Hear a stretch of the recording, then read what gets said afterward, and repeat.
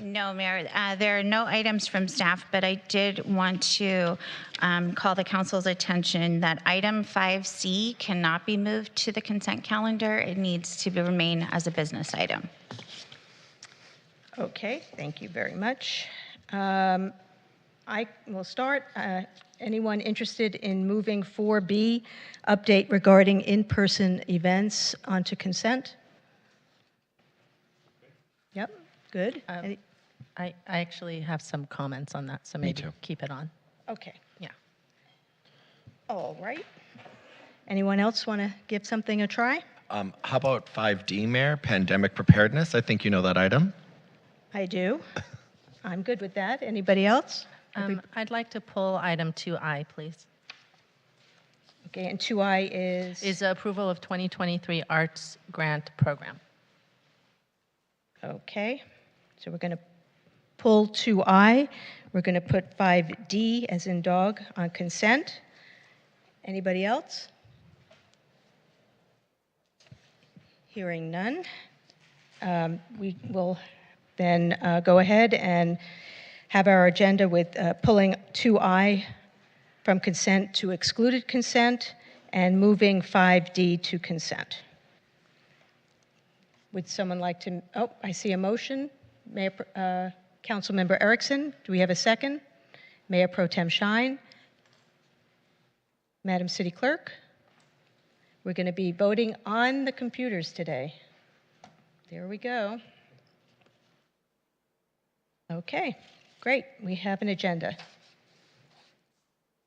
Do we have any adjournment motions today? Yes. Councilmember Horvath? Thank you very much, Mayor. I have one adjournment this evening. I would like to adjourn in memory of William Mark Gordon. Bill Gordon moved to California in the mid-90s and made a wonderful home in West Hollywood. Bill was a good student, an avid reader at an early age, and loved finding meaning in nearly everything. Whether exploring the universe with a home telescope or scrutinizing the minuscule under his microscope, he sought comfort in learning about and being part of the natural world. Bill served on the city's Lesbian and Gay Advisory Board, was a close friend to many people in our community, and our condolences go out to Bill's friends and family. Thank you, Mayor.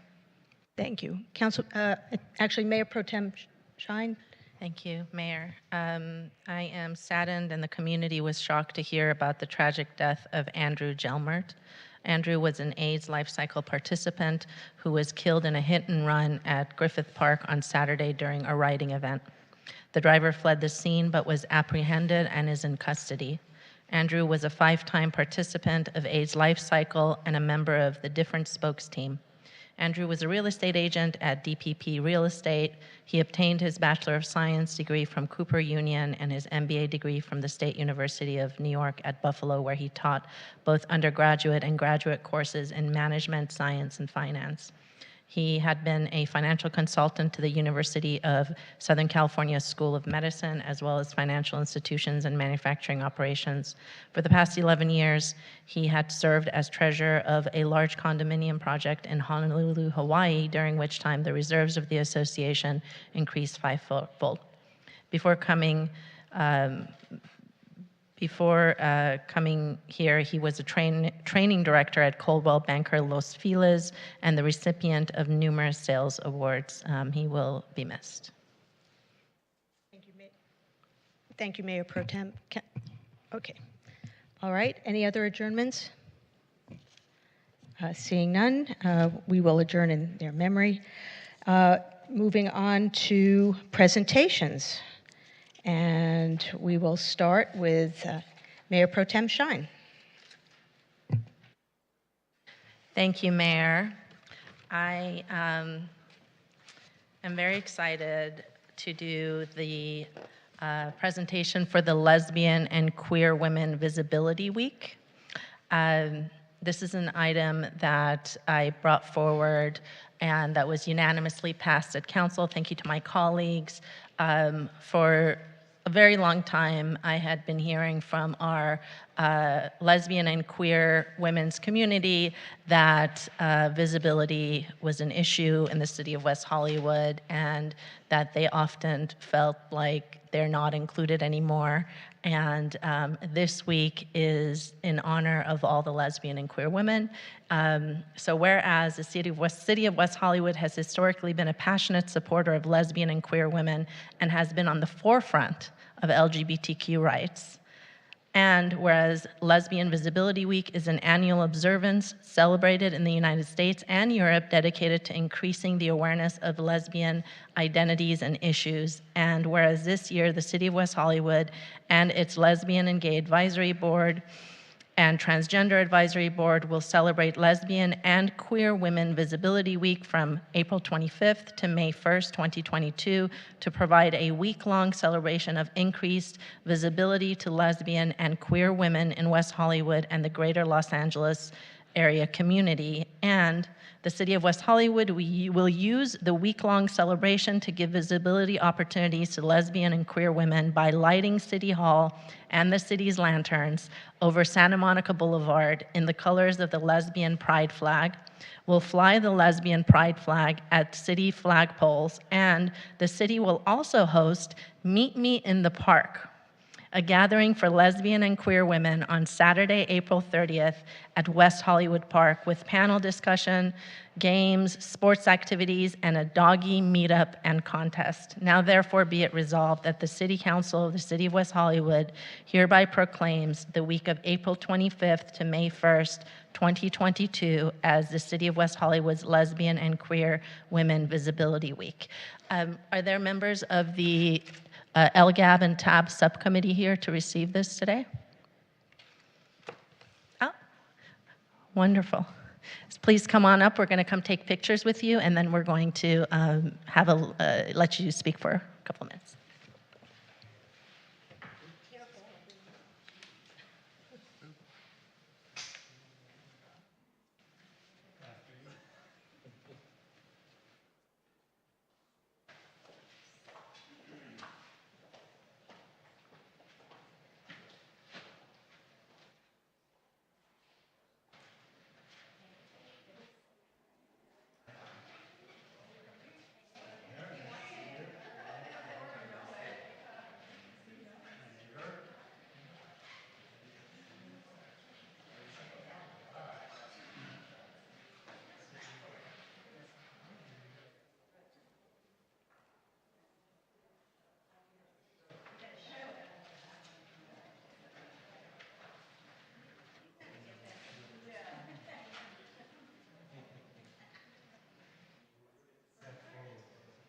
The step forward bit? Oh, you can't get a step forward just a little bit, all right?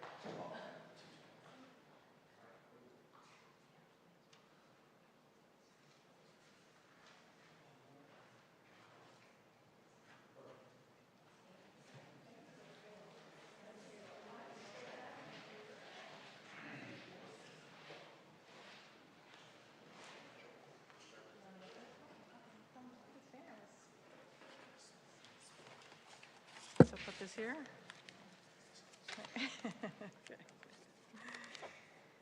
Okay, well, thank you, Mayor Meister, Mayor Pro Tem Shine, and Council for resurrecting Lesbian and Queer Women Visibility Week.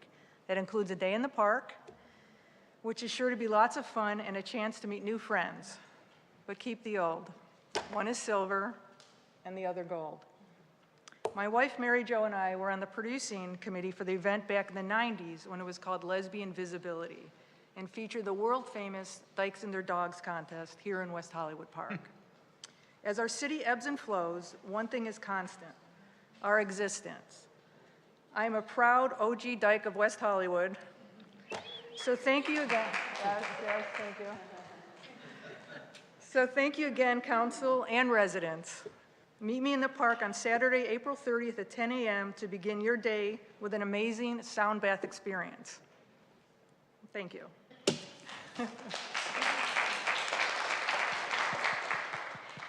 And I also want to thank you for resurrecting Lesbian Visibility Week. As we've been gaining more rights as the years have gone on, We also know that the last few years we've lost some rights, and we're constantly in this struggle. But I feel what's happened in the last few years is sort of like pulling back an arrow, and the more you pull us back, once you let go, we're going to sail forward. So I thank you for helping us sail forward. Thank you. Thank you very much. And now we have a presentation with Councilmember John Erickson. Thank you so much, Mayor. April is Sexual Assault Awareness Month, and April 27th, 2022 is also officially recognized as Denim Day. Whereas Denim Day is intended to draw attention to the fact that sexual violence remains a serious issue in our society, and harmful attitudes about all forms of sexual violence allow these issues to persist and allow victims and survivors to be re-victimized. Sexual Assault Awareness Month and Denim Day were instituted to call attention to misconceptions and misinformation about sexual violence and the problem many in society remain disturbingly uninformed with respect to issues of sexual assault, abuse, and rape. And whereas every 2 minutes someone in America is sexually assaulted, approximately 1 in 5 women are raped during their lifetime, and youth under 18 account for 44% of all reported, at least 25% of women experience sexual harassment in the workplace, and about 75% of harassment victims experience retaliation when they report it. And whereas with proper education and on the matter and comprehensive prevention projects, sexual violence and its unfair, traumatizing effects are preventable. And then whereas, established in 1971 by pioneering feminist activists, Peace Over Violence is a sexual and domestic violence, intimate partner stalking, child abuse, and youth violence prevention center headquartered right here in Los Angeles, and they started a local campaign to bring awareness to victim blaming and destructive myths that surround sexual violence. Prevention has grown into a movement that for over 50 years, Peace Over Violence and their executive director, Patty Giggins, we all know her very well, has worked to educate people in our community about the true impact of sexual harassment, abuse, assault, and rape. Now, therefore, let it be resolved that the City Council of the City of West Hollywood proclaims the month of April 2022 as Sexual Assault Awareness Month and designates April 27th, 2022 as Denim Day and urges everyone to wear jeans on that day. I even put it as a reminder in my calendar because I always, well, I don't know what day it is most of the time, but to help communicate this message that there is never an excuse and never an invitation to harass, abuse, assault, or rape. And I believe there is a representative from Peace Over Violence here. If you want to come on down, we'll take a photo with you again under this proclamation.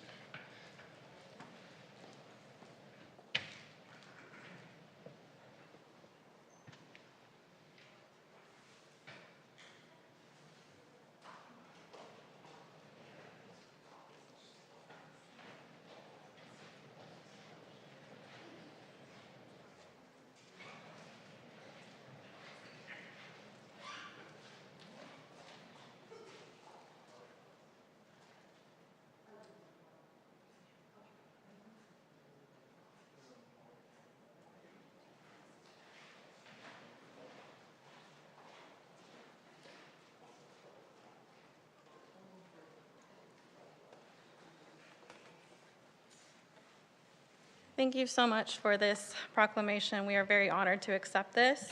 My name is Jasmine Barnes. I'm the Volunteer Engagement and Hotline Program Manager with Peace Over Violence.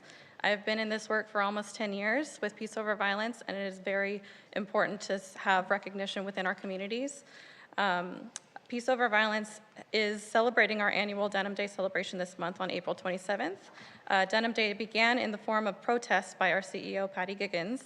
In the 90s, a young 16-year-old girl was sexually assaulted by her driving instructor, and the judge overturned the case because he stated that her jeans were too tight, implying that she must have taken them off herself, thereby implying consent. Peace Over Violence's motto is, there is never an excuse and never an invitation to rape.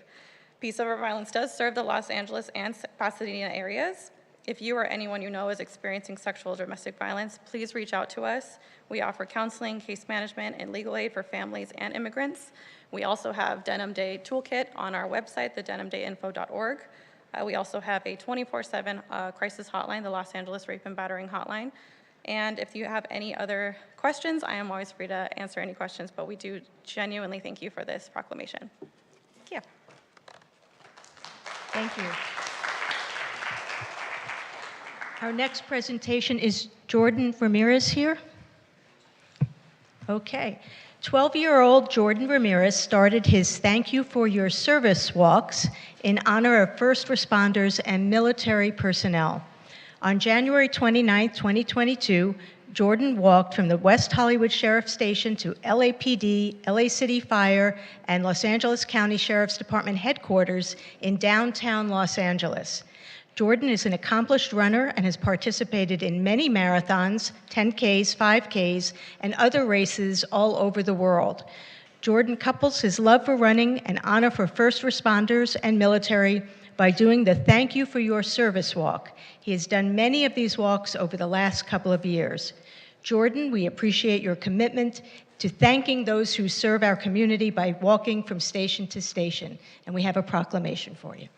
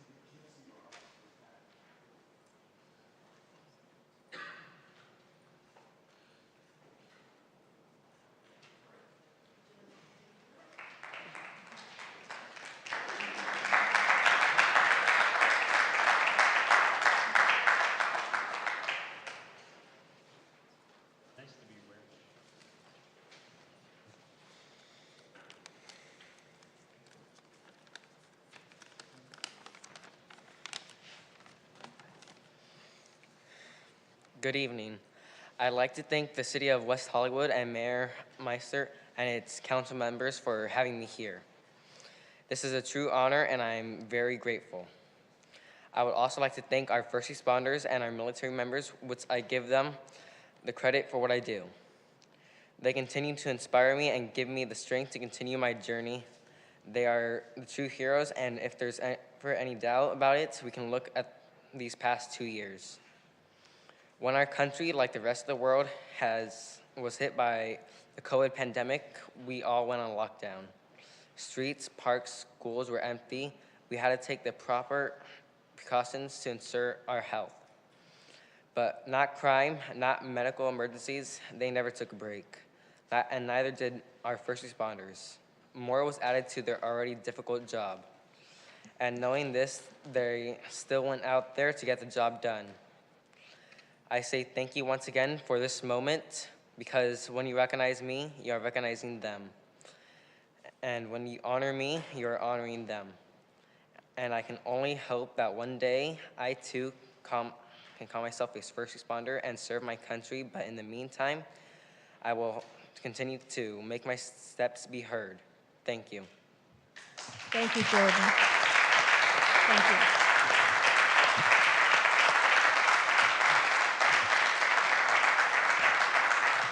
We have one last, two presentations. We'll do them at one time. Today, I would like to recognize 2 sheriff's deputies who recently responded to an emergency call regarding a baby not breathing at a location in West Hollywood. Deputies Danny Martinez and Yesenia Olvera responded to the location and immediately started life-saving efforts on a 1-year-old baby boy. The baby was choking and having extreme difficulty breathing. As the deputies were performing life-saving efforts, the fire department arrived. The item the baby was choking on was dislodged, and the baby began breathing normally. If it weren't for the amazing life-saving efforts of deputies Martinez and Olvera, this incident may have had a tragic ending.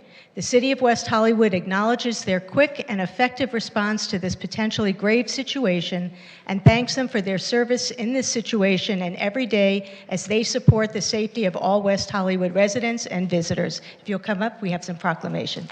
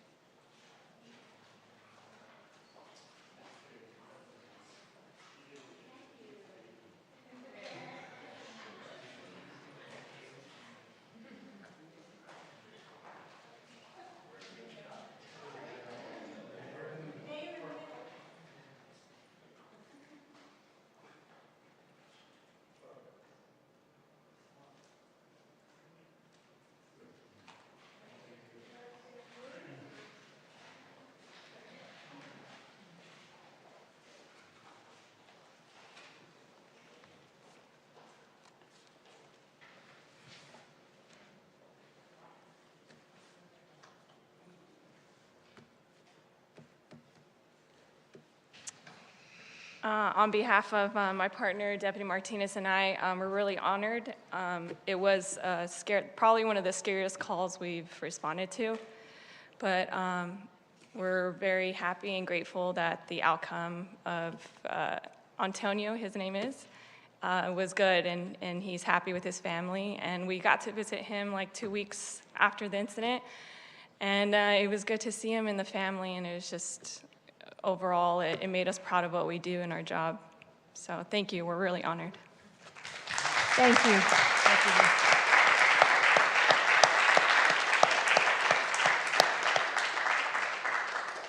Okay, moving right along, we're on to public comment. The City Council values your comments. However, pursuant to the Brown Act, Council cannot act on items not listed on the posted agenda. The public comment period is limited to 20 minutes, with 2 minutes allotted for each speaker. This public comment period is to address the City Council on consent calendar items, other agenda items, if the member of the public cannot be present at the time of the item, or items of general interest within the jurisdiction of the City Council. Another period is also reserved for general comment later in the meeting for those that could not be heard at this time. Public hearing testimony will only be taken at the time of a hearing. So we are going to start with Lucky Alexander.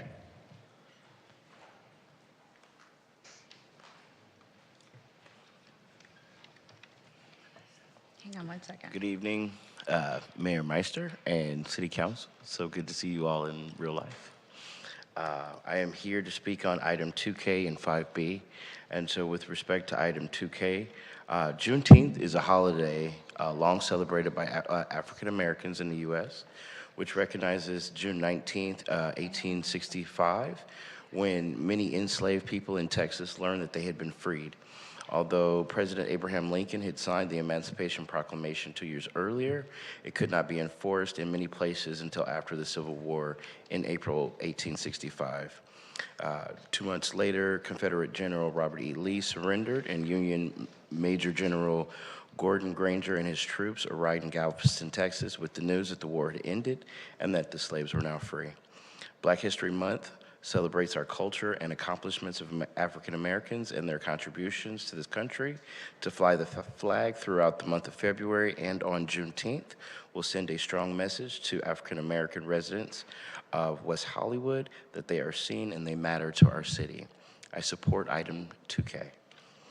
Item 5B, normalizing pronoun sharing, making it a standard procedure during meetings and engagement, is an easy and effective measure to create more inclusivity in the city where everyone can feel welcome.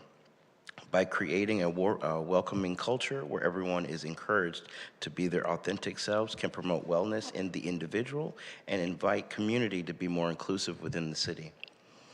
Several companies and organizations are now engaging with hopeful candidates, employees, and/or clients and patients that may have been previously dissuaded by the lack of inclusive practices. Using the incorrect pronouns, intentionally or not, undermines a person in a harmful and hurtful manner, since you are directly disrespecting who they are. By standardizing the practice of sharing gender pronouns, individuals minimize the risk of misgendering community members or referring to them by the wrong pronouns, relying often on misleading visual cues such as physical appearances to gauge a person's pronouns is a problematic practice and may lead to inaccurate and harmful assumptions, which could lead to detrimental effects like loss of life. Our city leaders will be setting an example for the rest of our city to follow. I support item 5B. Thank you. Thank you, Lucky. Barbara Mayo, followed by Andrew Solomon.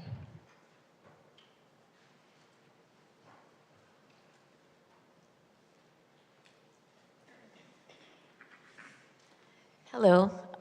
This is my first time speaking at one of these, but it's important to me because I'm very passionate about people feeling included and a part of our community. So I want to support 2K and 5B because they fall in line with inclusivity in the city of West Hollywood. 2K obviously being flying the flag for Pan-African Americans, and And I love the fact that you guys actually want to do a ceremony around it as well. I think African Americans are very underrepresented in our community, and I would love to see that change.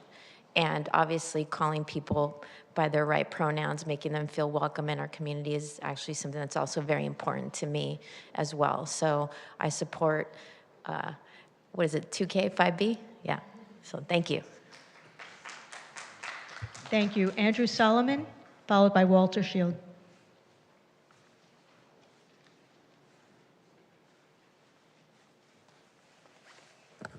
Hi, good evening, council members. Mayor Pro Tem Mayor, thank you for having me tonight. I'm here to speak in support of item 2J as well as item 2K. I've lived in West Hollywood for 8 or 9 years, and as much as I love living in WeHo, one of the most annoying things is trying to get out of WeHo, and by that I mean trying to get a ride to the airport. I've lived here this long, and my wife won't even give me a ride anymore. I'm at King's at Santa Monica, and an Uber is about $60, and you can't wait on surge pricing because you're always running late for your flight anyway. So I see a study for a WeHo shuttle to and from LAX or Burbank as the sort of small city council change you can make that actually does affect everyone's life. This is filling potholes. Even if there's a rider share to support it, we're a city that's built on tourism. So until the city and county does a better job at our public transportation, we need to make it as easy as possible to get people in and out of West Hollywood. For item 2K, as a native Texan, I was very glad and pleased to see that Juneteenth was enacted as a federal holiday last year. It's one of the few things that Texas can actually provide to the national conversation that is worth being proud of at the moment. So I'm glad to see the city undertake this and consider this. It's a federal holiday, and it's time that we recognize it and give it its appropriate standing here in West Hollywood. Thanks for having me. Thank you, Andrew. Walter, and then Sharon Cars.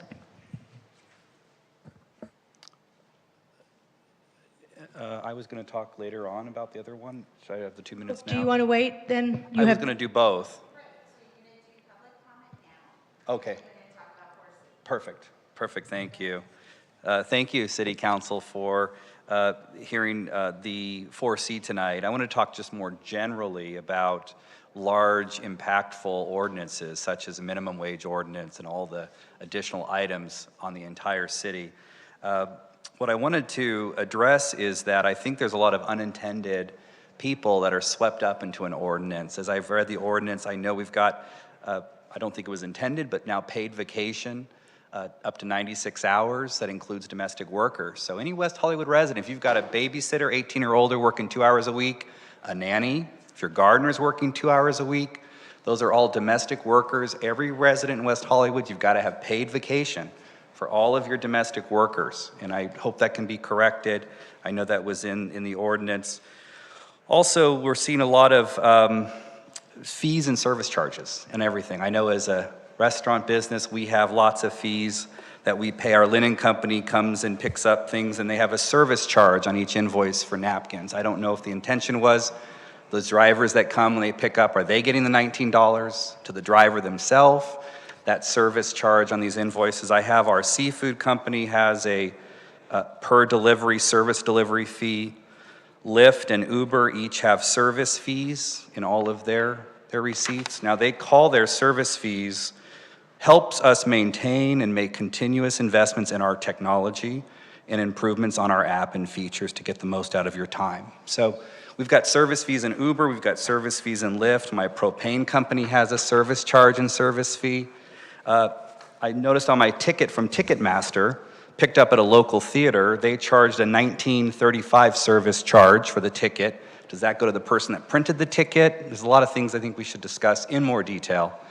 And I thank you for supporting the administrative regulations. Thank you. Thank you, Walter. Sharon Cars, to be followed by Adam Darvish.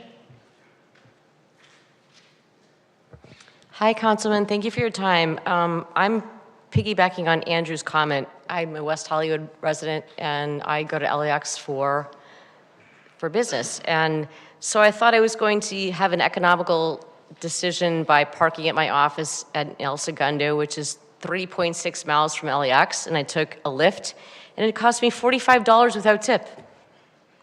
Now, I know we have a huge MTA station just east of our sheriff's department.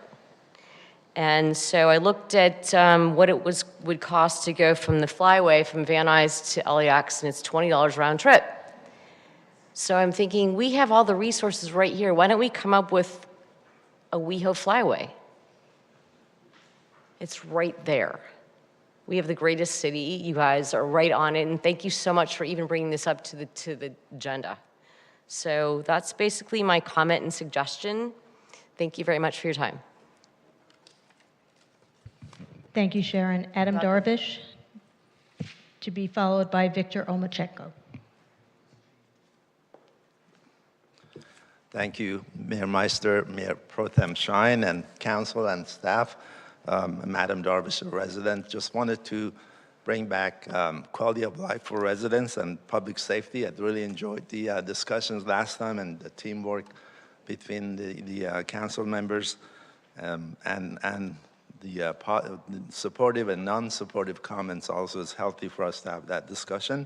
I'm here to, again, put this bring this to your attention about our residential streets. Our city, with the beautiful culture that it has, that I was introduced to after almost 27 years after an accident. I found out how beautiful our city is. Our neighbors that came to my rescue the next day, and at the time, Mayor Horvath, at the time Council Member Horvath, that helped me, and a candidate, Mayor Pro Tem Shine now, that helped, and many others that helped, including a lieutenant now as a captain, Mulder.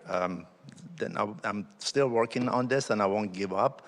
I feel that our residential streets are a mix of businesses and homes or apartments or condos. On my street, I have a hotel next to me. I see them as my neighbor, but I don't see my street treated as a mixed kind of use. You've asked for speed bumps. Now, I was told that it's forbidden language. It was called humps now, a little softer. Now lumps are being tried. Last year, I didn't see any feedback come back through council after that pilot for lumps were being tried. So, my body almost acted, so it was, I'd like to call it that atom bumps.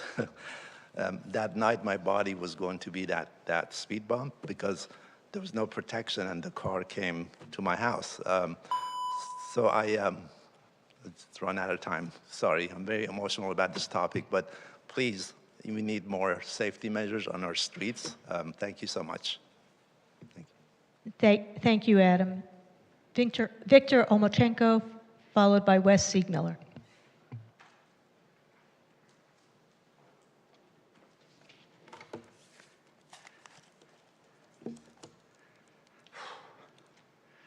Good evening, Mayor Meister and council members. My name is Victor Omachenko, West Hollywood. Well, today is tax day, and as a former federal employee, I'm sure that everybody who owes taxes or needs an extension has either filed their taxes or requested the extension. And if you electronically file your taxes, it's safer, faster, more accurate, and you can get your refund in as little as 2 weeks if you have it direct deposited into your bank. That was a key message that I used to deliver as an employee of the U.S. Treasury Department. That is about money, and now I'm here to talk about some more money, деньги, dinero, гроши, pieniądze, money.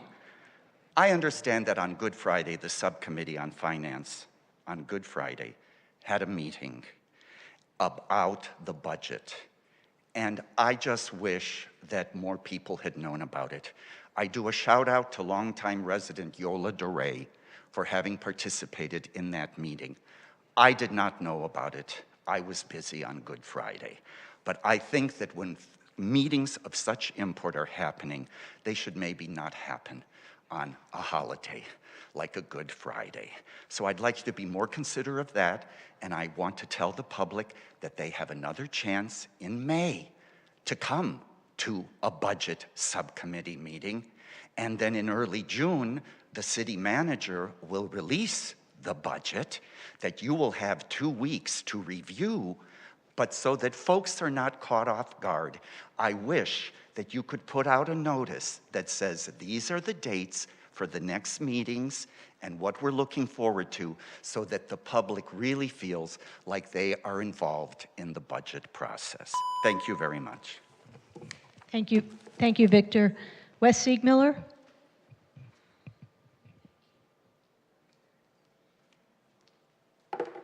Hey, does this one work?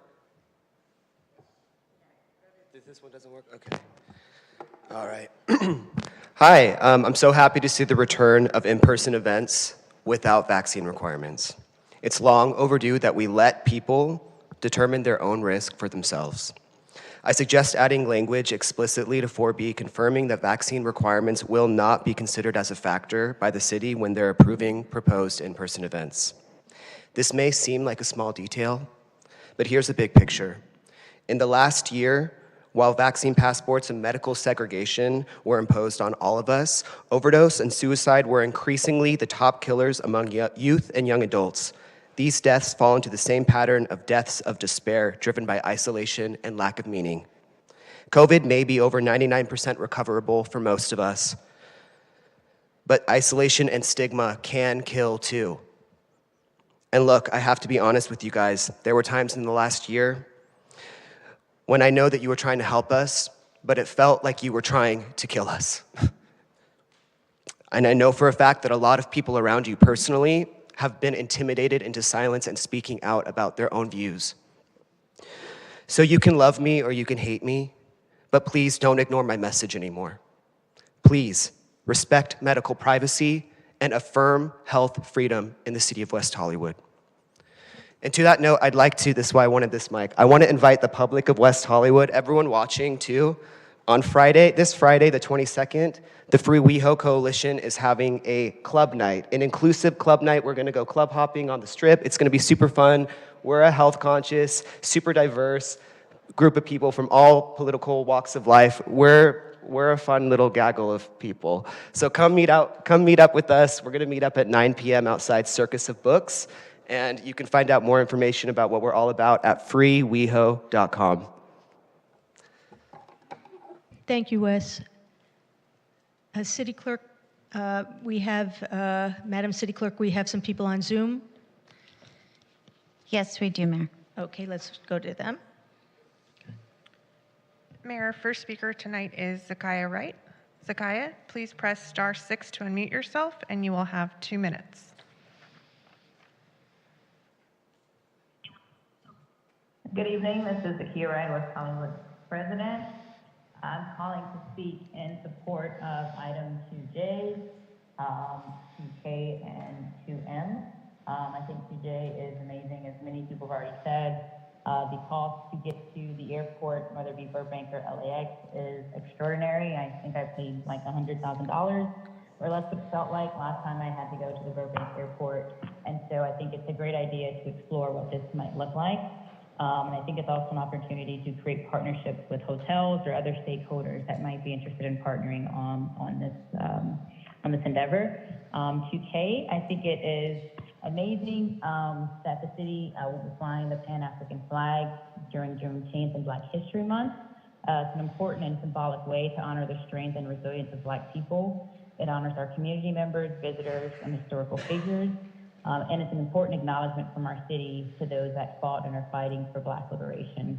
The 3 colors of this flag are important because their symbolism throughout other important items to the Black community, or it's sort of unprecedented. It's the Kwanzaa colors. It's through and through so many important items, and when people see those colors, specifically Black people, they sort of know, right? It's sort of that recognition of our humanity and our existence, and so thank you for that. And for item 2M, I think it's, again, another great idea to see if that is a feasible thing to do. I think the breed restrictions have sort of always been a hindrance to certain types of dogs we can foster and adopt, and so I think it would be great if those breed restrictions could be lifted. Thank you, and you'll be hearing from me more. Have a good evening. Thank you. Mayor, next speaker is Mojen Jenkins, followed by Yola Duray. Mojen, you have 2 minutes. Press *6 to unmute yourself. Thank you very much. Good evening, everyone. My name is Mojen Jenkins. I am a member of the Lesbian and Gay Advisory Board. However, this evening I'm expressing my support for item 2K as a resident of West Hollywood and also as a queer African American person. The U.S. Census estimate for 2021 says that Black or African American people made up an estimated 3.6% of the population of West Hollywood. Our numbers are very small, and the images of inclusion that we see throughout the city are very few. Raising the Pan-African flag at City Hall during Black History Month and on Juneteenth will give time, space, attention, and recognition to our community, and it will also signal that diversity is a value here. Inclusion starts with representation, and this is a welcome step in that direction. Thank you very much. Thank you, Mojem. Our next speaker is Yola Duray, followed by Vadim Plotkin. Yola, you'll have 2 minutes. Please press *6 to unmute yourself.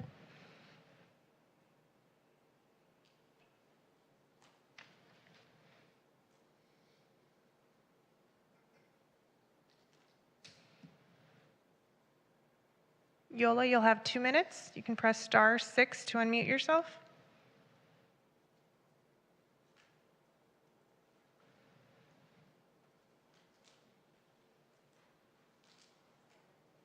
Okay, Mayor, we'll go to our next speaker.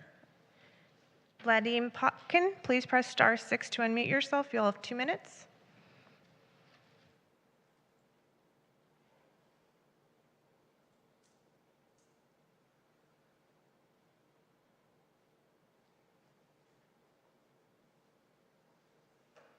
Vadim, please press *6 to unmute yourself.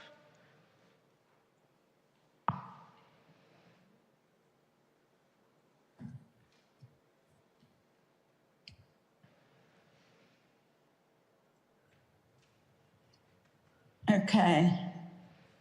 Hello? Yola, go ahead.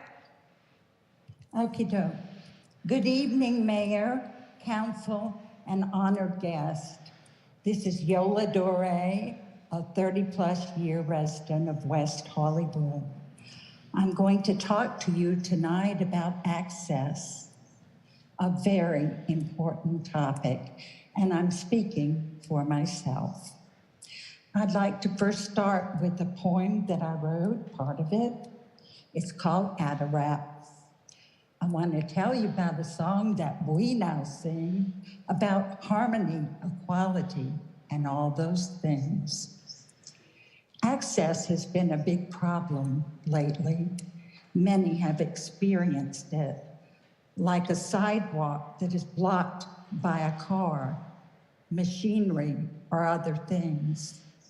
Council, there are over 4,000 persons with disabilities in our city, 4,000 plus persons that need representation, 4,000 plus individuals that have a voice and a vote.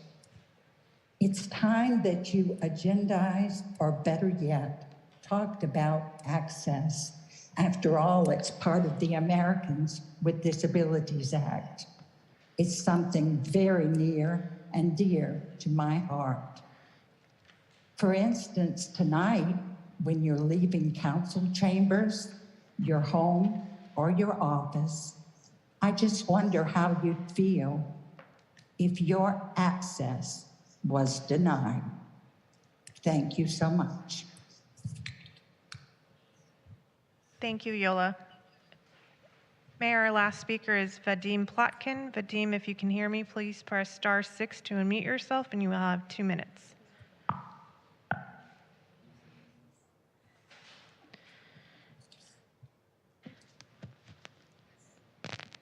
Vadim, press *6 again.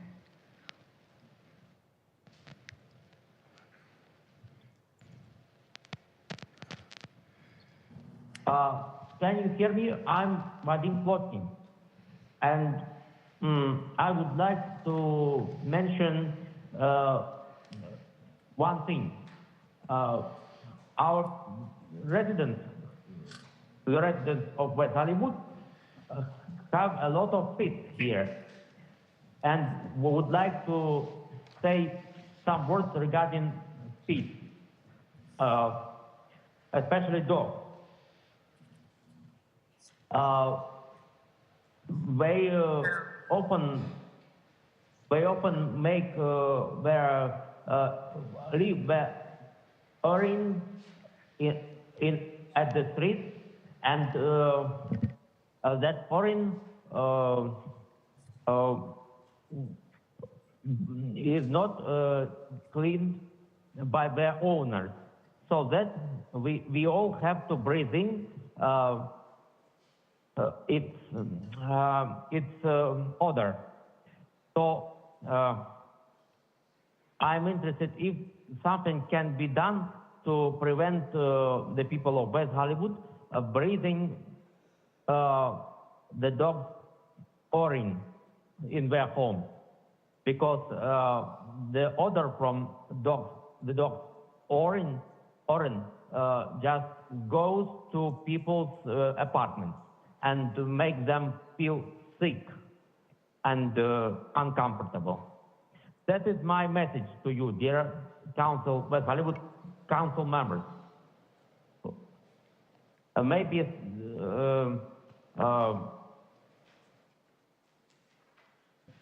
Thank you, Vadim. Something should be done. Thank you, Vadim. On legit. Thank you. I'll have our Russian community coordinator reach out to you so that we can get more information from you. Thank you. Thank you. We appreciate your public comment. Melissa, could you also, when Tatiana or someone, could you make sure that gets emailed to the council so we can know what he talked about, so we can have access to us? Yes. And do we have some citizen slips? We do. We have, did you have anyone else in Zoom, Janet? No, Mayor, that was our last speaker. We had one citizen position slip from Allison Freed in support of item 2K. Great, thank you.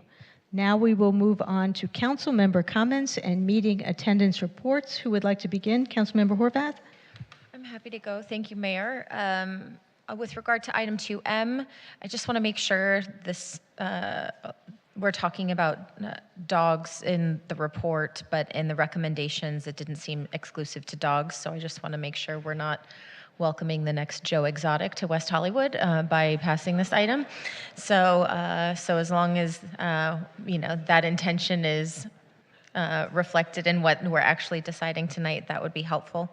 I attended the Contract Cities Public Safety meeting, the SCAG Transportation Committee meeting, our Clean Power Alliance board meeting, and I also chaired our Liability Trust Fund Claims Board and Oversight Committee meeting. And I invited here tonight by Zoom Karen Bartak, who is a representative of the Liability Trust Fund Claims Board and Oversight Committee. She is a representative of our insurance services. And last week we were provided some information that I thought was important given the last conversation that we had at our last meeting, and as we're going forward, some concerns around the possibility of having to lose liability coverage, potentially self-insure as early as July of next year. And so I just wanted to make sure that Karen came and accurately explained sort of where we're at in terms of liability coverage. Our liability coverage is in addition to the sheriff's contract. It's separate and apart from the sheriff's contract. So I want to turn it over to Karen. Are you with us, Karen?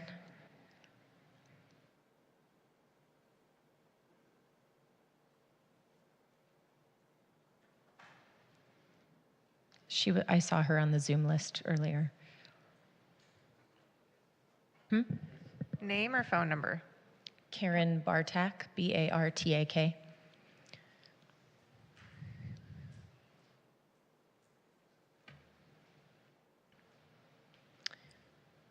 And if we want to proceed, I want to turn over my time to Karen, so if somebody else wants to go while we're trying to connect with Karen, I'm happy to have her to go back to her. But I think it's important that the council and the community get this update, and I know she was signing in to be able to do it. Thanks. Why don't we have Karen, if we can get her speak before our city manager's report? Great. She is. Oh. She has her hand raised. Karen's on there and her hand is raised. Yeah, I can't. Can you hear me? Yes, we hear you, Karen. Thank you. Oh, good. Okay, thank you. Just to recap, West Hollywood joins with 41 other jurisdictions within the County of Los Angeles to obtain different services from the county rather than having your own departments, including law enforcement. The law enforcement piece of it via the Sheriff's Department represents by far the majority of the costs and the majority of the claims and the litigation that arises from this situation. The claims themselves can be grouped into various buckets. Auto liability is a big one. West Hollywood actually had a very large case 4 or 5 years ago, and I'm sure some of you remember. We've had a number of shootings throughout the county, and we've had a recent spate of episodes regarding mentally ill people.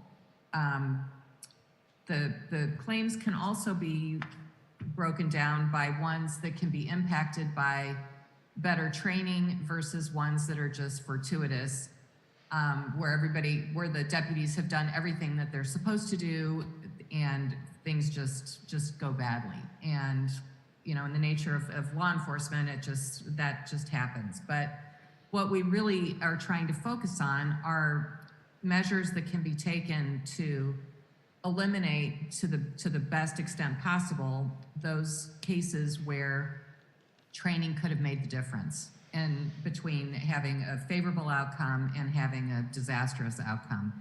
And West Hollywood is the only city within the county with a dedicated MET, that stands for Mental Evaluation Training, person on staff. And it's a big concern now with our board, our Lost Trust Fund board. They're taking it up with the Board of Supervisors. We need to have more training involved in that. The cases are really, really bad, and it's just getting worse. And things like the cliques in other jurisdictions, the deputy cliques, have made it almost impossible to defend against cases where any of those deputies are involved, whether they did anything wrong deliberately or not. If they've got one of those tattoos, it just shoots all of our defenses in the foot. The other thing that Council Member Horvath wanted me to touch on was the insurance that's purchased is in addition to what's called a self-insured retention, which is what the pool pays before the insurance kicks in. So that's been a substantial number. It's increased over the years from $3 million per occurrence 10 years ago. We're at $7.5 million right now. That's going to go up to $10 million when the account comes up for renewal in June. And we've had a number of very large cases. Even with these self-insured retentions, the insurance companies that have covered our account have literally paid tens of millions of dollars over the years, and they've paid many more times what they've taken in as far as premium goes. And we're quickly getting to the point where we're becoming uninsurable. This year, we're going to be able to place coverage. We've done a very complicated placement where we're taking more self-insurance within the insured layers just to try to put something together, but we're very quickly running out of markets. And the training needs to be just front and center, and the support that we can get from the cities to encourage other cities to be as thoughtful and proactive as West Hollywood has been, it would be very helpful for the pool in general and all of the cities within the county. Thank you, Karen. So we end on a hopefully positive note. If you might be able to talk about, I know you had mentioned in the meeting that the city's move to have a mental evaluation team and our intentions to move towards a behavioral crisis response seem to be received favorably by our insurance carriers, but I don't want to characterize that incorrectly, so maybe you could talk about that. No, very much so. So we met with our insurance carriers earlier this week, and we shone a big spotlight on West Hollywood's efforts in this area as something that is a trailblazing thing that hopefully will inspire the other cities to do something similar, because we have 3 large cases right now that all stem from this. And the MET personnel were involved in some of these cases, but not to the extent that they would have been had they had somebody within the city itself ready and able to respond. And there's not enough people throughout the county. A lot of times they're way too far away to respond in person, and they're trying to give the on the scene deputies advice over the phone, and it's inadequate. So we definitely were highlighting what your efforts have been to date. Thank you, Karen. Can I ask a quick question? Karen, I'm sorry, I didn't, what is your position? Do you work for LA County? No, I don't. So I'm the insurance broker. I design and negotiate the insurance program. Got it. I'm a small business owner. I'm an insurance broker. Okay, and you may want to talk to the LA County supervisor, since they cut the MET teams during the last few years with COVID. So it would be great if you could let them know the same information, that the MET teams are very helpful in keeping insurance, possibly keeping insurance rates down. Okay. Thank you. I have a question for Karen. I'm sorry. I don't see your name disappeared. I apologize. And I just see city clerk in front of me. Can you explain if we were to become uninsurable, what exactly that means so the public can understand that better? Well, it will end up costing all of the cities a lot more money, is kind of the long and short answer of it. But the insurance premiums have increased substantially throughout the years, but they are still not tracking anything close to what the total payouts are of these claims. So if insurance is not available at all, the cities will have to foot the entire bill for these claims. And there's something called social inflation, where claims that used to be able to be settled for, say, $3 or $5 million 10 years ago, are routinely going for $20 to $25 million now. So there's a lot of factors, involved in this. There's a lot of moving parts, but the bottom line is the losses are really big and really bad. So Karen, thank you. This is Councilmember Erickson. So I just wanted to reiterate, or if you could just restate it, if the city lost insurance, we would be liable for one incident that could be valued up to $25 million, is something that you're saying, or more? Oh, no, much more than that. Okay, so could you give us a ballpark figure for what the city would be liable for, maybe based on your example? Mayor, may I jump in? I apologize. I'm concerned that this item isn't on the agenda, and we're starting to have a lot of discussion about it. So maybe we talk with the city attorney and city manager, and if we want Karen to come back on an agendized item, we can do that. Actually, I was going to suggest that we add this to our budget subcommittee, since this is something that we may have to discuss in terms of our budget, upcoming budget. I'll add it. I just wanted to include Karen because I, will give a report that says I went to all these meetings and I thought that information was particularly important for us to hear and timely. So thank you Karen for coming. Thank you to my colleagues for accommodating hearing from her. And I'm happy to turn it back to you, Mayor. Thank you. You're welcome. Thank you. Mayor Pro Tem? Thank you, Mayor. Since our last meeting, I chaired the West Side City Council of Governments meeting, which met for the first time in person since the pandemic started in Culver City. It was my first time as chair in person. It was really lovely. And congratulations to Mayor Meister for being reappointed to her position on SCAG through the West Side COG. I also participated in our City Council Finance and Budget Subcommittee meeting and our Pride Subcommittee meeting. I would like to invite residents and community members to come to my next Sips with Seppi event happening in Tri-West on April 24th from 9:30 to 11:30 a.m. It will be held at SOL Strings of Life Coffee Shop. With regard to our last meeting and our discussions regarding public safety, I really want to express that I am interested in bringing the community together. It's very clear to me that there's a lot of passion on all sides of the issue and that this council's intent is to keep the community safe and have transparency and accountability. At our last two meetings, we voted on several enhancements to public safety as well as an audit to have better transparency and accountability, and we will be conducting through a feasibility study the possibility of creating our own West Hollywood Police Department. For my part, I am interested in seeing the outcome of these enhancements. I'm also interested in learning more about this information we received tonight.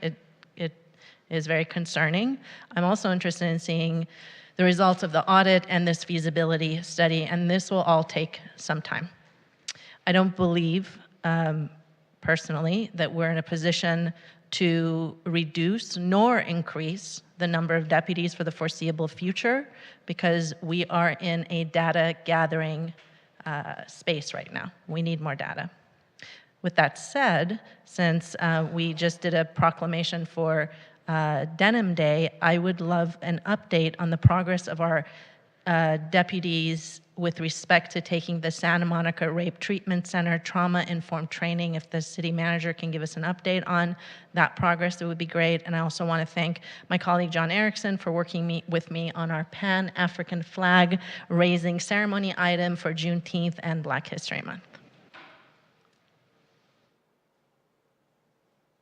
Councilmember Erickson? Thank you so much, Mayor. I wanted to wish everyone, and I hope everyone is still having, I hope everyone had a happy Passover, Easter, and continued Ramadan. If you do not celebrate any of those holidays, I hope you got outside and enjoyed the beautiful weather. Nevertheless, there were very peaceful times. I want to thank Robert Oliver for inviting me over to a Seder. I had a really wonderful time joining in community when we've all done it on Zoom for a couple of years, so I want to thank him for inviting me into his home. In terms of meetings I've attended, no surprise to my colleagues, I have a few to list, I apologize. Contract Cities Legislative Committee, I was at the 50th anniversary of the Comedy Store with several of my colleagues, congratulations. I attended the grand opening event of an amazing new ramen and poke place on the east side with Mayor Meister and the Chamber of Commerce. I attended Out Loud, the LA Blades 5th anniversary event.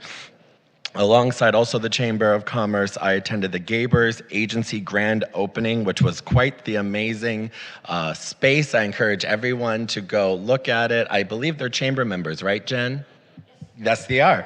And so they have amazing, beautiful studios for a lot of content creators to utilize. It was incredible. They have a Golden Girls room, which... Thank you for being a friend. That's literally emblazoned on the wall, but it's a great space for a lot of young content creators, so I hope all of our city will take advantage of that. I attended the SCAG Energy Committee and Policy Committee meetings.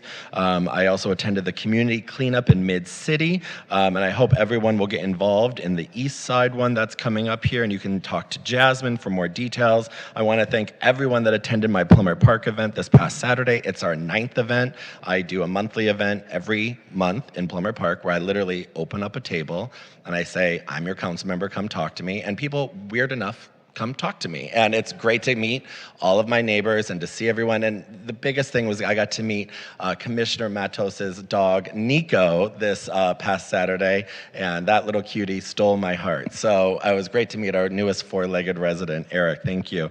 And then I've also, just want to say for the record, I've met with various businesses regarding tonight's conversation around the minimum wage. A couple of things that for staff David, if it would be possible to get maybe a proclamation or lighting calendar internally. I know sometimes we've had some issues with Bi Visibility Week or LGBTQ Week and all these things with everything being lit, but for example with proclamations, it's Denim Day every April. We recognize April as Sexual Assault Awareness Month. These things are pretty much institutionalized here in West Hollywood for as long as I've been here. So it'd be great to make sure that we don't forget that and that it's not us at the last minute saying, hey, let's not forget to recognize this thing we've recognized for 37 years. So those are the things that I think would be great internally to help with some miscommunication if possible. In regards to a public commenter, it would be great to get an update on the street speed survey that we were doing. I want to thank Adam Darvish for his continued work to make sure our streets are safe. Additionally, if we could get an update on the Fountain and Santa Monica Boulevard bike lane study, that would be wonderful. There's two things I would love an update from Steve. One regarding the playground and the park. If we could get an update on that. I know the playground security has been an issue. People are using the playground. You cannot use the playground yet. I'm very sorry. I'm as frustrated as you all, but there's a fence there and it's gated for a reason so no one gets hurt. I'm looking right at our city attorney, but we want to make sure that that is safe for everyone and we get that open as fast as possible. Also on Saturday, I do understand that there was a shooting on Sunset in Los Angeles, very close to West Hollywood. But then I was also tagged into something on Facebook regarding hit and run in Norma Triangle, where when those residents called, they were not able to get services because the sheriffs actually were outside of West Hollywood dealing with a call, and so they weren't actually here to help our residents who were in need and had to deal with a hit and run. So it'd be great to get an update on that, as while I appreciate and understand our proximity to, and maybe my timing's wrong because the days we get it, whatever it is, but it seemed just a little too conspicuous for me. So while I appreciate them responding to something that went on in the city of Los Angeles, our residents are first and should be, our residents and businesses should be first of their levels of care, and that's something that happened, and so I would appreciate an update on that. I want to thank city staff for the East Side lanterns. They're amazing. Yes, I saw your email, Stephanie. I can't wait for them to be lit up. And I did also, and I do believe that Councilmember Horvath did an item regarding a Jewish hate crime preventative measures that the sheriffs were supposed to be doing. But this Saturday, I was also alerted to leaflets around the east side that were anti-Semitic and hateful in nature. I want to thank members of the community who brought that up to me. I want to remind the members of the community to please report those to the sheriff's station. If you see them, they're little plastic bags with horrifically anti-Semitic stuff, especially during Passover.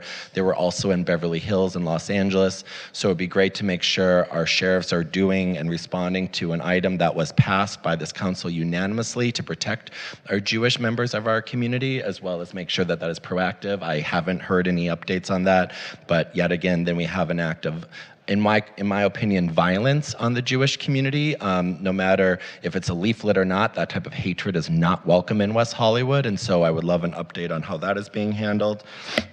And then, in addition, I want to thank our Lesbian and Queer Visibility Proclamation. That was an amazing event. I want to thank Renee and MJ and Marna knows I go way, way back with the lesbian community, oftentimes with Marie, and I was always the only man at the event, but I'm so glad that that festival is happening. I'm looking really forward to being there. Thank you for all that you do for our community.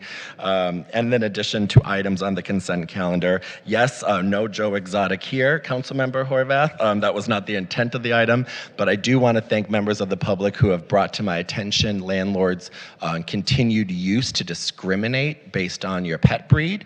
Many people know I am an animal lover, like we all are here in West Hollywood, especially on the city council. I think it's shameful that anyone could discriminate against you just for wanting to adopt and make sure if one of your four-legged dog friends were able to have a home, especially with our shelters being the way that they are. I want to thank my colleagues for supporting 2L, the Sound the Alarm, the Red Cross. That was something that came up before the incident with one of my colleagues at her apartment complex, and it's another reminder to test your smoke alarms and all of your batteries, and it's a great event with the Red Cross. I want to thank my colleague Seppi Shine for 2K with the Pan-African flag and the Juneteenth event, and also 2J. I too, Mr. Solomon, know your pain of trying to get to and from LAX. Many people know I worked at LAX for a year. I had to drive to LAX every day and back, and it was awful. Not just awful, like that's actually torture. And I too, luckily I have a very good friend who will drive me to LAX. I should introduce you maybe to them. It's an important thing for our tourism and our travel agency, and I want to thank the Tourism and Travel Board for sending in their support letter. It'd be a great way for us to continue to promote the wonderfulness of West Hollywood. And that's all I have. Oh, one last thing, I'm sorry. I've been getting some comments from some of our senior advisory board members, Melissa. We want to make sure that we don't exclude individual groups from input and advice that oftentimes goes into many of our items. And while I know it sometimes can be laborsome to say, can you go to all of these boards and commissions? I would really think, or maybe it's time for us to look holistically at some of their purview to see what types of input we can make sure that they have on important things. And I know you're already doing that in general, but it would just be great to make sure that, we all up here appreciate them. I appreciate them, but it'd be great to make sure that they also know that they're included in some of the major decisions that we continue to make. That's all, Mayor. Thank you. Thank you. Councilmember D'Amico. Thank you, Mayor.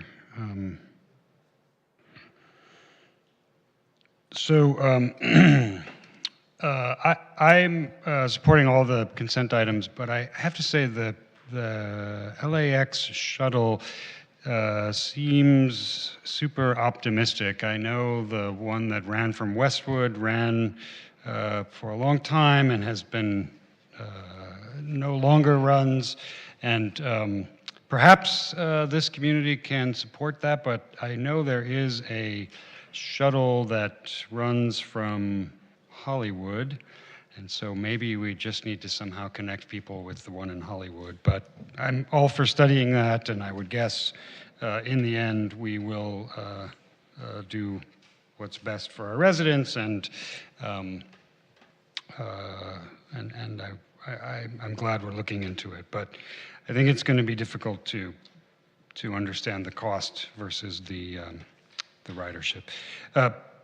With that said, there were 4 things I wanted to bring to the attention of the city manager. I know earlier today I'd asked to get an update on 1042 North Orange Grove, and I think probably, David, you're ready to do that.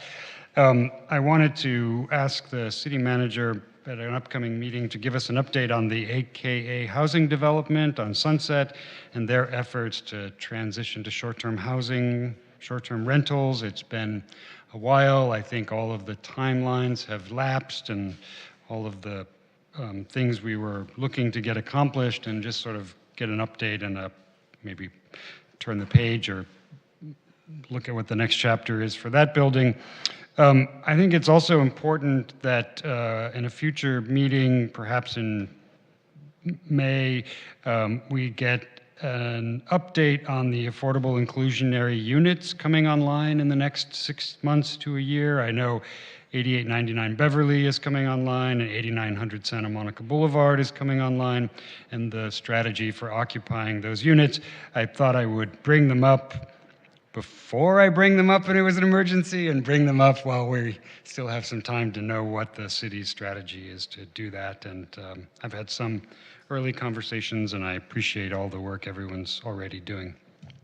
But finally, I know there has been much discussion of public safety from this body and the sheriff's report. Last meeting it was mentioned. In the mainstream media it's mentioned, and much of social media I see that there are additional comments about the abilities and lack of focus of our current elected district attorney. And I think that was a missed opportunity for us to have the discussion about the district attorney's office. So a recent high-profile story in the LA Times about 3 West Hollywood residents that allegedly had robbed and terrorized people across the West Side, and yet time and again seemed to have evaded prosecution even after arrest, even as they were allegedly committing more crimes and getting arrested.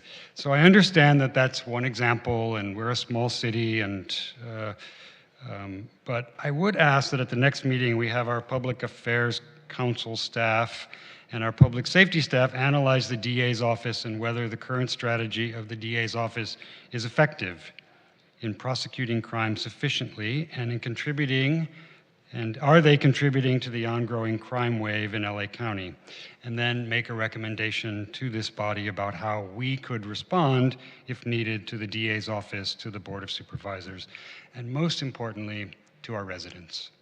So we know that our efforts, as Mayor Pro Tem mentioned, to keep people safe are extraordinarily important.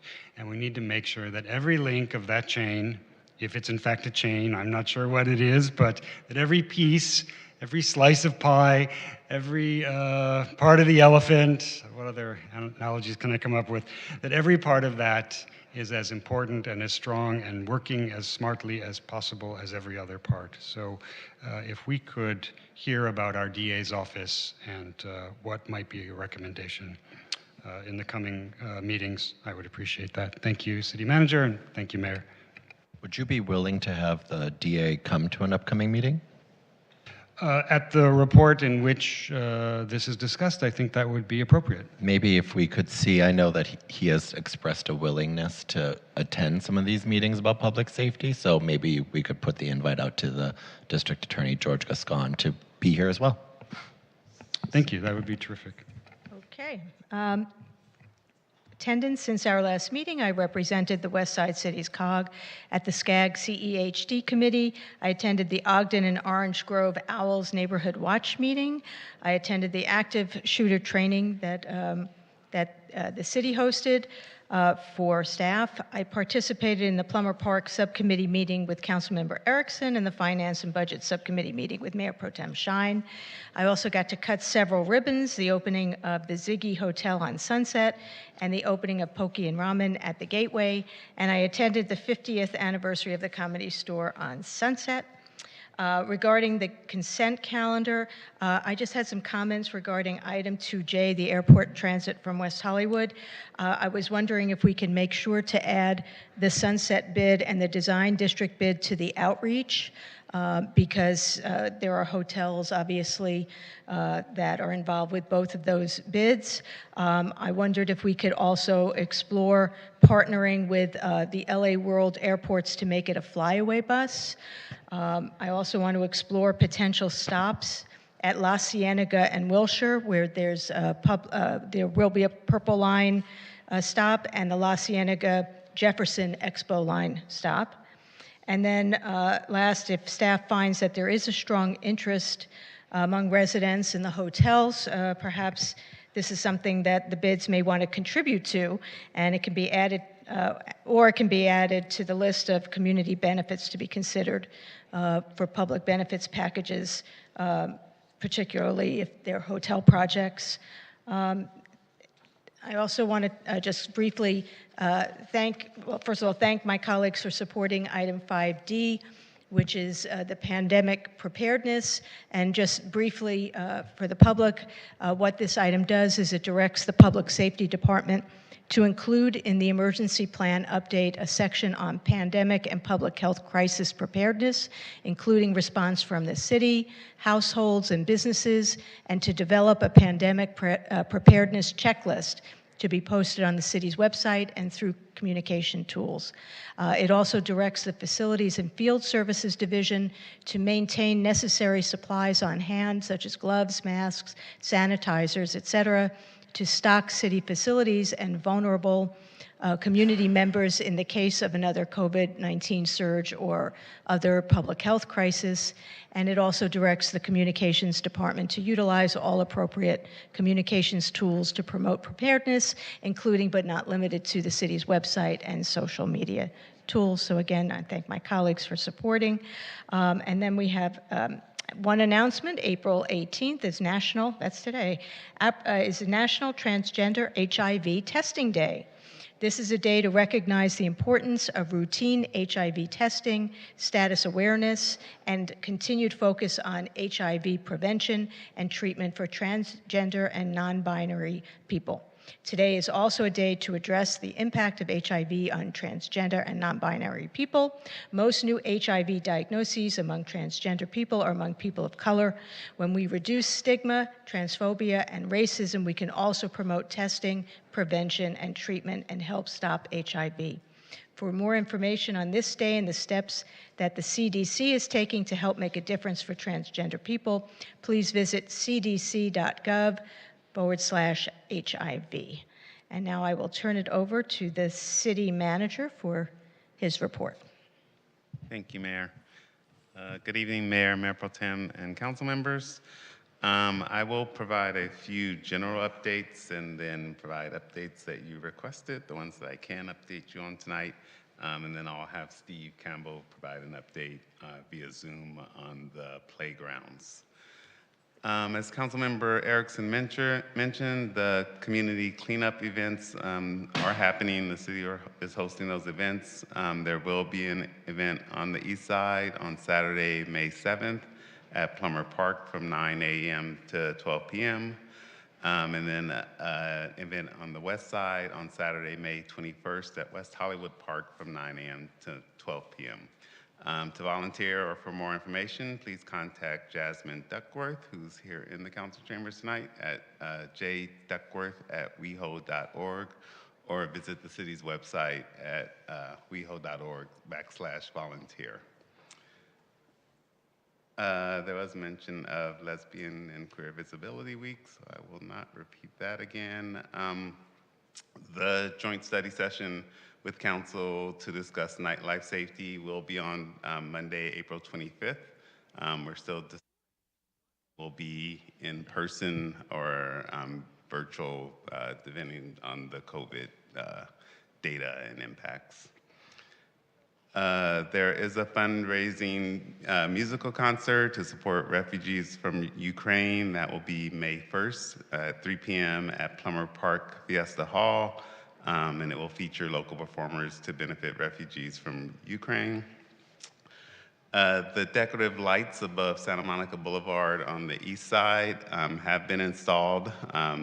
While testing the lights, the contractor found out that the router that was installed at Plummer Park is not communicating with the lanterns on the far eastern end near La Brea. So they have ordered another router, and that needs to be installed, and that will be in a couple of weeks. So the lights are up in there, but they aren't all lit yet. And then the question regarding the vacant property on Orange Grove, staff has opened a code enforcement case related to unpermitted construction and other property maintenance issues at that property. Based on the information received from the public and observations made during an inspection, the property is being placed into a vacant property program. This will require property registration, a letter of agency, and other elevated improvements. So for more information, the public can contact the Code Compliance Division. Regarding some of your requests, so our acting captain, Bill Mulder, was in the auditorium or in the council chambers, but he is not here now, so we'll get back to you on some of the sheriff's requests. But I do know they have been working with the Rape Treatment Center to schedule that training. We'll provide an update tomorrow to the council members. They also have a call scheduled with the Jewish community members, Jewish community leaders this Friday, upcoming Friday, but we'll provide an update on that as well as the shooting outside the city. And then provide an update to the public at the next council meeting. The update regarding the fountain bike study, that we will also provide an update to the council tomorrow, and then provide an update to the community at the next meeting. Councilmember John D'Amico asked for several updates at future meetings, which we will provide those as well. And I believe I covered everything. So we'll turn it over to Steve Campbell on the Zoom, unless there's other questions.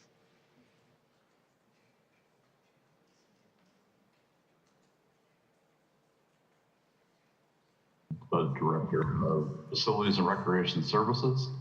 With respect to the playgrounds at West Hollywood Park, as many of you know, we've been working closely with the contractor for some time now to have the playgrounds turned over in the safest manner as possible. There are some statutory requirements that require an audit of any new playground that's built. The audit revealed some deficiencies in the installation. The contractor was put on notice, and they've been unable to make sufficient progress in correcting those items. As of today, the city took over the playground, and we have a contractor on board who will be at the site tomorrow, begin going through the project, making corrections that need to be made.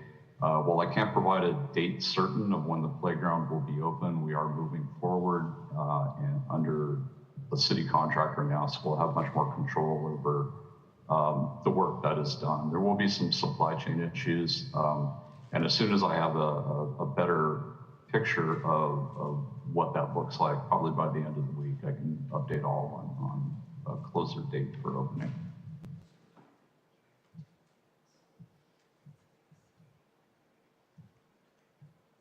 That concludes the city manager's report, unless you have other questions. Okay, are there any other questions?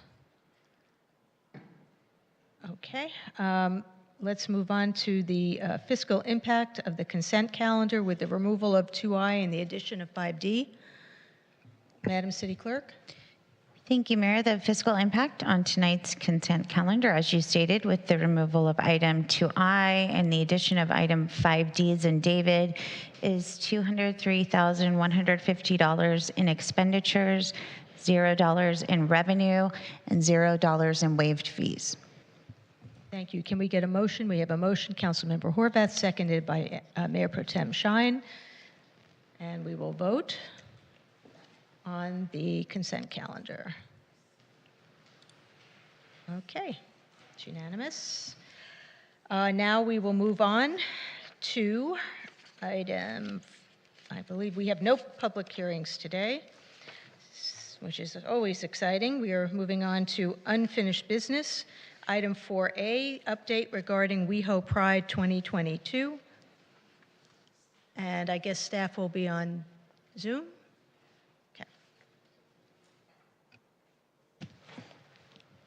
Yes, Mayor. All the presentations from staff this evening will be done via Zoom.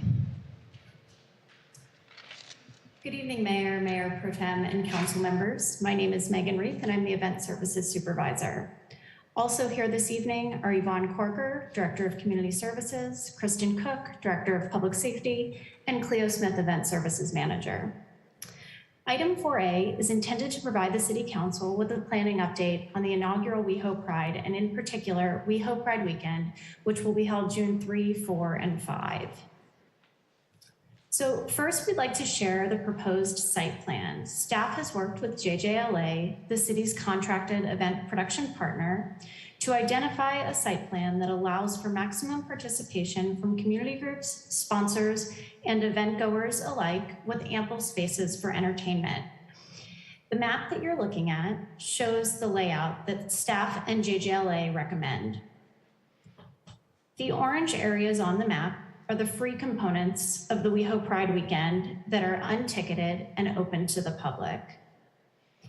These areas will include the community group booths and activations, as well as a stage and sponsor activations, among other elements. You'll notice that these areas are located both at the top of San Vicente, just below Santa Monica Boulevard, as well as on Robertson Boulevard, and within a private parking lot on Robertson as well. Based on the level of interest from community groups and information that JJLA has shared related to projected attendance for Out Loud, staff and JJLA feel that WeHo Pride as a whole is best served by the inclusion of Robertson into the footprint. If approved, the private parking lot on Robertson would serve as the venue for the Dyke March and Women's Freedom Festival on Friday, June 3rd, and then would host affinity or community group performances, as well as exhibitors, sponsor activations, and other entertainment elements throughout the weekend. Under this proposed layout, there would also be community groups, exhibitors, and sponsor activations along portions of the street on Robertson as well. The blue area of the map is JJLA's Out Loud Raising Voices, a ticketed 3-day award-winning music festival profiling LGBTQ+ artistry. And staff's recommendation for the inclusion of Robertson into the footprint was informed in part by the volume of participation requests received through the community group application process. Council directed staff to facilitate an application process in an effort to afford community and affinity groups an opportunity to participate in WeHo Pride. Groups were invited to apply to have a space for their own activation within the WeHo Pride footprint on June 3 through 5, or they were also able to apply for funding to produce their own separate event. The application was open from February 12th through March 31st, and we received 65 applications through that process. The applications were submitted in varying stages of completion and contain different degrees of detail. So since the application formally closed, staff has been working to obtain supplemental information from the applicants as needed.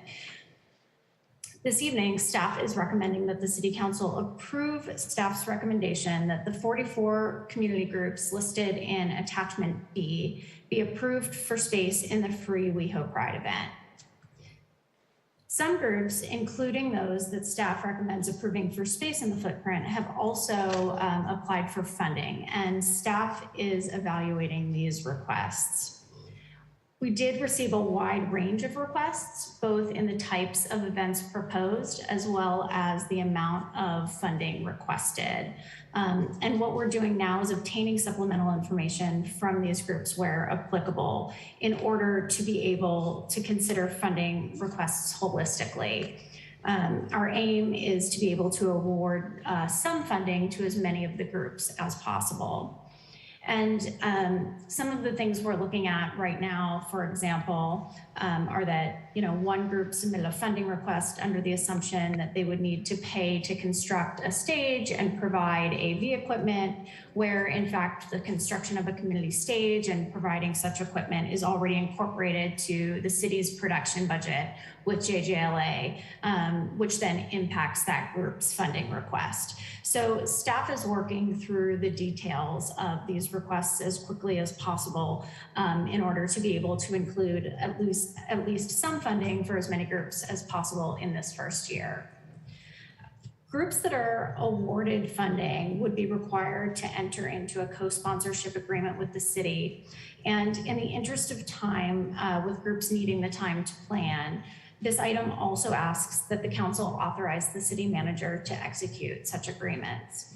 Staff would then return in May with an update on which groups were awarded funding and the details related to their events or activations. And although this item does not require that the council take any action related to the parade this evening, we did want to provide a brief parade update. And that is that the inaugural WeHo Pride Parade will take place on Sunday, June 5th with step off at noon. The parade will step off at Santa Monica and Crescent Heights and travel westbound, ending just past San Vicente. Applications to participate in the parade are open until April 29th at 5 p.m. And lastly, council directed staff to submit an application to participate in CSW's LA Pride Parade the following weekend. And we did just receive word that that application has been accepted. So this concludes our update. We're happy to answer any questions that you may have. Jeff Consoletti, principal of JJLA, is also present by phone and available to answer any questions. Thank you. Thank you, Megan. Do my colleagues have any questions? Do we have any public comment? I have questions. Mayor Pro Tem? Thank you. Can you provide an update on, since the topic of access was brought up by a public commenter earlier, what are we doing to provide access to community members with disabilities, as well as our senior community for the street festival, but probably more so for the Pride Parade? Thank you, Mayor Pro Tem. So for the Pride Parade, JJLA has requested use of Sal Garriello's Veterans Memorial Park as an accessible viewing area. We are currently finalizing, when it comes to the street fair, we're currently finalizing the details of the layout, both with JJLA and with public safety. And once that footprint has been solidified, we will incorporate access conversations into such discussions and make sure that there are accessible, that the areas of the both Out Loud and the WeHo Pride Festival are accessible as well. Thank you. I would also say let's make sure that that conversation includes the Dyke March. Absolutely. Thank you. Councilmember Erickson? Thank you so much, and thank you, Megan. It would be great also if we could make sure that we're reaching out to our bids on Sunset. I think Brett is still here. It would be great to make sure our amazing businesses on Sunset are able to get a big piece of the pie down on Santa Monica Boulevard, but they are activated during Pride weekend no matter what. But it would be great to ensure our amazing businesses up on Sunset are able to do it. I don't know that, I don't have a solution to that question or statement, but maybe a way in which you could reach out to them to figure out, is it an activation up there? Are they doing stuff? Something like that, just to make sure that we know that there's a connection between the both. Absolutely. Go ahead. Megan, one last quick question, and I meant to ask this when we had our subcommittee meeting, and if we need to follow up at a different meeting, that's fine, but do we have anywhere yet the hours of the event over the weekend? Has that been established and fixed? Thank you, Councilmember D'Amico. I imagine that those will be determined in the coming week or so. And when they are, we'll work with the communications department to make sure that they are widely promoted and update the website accordingly. Okay, and I'm told there are no public comments, so my comment is just to, and I have discussed this with JJLA, but to make sure that the site plan exits are noted in confirmation emails to attendees, as well as for JJLA when they send out that email before the event, to request to opt into text messages, at least on the days of the event, for preparedness purposes. So that way, I know people don't want to opt in necessarily 10 days before, but they may want to opt in the day before to get any messages. Those are my comments. If there are no other comments, questions? Oh, Councilmember Horvath? Thank you, Mayor. I just wanted to say I'm glad to see our forward progress. grateful to staff and our contractor for moving this event forward. I know people are getting excited to have something that feels somewhat normal, like Pride in our community, that can bring us all together, and I'm really grateful that we have that. One thing I've seen over the years when we've had conversations about Pride is there's a constant changing conversation around the footprint. And since I know that was part of our conversation to get to this point today as well, as we're thinking about after action reports and preparing for those, if this footprint works, making sure that we don't have to have the same conversations every year, but really trying to focus in on something that gets standardized both for predictability for staff, but also for the community. I think that would be incredibly helpful. And I know that we're we have our first year that we're looking at, but when we think about how we standardize this going forward, the footprint I know becomes a constant moving target in the conversation. So if we could lock that in, that'd be great. Mayor Pro Tem? Thank you. I also want to thank staff. I know that we have approved everything kind of later on, and you all have been working really hard on getting everything together, and thank you to JJLA as well. I do want to stress again, I know we already gave these recommendations from the subcommittee, but we are now going to, what I'm hearing is you're going to report back to us in May on the groups, the affinity groups that had funding, and the affinity groups, when we called them out, I just want to reiterate, were, I have them written down here, women's groups, Black Pride, BIPOC groups, Trans Pride, Bisexual Pride, Sober Community, Senior Community. These were the groups, and I don't think I'm missing any, but if I am, let me know, that we were really focused on. And I understand you've gotten a lot of applications and you want to just be able to give as much grants out as possible, but I would say, let's make sure we're providing access to the groups that we called out as at least a priority to bring equity. And also, expediency is going to be very important. When you come back to us in May, at the May meeting, that's less than a month left for these groups to know where they stand, maybe, or maybe you're going to let them know beforehand, and they're going to have to hustle because it's a whole event planning going on.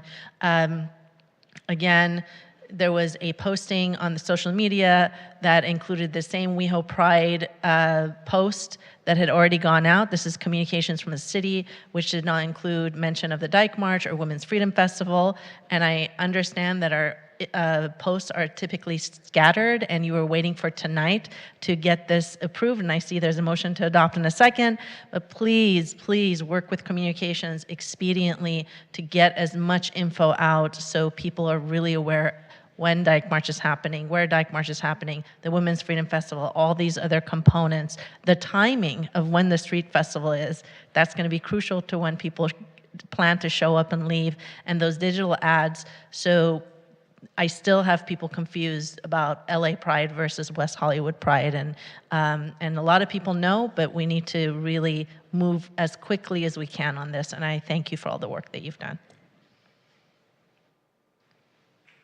Okay, thank you. I see if there's no other comments, we have a motion from Councilmember Erickson, a second Councilmember D'Amico. Ready for a vote? Okay, motion passes.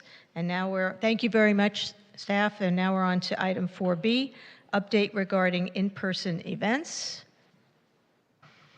And we'll take a break after this item, before item 4C. Okay. All righty then. Keep going. Item 4B.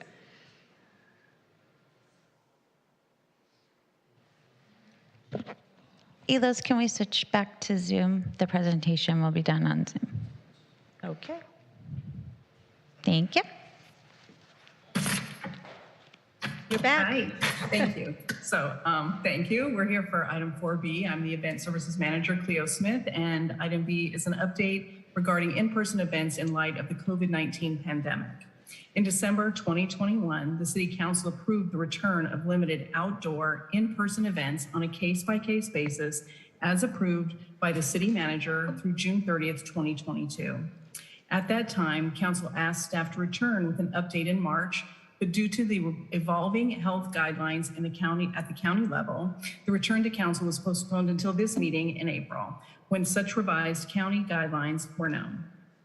In item 4B this evening, staff recommends that council continue to allow the city manager to approve in-person outdoor events on a case-by-case basis and allow for in-person indoor events on limited case-by-case basis as well, including city events, co-sponsored events, and private events to be held at city facilities between May 1st and June 30th, 2022, provided that the events adhere to the current COVID-19 safety protocols and guidelines. This item also recommends that beginning on July 1st, the city manager be authorized to determine what, if any, ongoing restrictions should be in place related to events. Staff from various departments are available to answer any questions that you may have related to this item. Thank you. Thank you. Mayor Pro Tem, do you have any questions? Is there any speakers? Because I have some discussion and comments, but not necessarily questions. Do we have any comments? We do not have anyone signed up under public comment. Okay. Okay, great. Then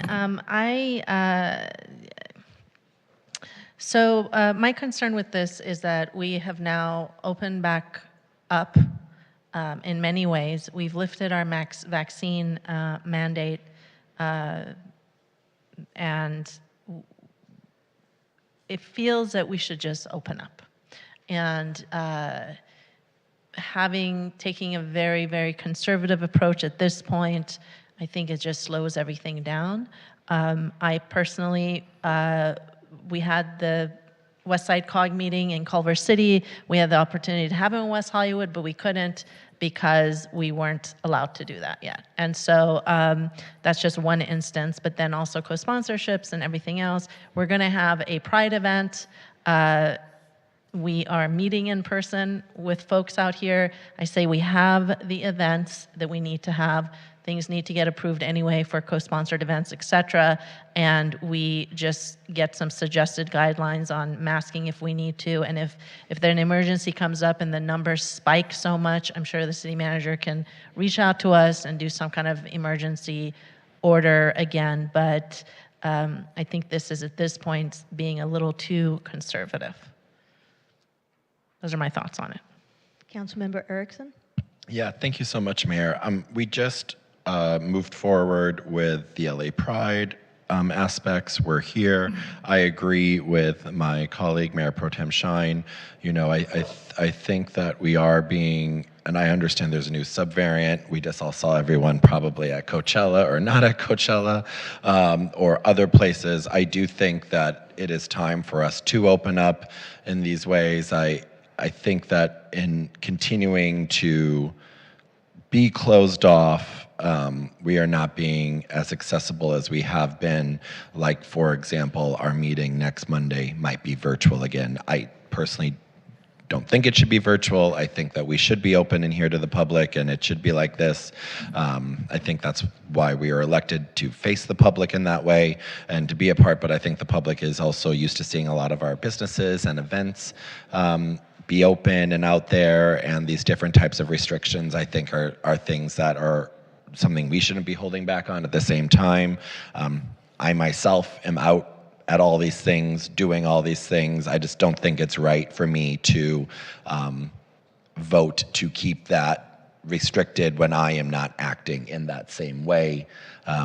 Public health is critically important, but people also have personal responsibility to ensure that they are being safe. You can wear a mask, you don't have to wear a mask, but I think that we should remove those restrictions and just, as Mayor Pro Tem Shine said, open up and let it happen. And if something does occur, the city manager will update us, as he always does. But I think it's time for us to move back to that sense of normal, because the world is going to an endemic stage, and I think it's time we follow up.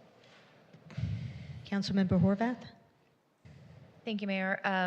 I think the way that it's outlined in our staff report comes with an appropriate amount of caution. I think that yes, we want to open up. We want to make sure that our meetings are accessible, that we're able to have the opportunity for people to be in person. But there are still people who are at risk in our community, who are asking for protection, who are choosing to engage in these meetings, not because they don't want to be in person and not because they don't want to see us, and not even because they think it's more accessible to do so, but because it keeps them safe. Additionally, there are reasons why the city and the county and the state are continuing to operate in a state of emergency, not the least of which are some of our renters who continue to be without employment and are figuring out how they're going to stay protected. So I think there are other things in place that to consider. Yes, we should consider our own behavior, but we should also consider how we continue to keep our community safe. And I think, I know that we have representatives from Cedars here tonight to speak on another item, but I'm sure they could offer us perspective on how people who have been at the front lines of this pandemic have been feeling, and when these spikes come back, what their experience is on the front lines and the impact on people. So while I understand we are moving back to hopefully a more stabler state of normal, I want to keep in mind those who remain at risk, who have helped to usher us through this difficult time. And so I'm supportive of how staff has outlined us moving forward and opening up, which is what this item directs us to do, but to do so with an appropriate amount of caution. Thank you. Thank you. Councilmember D'Amico? Thank you. I guess I just want to build slightly on what Councilmember Horvath said, which is that I have concerns that by saying that our city is open, the emergency is over, we are also undoing lots of renter protections and lots of questions about deferral of rent and questions about how the city can continue to help with rental assistance, et cetera, et cetera. So I want to do all of those things, but I think I think maybe this discussion about events is actually a discussion about the end of the state of emergency, and perhaps that is the discussion we need to have. And finally, I guess because I don't and never did really understand how the machine at 8300 Santa Monica Boulevard works, our staff in place to begin to accept and manage and be present at events without restrictions? Has staff agreed to come back to work? Has the union weighed in lately on whether or not staff is 100% back at the call of the residents? And so I think there are complications that I can't possibly understand. So in the, in sort of an abundance of caution, I want to say I think, as Councilmember Horvath said, this is probably the right way to do this, though I think we've all been pretty clear with the city manager that, people want to have events, and we think that he should allow them if it seems wise and doesn't overly burden the other things that we have to carefully maneuver through as we come to the end of the pandemic. And I do think we are coming to the end based on nothing. I'm not a scientist. I just read the internet. So I would weigh in sort of on that side. Mayor Pro Tem Shine? Yeah, I just want to make sure we're not conflating two different things here, and that I'm understanding this properly, and maybe staff can weigh in on this. My understanding is that this item is specifically with regard to in-person events. Whatever we decide will have nothing to do with the emergency, with renters. It is, for what I'm reading, allowing the city manager on a case-by-case basis to allow for in-person indoor events on a limited case-by-case basis, including city events, co-sponsored events, and private events to be held at city facilities. I'd like to know what that exactly has to do, if anything, with our renters or with folks that may not be able, that they maybe don't feel safe? Would there be the possibility of opportunities then to have hybrid events? And even if we decide to not have the city manager be the middle person, and we as a council are the people that decide, we could still do Zoom events if an organization comes up to us and says, look, our members don't necessarily feel safe, so can we do this, can we do that? It just kind of, for me, kind of expedites things in a way. Where having the city manager do it just kind of slows things down. So can we get a clarification on what this has to do with our executive orders, and what, if any way, would it affect renters? Because I'm really interested in knowing what we're discussing and voting on tonight. I think we all need to be clear on what this means. City Attorney Langer. Sure, I'm happy to weigh in a little bit. I think this is, this whole pandemic has evolved and it continues to change. And so as we start to lift orders and start moving towards the end of the pandemic, the question is, what is still in place and is it still justified to be in place? So as you start lifting things, I think the natural question that comes up is, well, why do you still have all these other restrictions still in place? That's the connection I think people are making. And so it should be a more holistic discussion about how long will the local emergency end and all those other orders that are still in place. Thank you. That was really helpful. So I would like to err on the side of caution and make a motion to approve staff's recommendations. We have a second, Councilmember Horvath. And calling the vote. Okay, the motion passes 3-2. Thank you very much. Thank you. Thank you, staff. We're going to take a 5-minute break before item 4C. So it is 8 o'clock on the dot. We'll be back at 8:05.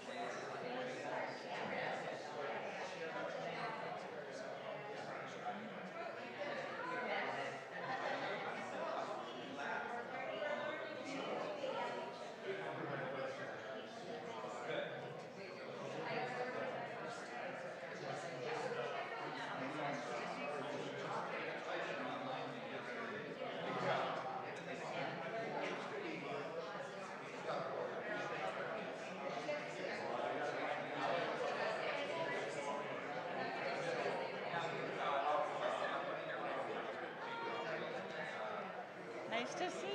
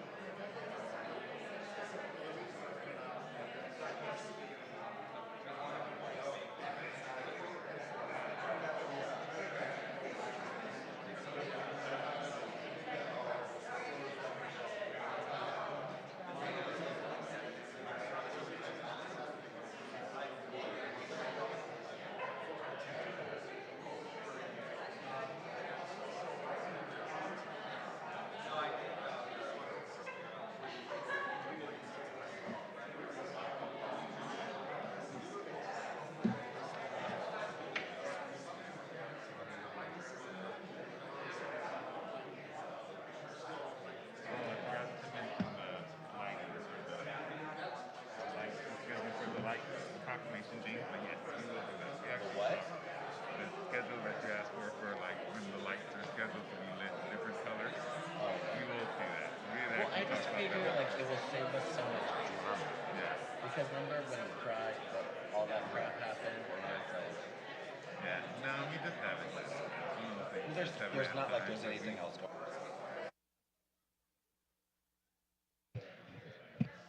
on. Okay, everyone, we're back. We're going to move on to item 4C, West Hollywood Minimum Wage Ordinance Update, consideration of administrative regulations, and resolution adopting the annual minimum wage adjustment. Staff, if you will introduce yourself and give us a report.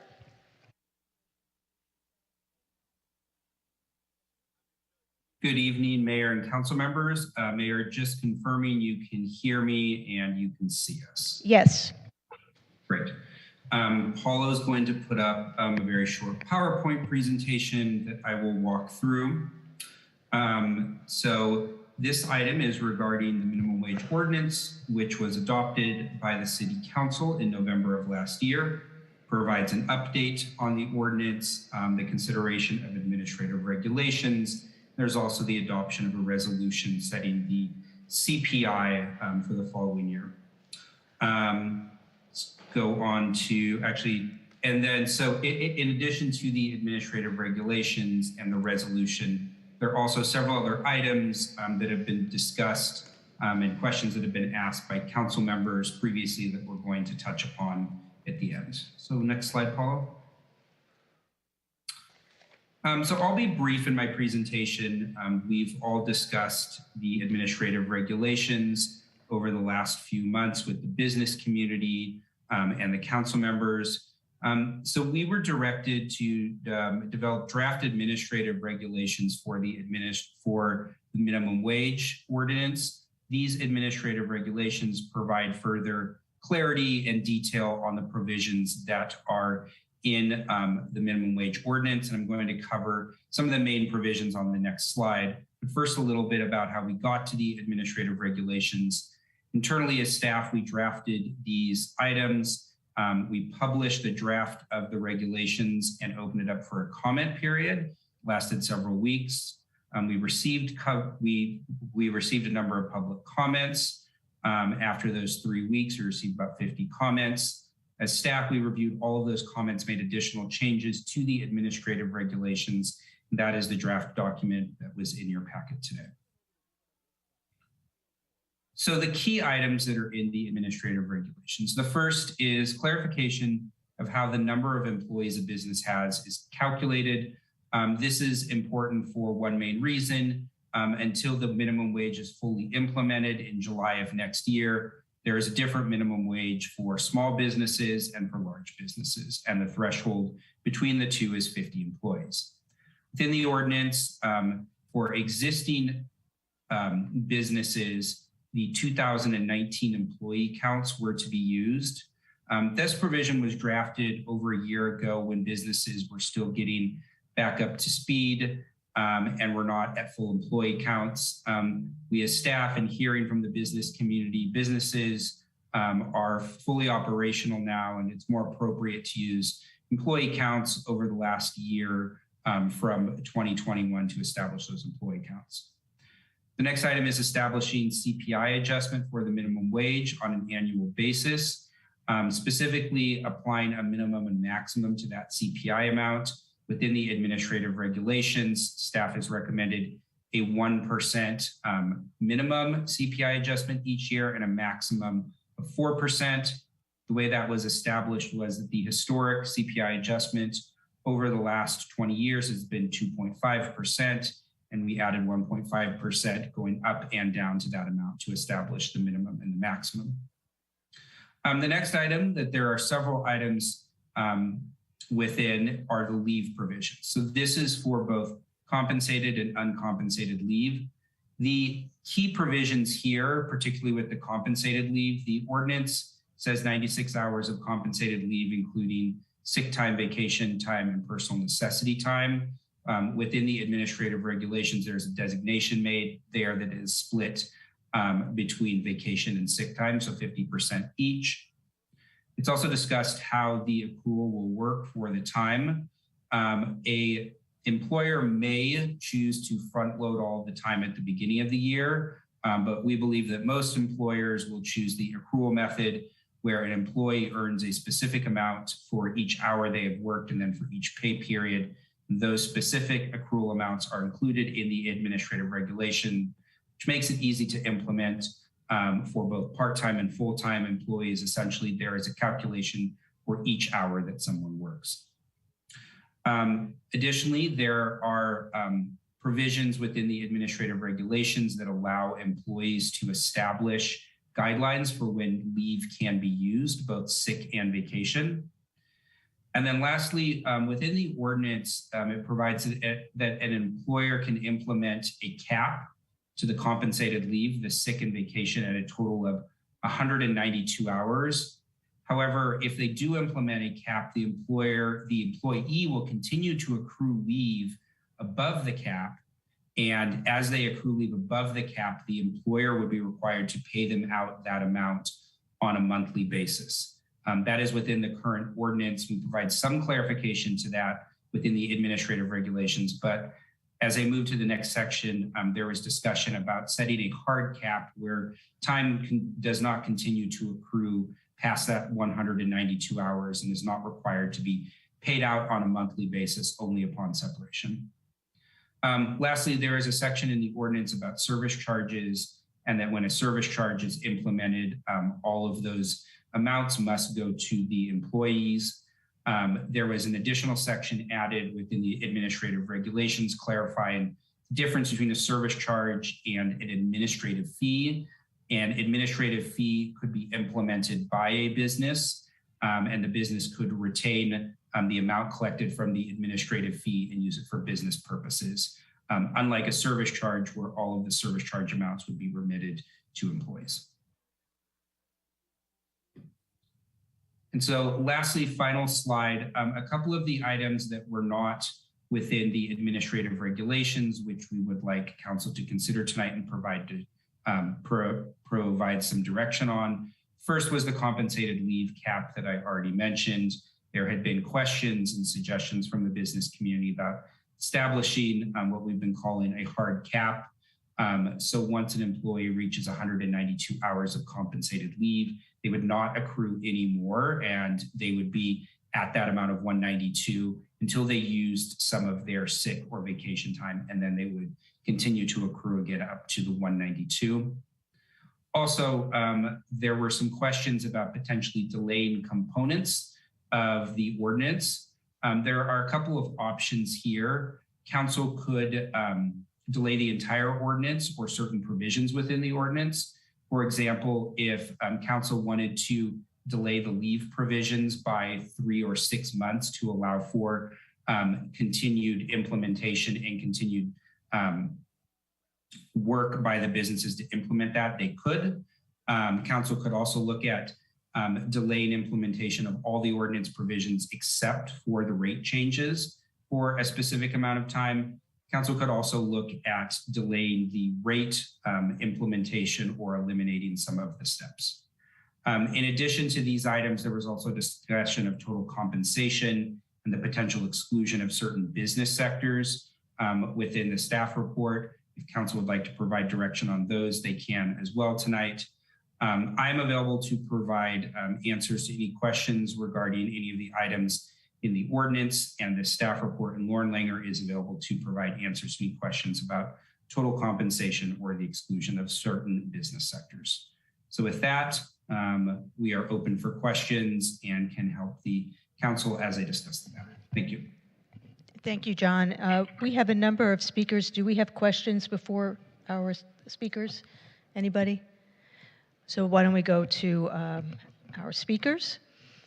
Our first speaker. I actually have a question. Okay. Sorry. So, John, can you put the last slide up that you had regarding deferral of the ordinance? I think Paulo is getting that back up.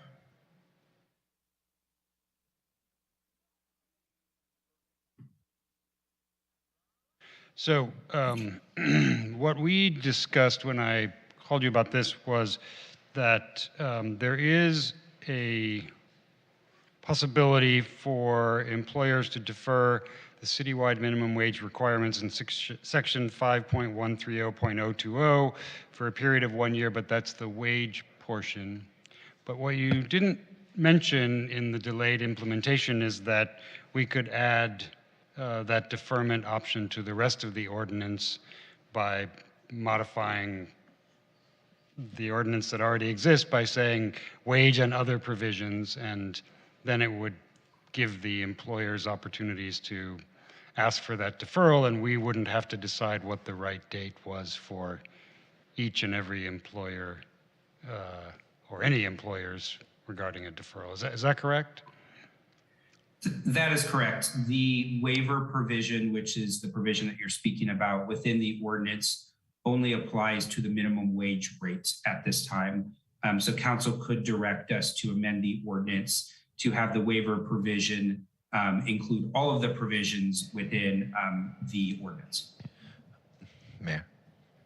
Councilmember Erickson. If we were to do that, would the employer have to notice to their employees the same things that they have to notice for the wage provision aspect? For example, they have to say that maybe you could outline what they have to say and what it would be like, and then they would have to say we can't implement the sick pay aspect because of XYZ. That's correct. So the way the waiver provision is written in the ordinance now, the employer needs to provide notice to employees that they're applying for the waiver, and if they're granted the waiver, then they need to also provide notice of that. So if we left those provisions the same but just added other parts of the ordinance, they would need to continue to do that. And then my last question is it common for city councils to involve themselves in admin regulations? I tried to look through previous city stuff and admin regs, and I haven't been able to find anything. So typically administrative regulations are adopted by staff. There was significant discussion regarding the different items that were included in the administrative regulations by council and by the business community. So as staff, we elected to bring them back for a further discussion with council. Yes, can you please explain more thoroughly the waiver provision and what would qualify? I think what you're speaking of, and just so I'm understanding, this is where a business would need to show that complying with these provisions would, there's things, right, where they have to cut, I'm going to let you speak, but I'm trying to understand what we're talking about here, and so the public is aware. Can you explain exactly what that is? Yes, so I'm going to pull up the waiver provision, but it's essentially financial hardship or the elimination of a significant amount of employees. So it's reducing workforce by more than 20%, or total hours of employees by more than 30%, or also causing a significant financial hardship. And how do the businesses show that? There is a waiver form that staff has created that is on the website. Essentially, the business needs to explain, and they also need to provide us documentation including a number of financial documents that are then provided to the city manager, and staff reviews those and makes a determination using the data that they have provided and also their explanation. Thank you. Are there any other questions? Has anyone to this moment applied for that waiver?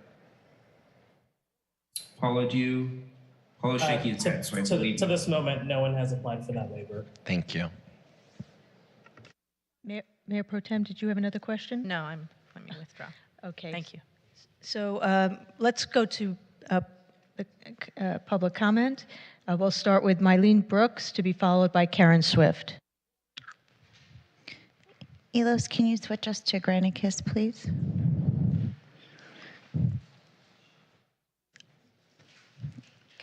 And you'll have 2 minutes.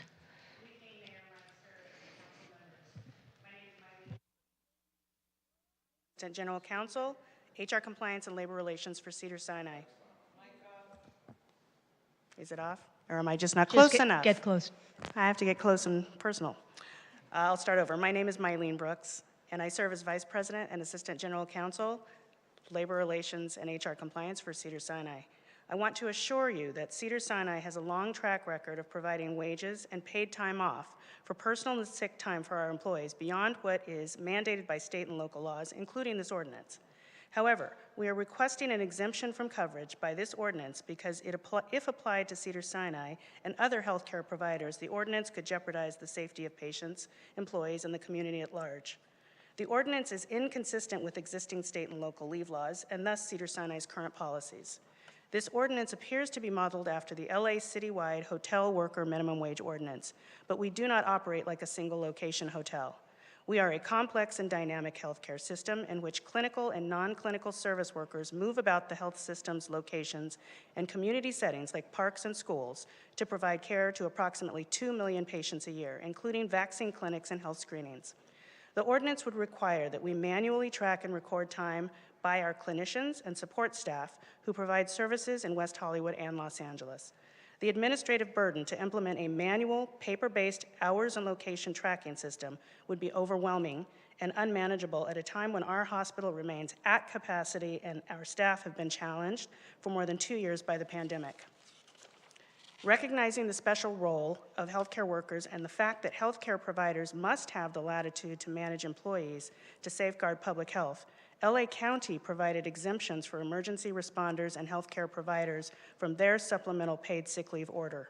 We respectfully ask the Council tonight to make a similar public policy exemption for Cedars-Sinai. Layering this ordinance on top of Cedars-Sinai's existing benefits programs creates new administrative obstacles that impact our delivery of critical healthcare services to West Hollywood and the communities we serve throughout Los Angeles County. We greatly appreciate your consideration of our request, and I would be glad to answer any questions. Thank you, Karen. Karen Swift, Danielle Wilson. Good evening, Mayor Meister and council members. I'm Karen Swift, Associate Director for Government Relations at Cedars-Sinai, and I'm here to echo my colleague Mylene Brooks' request for an exemption for Cedars-Sinai for the minimum wage ordinance and leave provisions. Cedars-Sinai is proud of our partnership with West Hollywood and all the ways we work together to put our shared values into action. Your sponsorship of our inaugural LGBTQ+ Cancer Symposium just 2 weeks ago, our grants to the West Hollywood Sheriff's Station for upcoming outreach to senior citizens this spring, our sponsorship of the WeHo Pride 2022 festivities we heard about tonight, our championing of women's reproductive rights, and our OBGYN medical residents who complete family planning rotations at Planned Parenthood's West Hollywood Health Center. We applaud the Council's desire to provide for increased employee wages. And as Mylene explained, we have a long history of going above and beyond state and local ordinances for our 16,000 employees. But as Mylene also noted, the pandemic created unprecedented challenges as we cared for more COVID patients than any hospital in the state of California. When the COVID-19 crisis continued into 2021 and 2022, we faced the Delta and Omicron surges and the burden of caring for long hauler COVID patients. Because healthcare healthcare crises do not provide advance notice, we must be prepared to address future COVID variants, just as you all voted earlier tonight on 5D for pandemic preparedness. Additionally, we've seen the terrible headlines from Sacramento, New York, South Carolina, and Pittsburgh, and I would remind the council that Cedars-Sinai is designated as a level 1 trauma center, the highest level possible, and we stand ready 24/7 to care for trauma patients. New administrative burdens from the ordinance will have the unintended consequence of limiting our ability to act quickly and effectively, whether that's staffing the construction and operation of temporary facilities to care for COVID patients, or meeting the moment to provide comprehensive trauma care for a large number of patients. To comply with the ordinance, we would have to replace existing systems, policies, and practices by July 1, which would be nearly impossible. We again request Cedars-Sinai be exempt. Thank you. Thank you, Karen. Danielle Wilson to be followed by Jorge Steparak. Good evening, council members. My name is Danielle Wilson, and I live here in West Hollywood, and I'm speaking on behalf of Unite Here Local 11. I want to start by again commending this council for the action you took last summer. After careful debate and discussion, this law is a testament to the progress that our city continues to lead in. With your actions, you have proven to the thousands of low-wage service workers that make the economic engine of our city run that you care about their livelihoods. We should also be aware that while the hospitality sector continues to recover, workers who were struggling before the pandemic are no longer receiving unemployment insurance, economic impact in payments, or any kind of assistance as the cost of living skyrockets. So further implementations or exemptions of entire industries is a wild concept to me. You'll also notice over the course of this evening, you'll likely not hear from many workers because they are all at work. And as you contemplate these draft regulations, we only have one straightforward ask, which I believe is consistent with the intention of everyone sitting on the dais. Do not dial back the progress we have all fought so hard to make in this city. Do not implement administrative fee language that has never been put forth before, that will only add another confusing line item to a bill that only ensures fewer tips for servers, bartenders, and other tipped workers at the end of the day. I just want to provide a little context for why clarity for customers is so important. The Economic Policy Institute reported last year that the U.S. Department of Labor recovered over $3 billion in stolen wages between 2017 and 2020 on behalf of workers. This is just to say that wage theft is ubiquitous in the hospitality industry, and tip theft accounts for a large portion of stolen wages. The council drafted this law to be crystal clear about service charges, which were a workaround that the industry came up with to pass costs onto customers rather than absorbing them. Please do not implement this confusing language, and think about all of us who go to restaurants and are already looking at a bill where we're wondering where the charges are going to. Thank you. Jorge Steparak, followed by Brett Lethierry.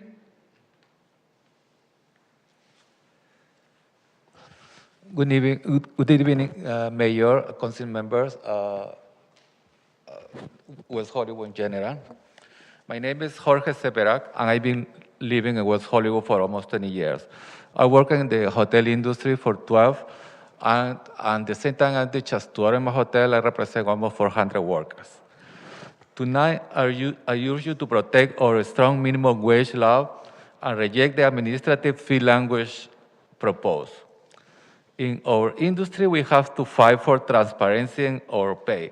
I have heard many stories about workers having to fight to ensure that they receive service charges and tips that they are owed to them in West Hollywood. Your law requires service charges to be paid to the workers, which is great because that's the income we rely on. However, if you allow companies to add more charges onto this bill that look like tips, banquet servers, waiters, bartenders will suffer. Customers will assume that tip is already included in the bill.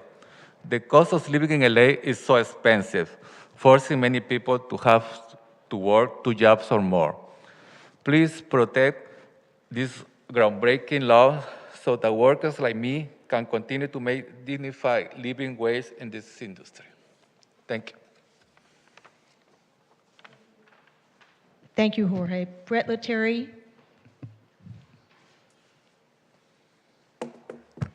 Good evening. It's really great to see everyone in person. I hope you had an opportunity to read the letter I submitted yesterday, as I believe it clearly outlines the challenges with the ordinance as it exists today.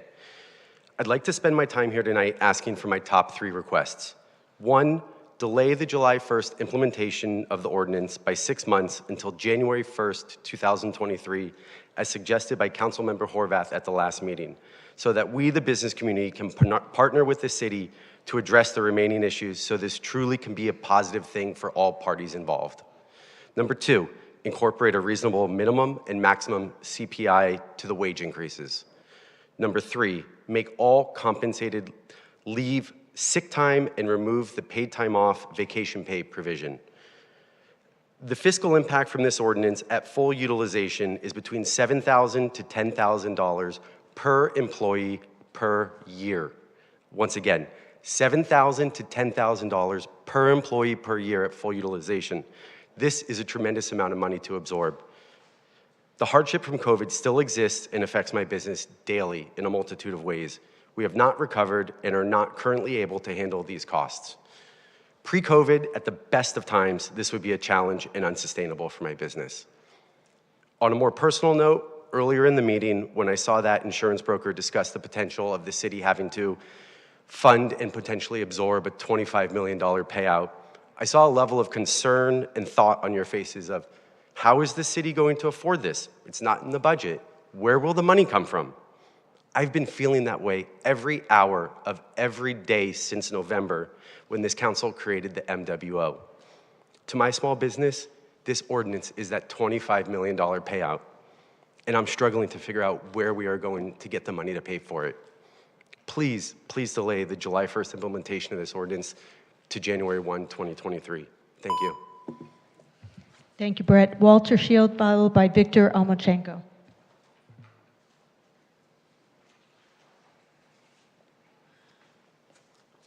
Thank you, Council, for looking into this more thoroughly. I think you won't find many businesses applying for waivers. This is not a 6-month or 1-year issue in terms of everyone catches up and we're all good. I think it would help to delay some things that aren't thought through or we don't quite yet have the systems to address, like Cedars is talking about. The bigger issue is, I think we took a large hotel ordinance from the city of Los Angeles.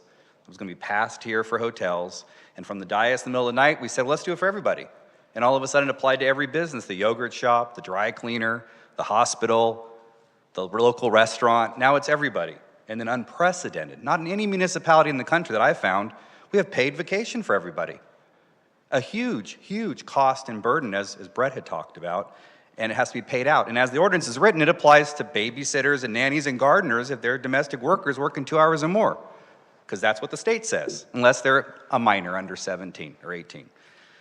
We're asking for improvements and clarifications. My restaurant has no tips. You can't add a tip. We're not tip-based. We pay high wages to our workers. They make great money. And we have a fee that's added. You can't add a tip. We're not stealing tips or taking tips. I think a lot in our community have great wages, and we love our employees. We want them to continue to do that. To have the city come in and tell all these businesses this fee and this charge and that charge and do this, it's just hotel language is where this all started from. And you've taken a sledgehammer to every business and said, oh, we can't have a service charge. I don't think my produce company, my liquor company, FedEx has a service charge. This doesn't make sense. We're asking for a few things. One, align CPI, minimum, maximum to the state, look at total compensation. And if the concern about the tips that were raised are true, then exempt that portion, just that minimum wage piece for the highly tipped workers. Do what the state does. And then every other ordinance can apply. I think paid sick leave is great. It covers a lot of categories. We're for doubling it to 48. So we're for that, and I hope that we can engage more. If there's questions, we can talk more. Mayor, I have one question for the speaker, if it's okay. Yes. You said do what the state does and exempt tipped workers, but it's my understanding state law does not exempt them. So can you explain what you meant by that? Yes, what I'm saying is do not adopt the current West Hollywood ordinance rules for highly tipped just the full service restaurants and bars. Use the state rule, which is the 15 plus CPI. Understood. Thank you. Thank you. Okay, Victor Almachenko, followed by Jacob Shaw.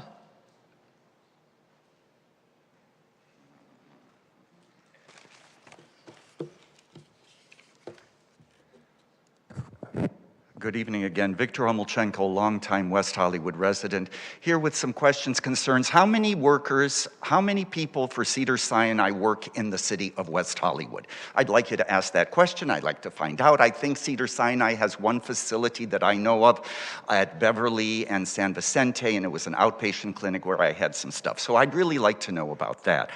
I've lived here for 20 years now, and I have to say, until about a couple of years ago, what I heard was more about how the transient occupancy tax helps our city. It's a major source of our revenue. I rarely heard much concern raised until only a couple of years ago about workers in the hotels, workers in the small businesses, the needs of workers. So, looking over this, having looked at the preliminary information, I remember when I was a federal employee, I would have to stay in motels and hotels that had fire codes. That was a requirement. I remember once saying something years ago about when you give money to the marketing bureau for West Hollywood, maybe you should identify for our progressive city, for people coming into it, which hotels are unionized and which ones aren't. I don't think that's ever been done. And I think we only have 2 hotels in this city that are unionized now, the Andaz and the One Hotel. When I hear things brought up by folks working hard that now the industry, the hotel industry wants to put it, that you want to put in some kind of administrative service fee that will confuse us as we go to the restaurants wondering, what is this? Oh, they're getting this administrative services fee? Oh, well, maybe I won't leave them a tip. What in the hell is going on here? I don't like it. I do understand from the small businesses, the smaller businesses on the Strip, that they may need more time until January 1st. But this stuff of shoving in these administrative service fees, I don't like it, and I don't think you should approve it. Thank you very much. Thank you, Victor. Jacob Shaw, followed by Genevieve Morrill. All right, good afternoon, or good evening, rather. Thank you for hearing us today. My first time speaking, so a little nervous. Can you hear me all right? All right. We own a small business here in West Hollywood called Beaches WeHo. I would like to talk to you today about the ordinance and how it affects us. We already implemented our own, quote, minimum wage because everybody in our facility, back of the house included, makes more than the amounts that are proposed in this ordinance. Who doesn't make more than that is our tipped workers, and here's why. There's a large number of them, and they each bring home tips. Now, tips, they take all of it. We as the employer have to pay tax on those as well, because that's wages. So by not including those wages in the ordinance, we're giving raises to people who are already making more, well more. I'll give you an example. Our trainee worker makes $20 or $39 an hour as a trainee with their tips. Our seasoned bartenders and servers make $125 a day in tips, or $125 an hour in tips, in wages. So by increasing the minimum wage, we're gonna have to cut the number of people that we can employ in the restaurant, and therefore decrease the service level, which then will decrease sales, which then keeps me up at night to wonder how we're gonna pay the bills. So it's very important that we delay this at least until January 1st to give us more time to go over this. And we'd also respectfully ask an exemption for small businesses with highly tipped wages.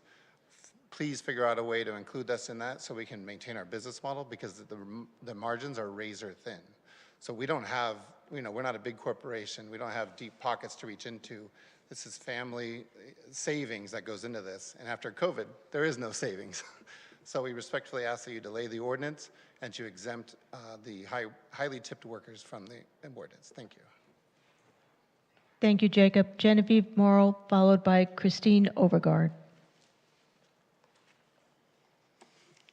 Thank you. Good evening, Mayor and Council members. Genevieve Morrill, President and CEO of the West Hollywood Chamber of Commerce. Great to see you in person. Almost back to normal, except not having the late Jean Dobrin, rest her soul. We really are here tonight to seek common ground and find consensus on issues our businesses have stressed what is critical to the success of your vision, but also something the businesses can manage and sustain. We first thank the council for generously meeting with each of our businesses to discuss why the ordinance needs some clarity. And we thank the staff, our city manager, our city attorney, and John Leonard and Paulo for all their hard work in providing the administrative regulations recommendations. This issue isn't the rate of the minimum wage itself. Most businesses in West Hollywood already pay higher minimum wage, which was discovered with the UCLA Labor Center back in 2016. We also paid a higher wage then, except with regards to the full-service restaurants and bars that are highly compensated gratuity workers. They make an hourly minimum. The bigger challenge is the way the ordinance was written in the paid time, of which we believe was originally meant as sick pay and then more hours as uncompensated leave. The PTO structure as it stands is confusing and financially unsustainable for most of our small businesses. You all have several letters from our business experts of examples of how this could be structured, and we hope you'll consider putting a cap on the accrual and making it sick pay. 1 year delay is just that, a year delay. It doesn't make it sustainable. It really needs a good look. We already face so many hurdles to open a business. An unintended consequence of this ordinance is left as it is will be to further deny access to small and disadvantaged business enterprises, and that will have a grave impact on bringing equality to the marketplace, which is something we know we are all passionate about achieving. Tonight, we ask you to help delay the July 1 implementation until we can sort out many of the issues. Please consider the beginning of the calendar year to align with the hourly increase and better to be able to manage the annual basis, on an annual basis. This will also allow more outreach to the business community who are still not fully informed. We hope you'll support our collective request and it'll help create a better West Hollywood. Thank you. Thank you, Genevieve. Christine Overgard, to be followed by Nick Remedio. Hi, Council and City staff. I first want to start by thanking you for all of your service, particularly in this incredibly divisive time. I know how hard it is on all of you, and particularly to the City staff who has worked with me personally for hours trying to go over this. I am an HR professional for the H-Wood Group. My biggest concern is how we can implement this practically, what this looks like, how our policies are written, and how it impacts both our business and our employees. I've spoken to many of you about my concerns already, particularly the ability to give raises to our lower paid back of house workers, how this would prevent that, and how much that fights against the equality that we all stand for and look for and are trying to achieve. So I just want to remind you as we go through this tonight and as you guys reflect on this, that the decisions you guys make tonight will make or break some of the businesses in this room and some of the businesses in this city. And I hope you take that to heart, as I'm certain you do with every ordinance that you pass. So as a business operator, we ask for continued partnership and additional time before moving forward with this ordinance. Specifically, we'd like 6 months. As an HR professional, implementing at the first of the year is much, much easier and much more feasible for our administration than it is to implement on a July 1st date. Changing the wage again this year would be incredibly difficult and particularly hard to plan for as we plan to grow our businesses. And we'd also like to ask for elimination of the PTO and a cap on compensated time and with a cap on CPI.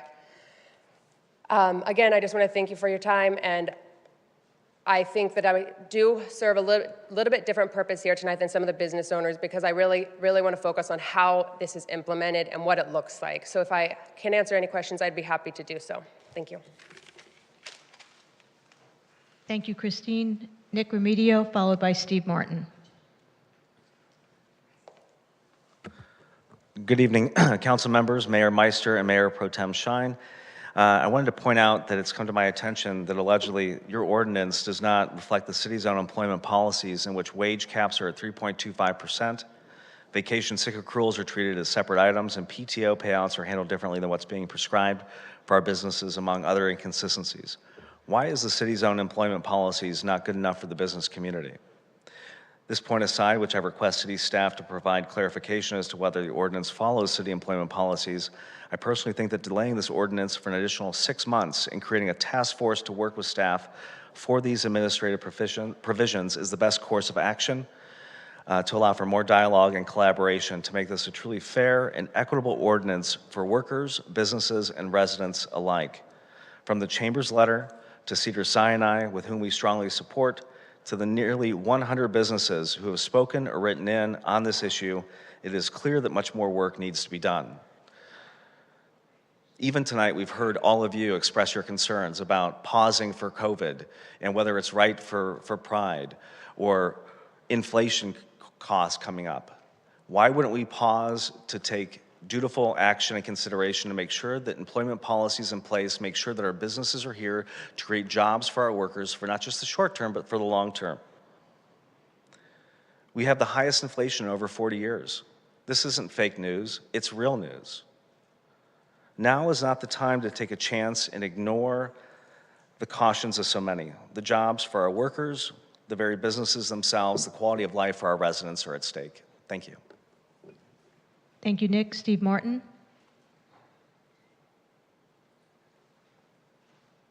Good evening, council members. Steve Martin, West Hollywood. You know, when we passed this, when you passed this, nobody envisioned the price of gas pushing $6 an hour, or the price of a chuck roast being $12.99 a pound at Ralph's. The cost of groceries have just skyrocketed. Even buying a used car is out of reach for so many people. And, you know, everybody's in crisis right now. Everybody looks for some justice. And I mean, I don't envy your position because you've got to juggle a lot of different things and make a lot of different people happy. But I think we need to look at the people who we originally were focusing on, the people who really need this sort of protection. I guess I did want to talk about the concerns about the administrative fee being somewhat confusing. I think that, you know, if you're going to have an administrative fee, maybe you should say what it's for and make it and mandate that things like this, particularly for a hotel, be specific. I've got concerns that administrative fees that are sort of added willy-nilly are kind of a way to defraud consumers. I think, you know, if you're going to have a hotel room or you're going to have a price of whatever, you shouldn't be able to just slap a hidden administrative fee on sort of ad hoc. So I think that this, when you guys come back and look at this, maybe you can figure out, well, you all come back and look at this, sorry, that we can kind of cover these things. Anyway, thank you for all your hard work. Thank you, Steve. Do we have any public speakers on Zoom? Yes, we have 3 individuals signed up to speak on Zoom. Okay, let's go. Our first speaker on Zoom is Marcus Molina. Marcus, you'll have 2 minutes to speak. Please press *6 to unmute yourself. Hi, can you hear me? Yes, go ahead. Hi, my name is Marcus Molina. I have lived in West Hollywood for 23 years, and I own a condo in West Hollywood. I have worked as a banquet server for 6 years at 2 different West Hollywood hotels. Tonight, I urge you to protect the groundbreaking minimum wage law from changes that would threaten our livelihoods as tipped workers by rejecting the proposed administrative fee language in the draft regulations. As banquet servers, we are the backbone of the world-renowned events that attract some of the biggest names in pop culture. Events like these bring in enormous profits for the city, and it's only due to our hard work. At 2 a.m., when I'm working at the hotel with my server coworkers, we don't see the hotel GM, the food and beverage director, the sales department, or the hotel owners while we are setting up and working the 4 a.m. client breakfast, which is bringing in money for the hotel. If we weren't there at 2 a.m. and 4 a.m. working that event, the hotel could not collect any of that money on the event. Since we provide revenue for the hotels and city, it is only right that we earn what we worked for. In our industry, it is already difficult to ensure we are getting paid properly. Recently, we had a high-profile event at the hotel, and servers lost thousands and thousands of dollars in tips because the hotel decided to go against our banquet server contract and pay us what they thought was appropriate. They paid us less than our contract because they thought it was unfair to the hotel to pay us the full amount of our contract. I constantly have to do accounting work like a part-time accountant to track down the missing or stolen tips from my check. Finally, please do not add the administrative fee language, which will make it even more uncertain for us servers to collect the tips we worked for. Thank you for your time. Thank you, Marcus. Our next speaker is Zakia Wright, followed by Alexis Teodoro. Zakia, you'll have 2 minutes to speak. Plus, please press *6 to unmute.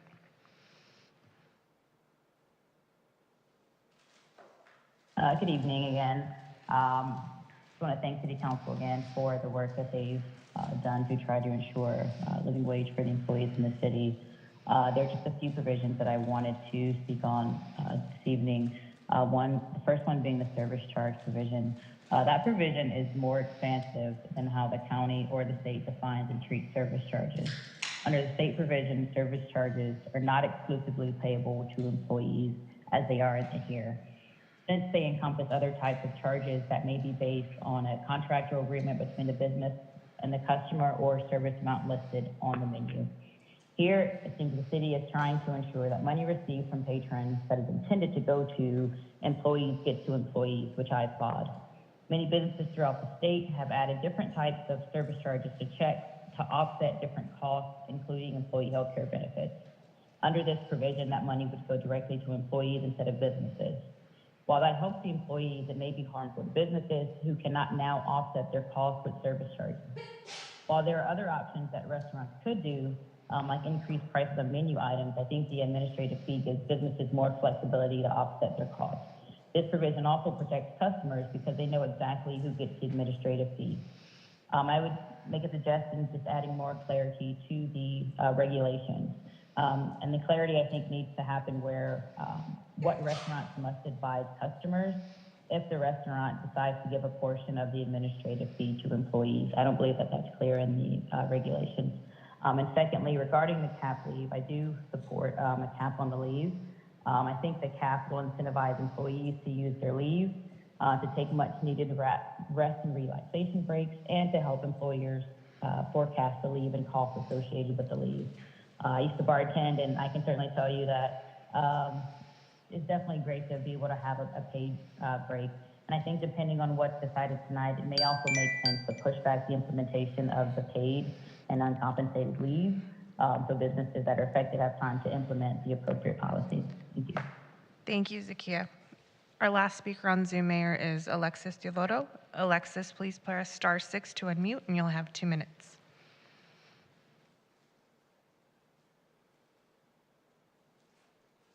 Hi, good evening to you, Mayor Meister and members of the West Hollywood City Council. Business owners already set a price to dine at their establishments. They shouldn't get to double bill their patrons. On behalf of the One Fair Wage campaign, we join with Unite Here Local 11 and the many restaurant workers of West Hollywood who have written the council to urge you to reject the inclusion of administrative fees in the section on service charges in the draft administrative regulation that does not mandate those fees go in its entirety to the workers. To allow such blatant consumer fraud will be a stain on the city and cast doubt on the restaurant industry as a whole. Workers are already struggling so much during this unprecedented time. All service charges should remain the property of workers. Across the country, tip workers historically have made the sub-minimum wage, and discriminatory tipping or even the rampant amount of wage shift that exists in the restaurant industry nationwide are more than enough reasons to make sure that any fee that the owners in the restaurant industry assess customers has to go to the workers, just like how tips work in California. The West Hollywood City Council made history in 2021 when it passed the highest minimum wage in the country. There was an important step in support of workers at a time when workers are facing extreme rent and high cost of living. Any inclusion of a service fee that is pocketed by business owners undermines the gains workers have made and will be a deceptive con job on customers. This language will be a slap in the face of tip workers. It is nothing more than an attempt to do a complete end run around the ordinance's bright line rule. The council should reject this language and strengthen mandates that any service fee charge go in its entirety 100% to the workers. Thank you and have a great night. Thank you. Mayor, that was our last speaker on Zoom. Thank you. Melissa, do we have citizen position slips? Yes, Mayor, we do. We have 2 citizen position slips in support of the recommended item from Allison Freed and Barbara Mayo. Thank you. And I just have a question for our city attorney. Can you just go over briefly your findings about total compensation and? Sure, Thank I'm you. happy to.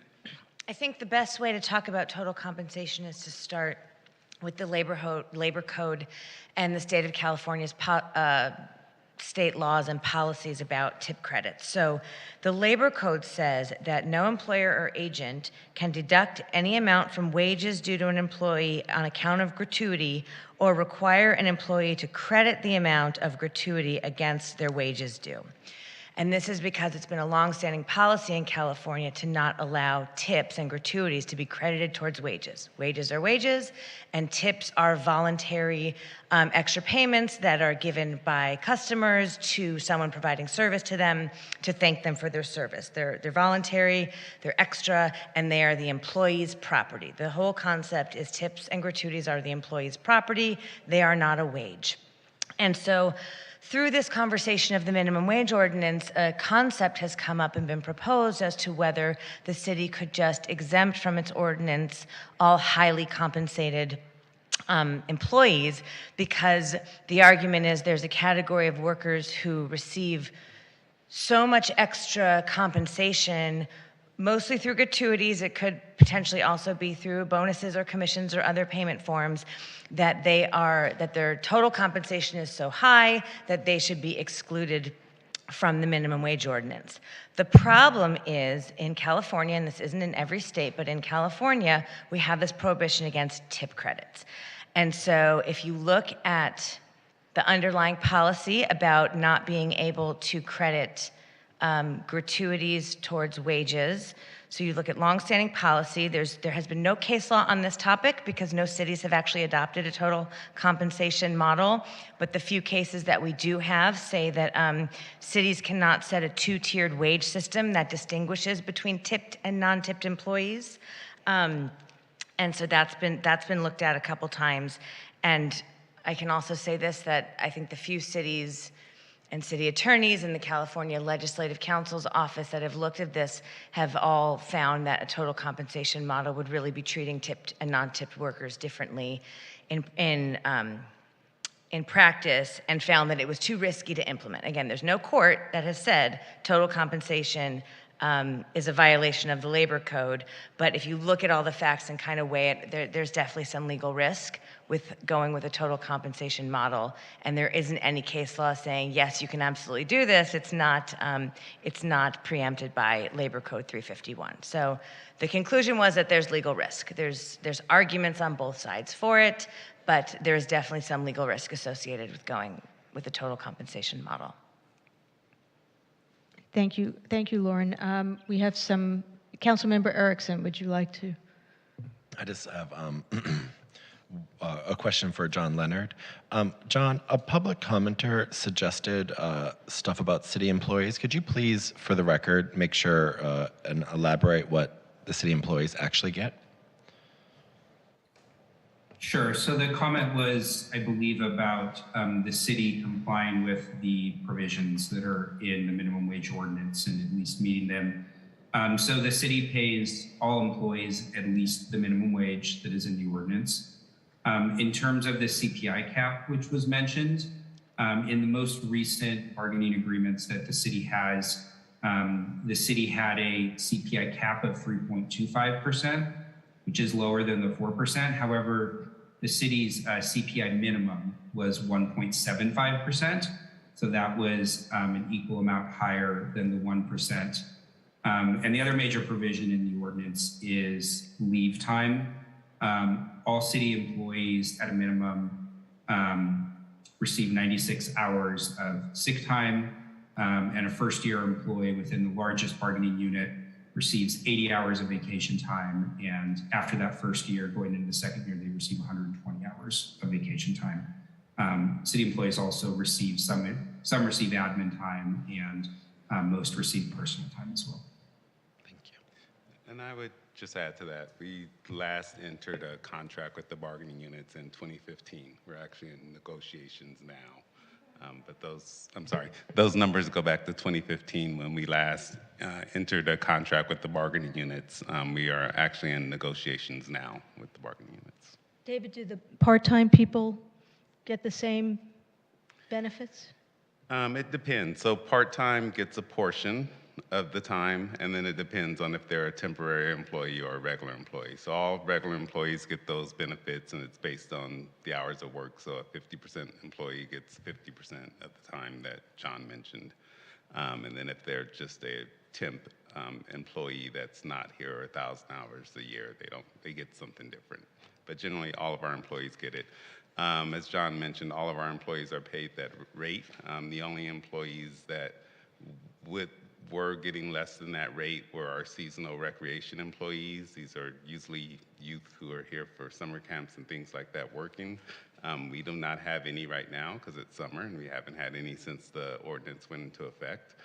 But we are hiring right now for the summer, and we will pay them the minimum wage, the city's minimum wage, whatever that may be when we get to the summer.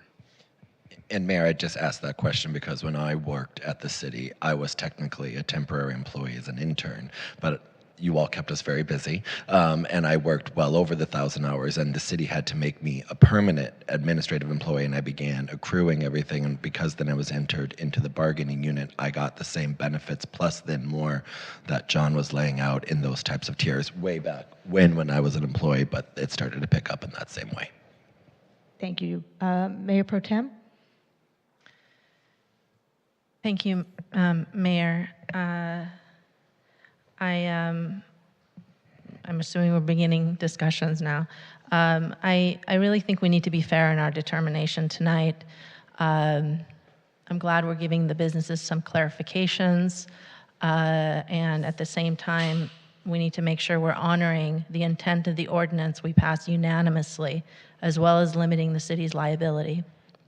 The reasons we utilized to get to where we are was that we wanted to treat everyone the same. I want to make sure we continue with that same intent.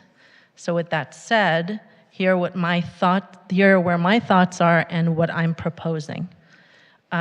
With respect to the cap, I think the staff's recommendation for a 1 to 4%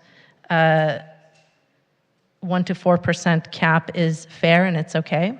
It'll give the businesses some certainty, and I think that's a good thing for us to do. With respect to staff's recommendation of calculating the average number of employees, again, it took us so long from when we first discussed this to now, and I think this is fair as well, to let the businesses calculate the average number of employees based on the most recent numbers as staff has suggested. With respect to the leave provision, splitting half sick time, half PTO, I think that is fair as well and gives some clarity to the businesses. And as far as a cap, I support actually a hard cap for the leave at 192 hours accrued. Since we are saying half is sick leave and the other half is PTO, then that would mean that after 2 years, 96 hours of sick time would accrue and 96 hours of PTO time would accrue when they hit 192, assuming nobody gets sick and no paid time off is taken, which I don't know how possible that is, but let's just say that's the world. And then there would be no more accrual and no need for the employers to pay out anything above 192, since that would be a hard cap. This will give the employers some certainty that way, and then they would know exactly if the employee departed, what they would have to pay for and can plan for that. Regarding the extension, we passed this ordinance back in November. It was noticed and set to take effect in July. That was plenty of months for businesses to prepare, and from my understanding, the hotels have already started January 1st, the newer wage as well as the leave provisions. However, at the same time, since it's taken staff and us, because of meetings with the businesses and time to prepare these admin regs, I think it's fair to give the businesses till October 1st, which is what I'm proposing, to start the leave provisions. And I'm also okay with having the waiver portion for businesses that need a waiver and apply for it, to have the leave provisions apply as well, and not just the minimum wage. So if a business is going to be struggling, at that point, they can do the 1-year leave request and provide the documentation. Now, with regard to total compensation, I think we've heard from our city manager, and that is a no. There's too much liability for the city, and this is not a policy that I believe the city should be pursuing. And lastly, as far as the admin fee, again, to me, this is a service charge in disguise, and we voted on the service charge regulations for a reason, and I don't think that we need to map anything out with respect to an admin fee. I know that according to Rosalind, they're already doing admin fees, and that's what they can do. But as far as us, I'm a no on the admin fee, and that's the motion I am proposing. Councilmember Horvath. Thank you. I wanted to ask, I had raised my hand earlier, I wanted to ask Lauren Linger, you had referenced in your explanation on total compensation, it seemed focused on tipped workers, the presence of tips in calculating that total compensation. But I know that total compensation can mean other things beyond tips. Did we get that sort of analysis from our businesses? I know that our staff reached out to businesses and tried to get a lot more information about how employees are compensated in the city, to perhaps allow us to focus on something other than tips as we consider a total compensation model. Yeah, thank you for asking about that. I did forget to mention that in my explanation, and city staff, in an effort to research the total compensation model, sent a survey out, I believe, to every business that's registered with a business license in the city, asking for information. What kind of other compensation do you pay your workers? Bonuses, commissions, what other types of compensation is out there, to see if there was a large category of workers that aren't tipped that would fall under the highly compensated model. And it could be said fairly that the total compensation model wouldn't just apply to tipped workers. And unfortunately, the responses came predominantly, I think, from the hospitality industry, and reflected tips being a very common type of compensation that would lead to a worker being highly compensated. And we got very few responses from other types of industries or businesses where other compensation models would lead to someone falling under the highly compensated definition. So, it's not an exact science, but there was outreach done to the businesses in town to see what other types of compensation out there. And so we had to work with what limited responses we received. And I would just add, we asked the hospitality businesses to respond to the survey. So initially we sent it out. There was very little response, as Lauren said, from other business types. So we asked the hospitality businesses to respond as well. And so that's why most of them were hospitality. But had they not, we still would not have had very much of a response from anyone.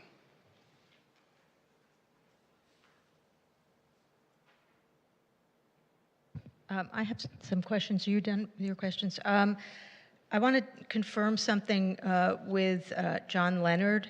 The sick time, that doesn't get paid out, is that correct? I mean, if it's not used, it doesn't get paid out.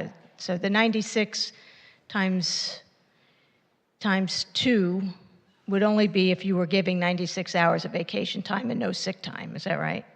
Or whatever sick time. Yes, that's correct. Sick time upon termination does not get paid out per state law. Only vacation time gets paid out. Right, and it doesn't get, it doesn't get accrued from year to year, does it? Or does it? If there was so it gets continually accrued. So if a cap were set at 192, which was suggested by the Mayor Pro Tem, 50% of that time, 96 hours would be sick time and 96 hours would be vacation time. When someone hits that cap, they wouldn't accrue anymore, but let's say somebody is sick for a week and it reduces their balance by that amount, they would then accrue back up to that cap. Right, but then if they left the business, if they terminated, they don't get paid for sick time. They do not. They would only get paid whatever vacation time they have.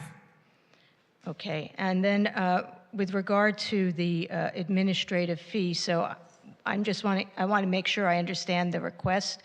The request is just to eliminate the discussion of administrative fee in our regulations, but it doesn't make administrative fees illegal. Is that correct? I believe that's what the request was in the public comment that we received, was to eliminate the discussion of an administrative fee within the administrative regulations. Right, and the understanding is that the service charge is for the employees. Is that correct? That is in our regulations. So the service charge, Yes, which is separate from administrative fees. A service charge as it's defined within our ordinance would 100% go to the employees. Okay, and then I'm just looking at the chart on page 11 of 14, and it looks like not only the state of California, but the city of Los Angeles, the city of Santa Monica, the city of Oakland. I don't know how we picked Oakland. But my understanding is it's probably a lot more cities. The leave type is all sick leave and no vacation time. Can we get a little more information on what the thinking is there? Or, I mean, is this is for every industry, or this is just for service industry? As in the, it applies to every industry. It applies to every type of employee that works in the city and every employer. The discussion, this stems back to the original discussion about the minimum wage and the provisions within the ordinance. Council wanted to treat all employees the same and provide the compensated leave that included sick and vacation time. Right, and that was from the hotel ordinance. That's correct. Right, okay. I'm going to ask Councilmember D'Amico to go ahead and ask his questions, and then I'm sure we'll think of some more questions. Thank you, Mayor. I wanted to thank the Mayor Pro Tem. She mentioned pretty much picked my brain and mentioned all the things that I was thinking except one. And I've really focused a lot on this because of calls I received from Cedars, calls I've received from businesses regarding an implementation date. And before I sort of talk about that, I want to really say that each and every one of those other items I'm in alignment on. But our city currently has 4,436 businesses, down from a high of 7,500 from our own website. I'm assuming, John Leonard, you know this because you're in charge of this area, so that shouldn't be a surprise. And the other, and I just Googled that, it came right up. And then the other thing that I came across is that revenue at Cedars-Sinai last year was $4,913 million. That also from Google, from their, I guess their published reports. Expenses, a similar amount, $4,498 million, leaving a net operating income of $589 million. Cedars-Sinai is an incredible resource. To have it in our backyard is an extraordinary, once-in-a-lifetime experience for those of us who know what it's like to provide or need health care and know that it needs to be provided. With those two things said, I want to say that I don't think we should change the implementation date. I think given that we know that there are 4,461 businesses, minus the 150 referenced tonight by our chamber and members, those businesses, they're ready to comply.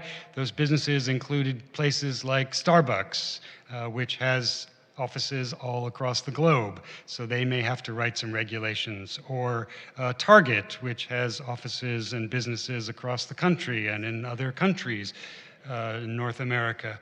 It also includes restaurants like Sweetgreen, which has, I visit the one in Brentwood and the one in Santa Monica and the one here in West Hollywood. So I understand this is complicated, but my other assumption is that if we keep the date July 1st and we include the opportunity for a deferral for up to a year, then it allows businesses to choose the date when they would like to implement it based on the complexities and complications of doing it.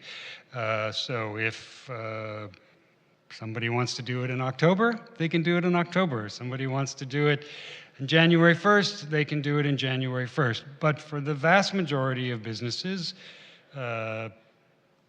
they are ready to go. And my assumption is that,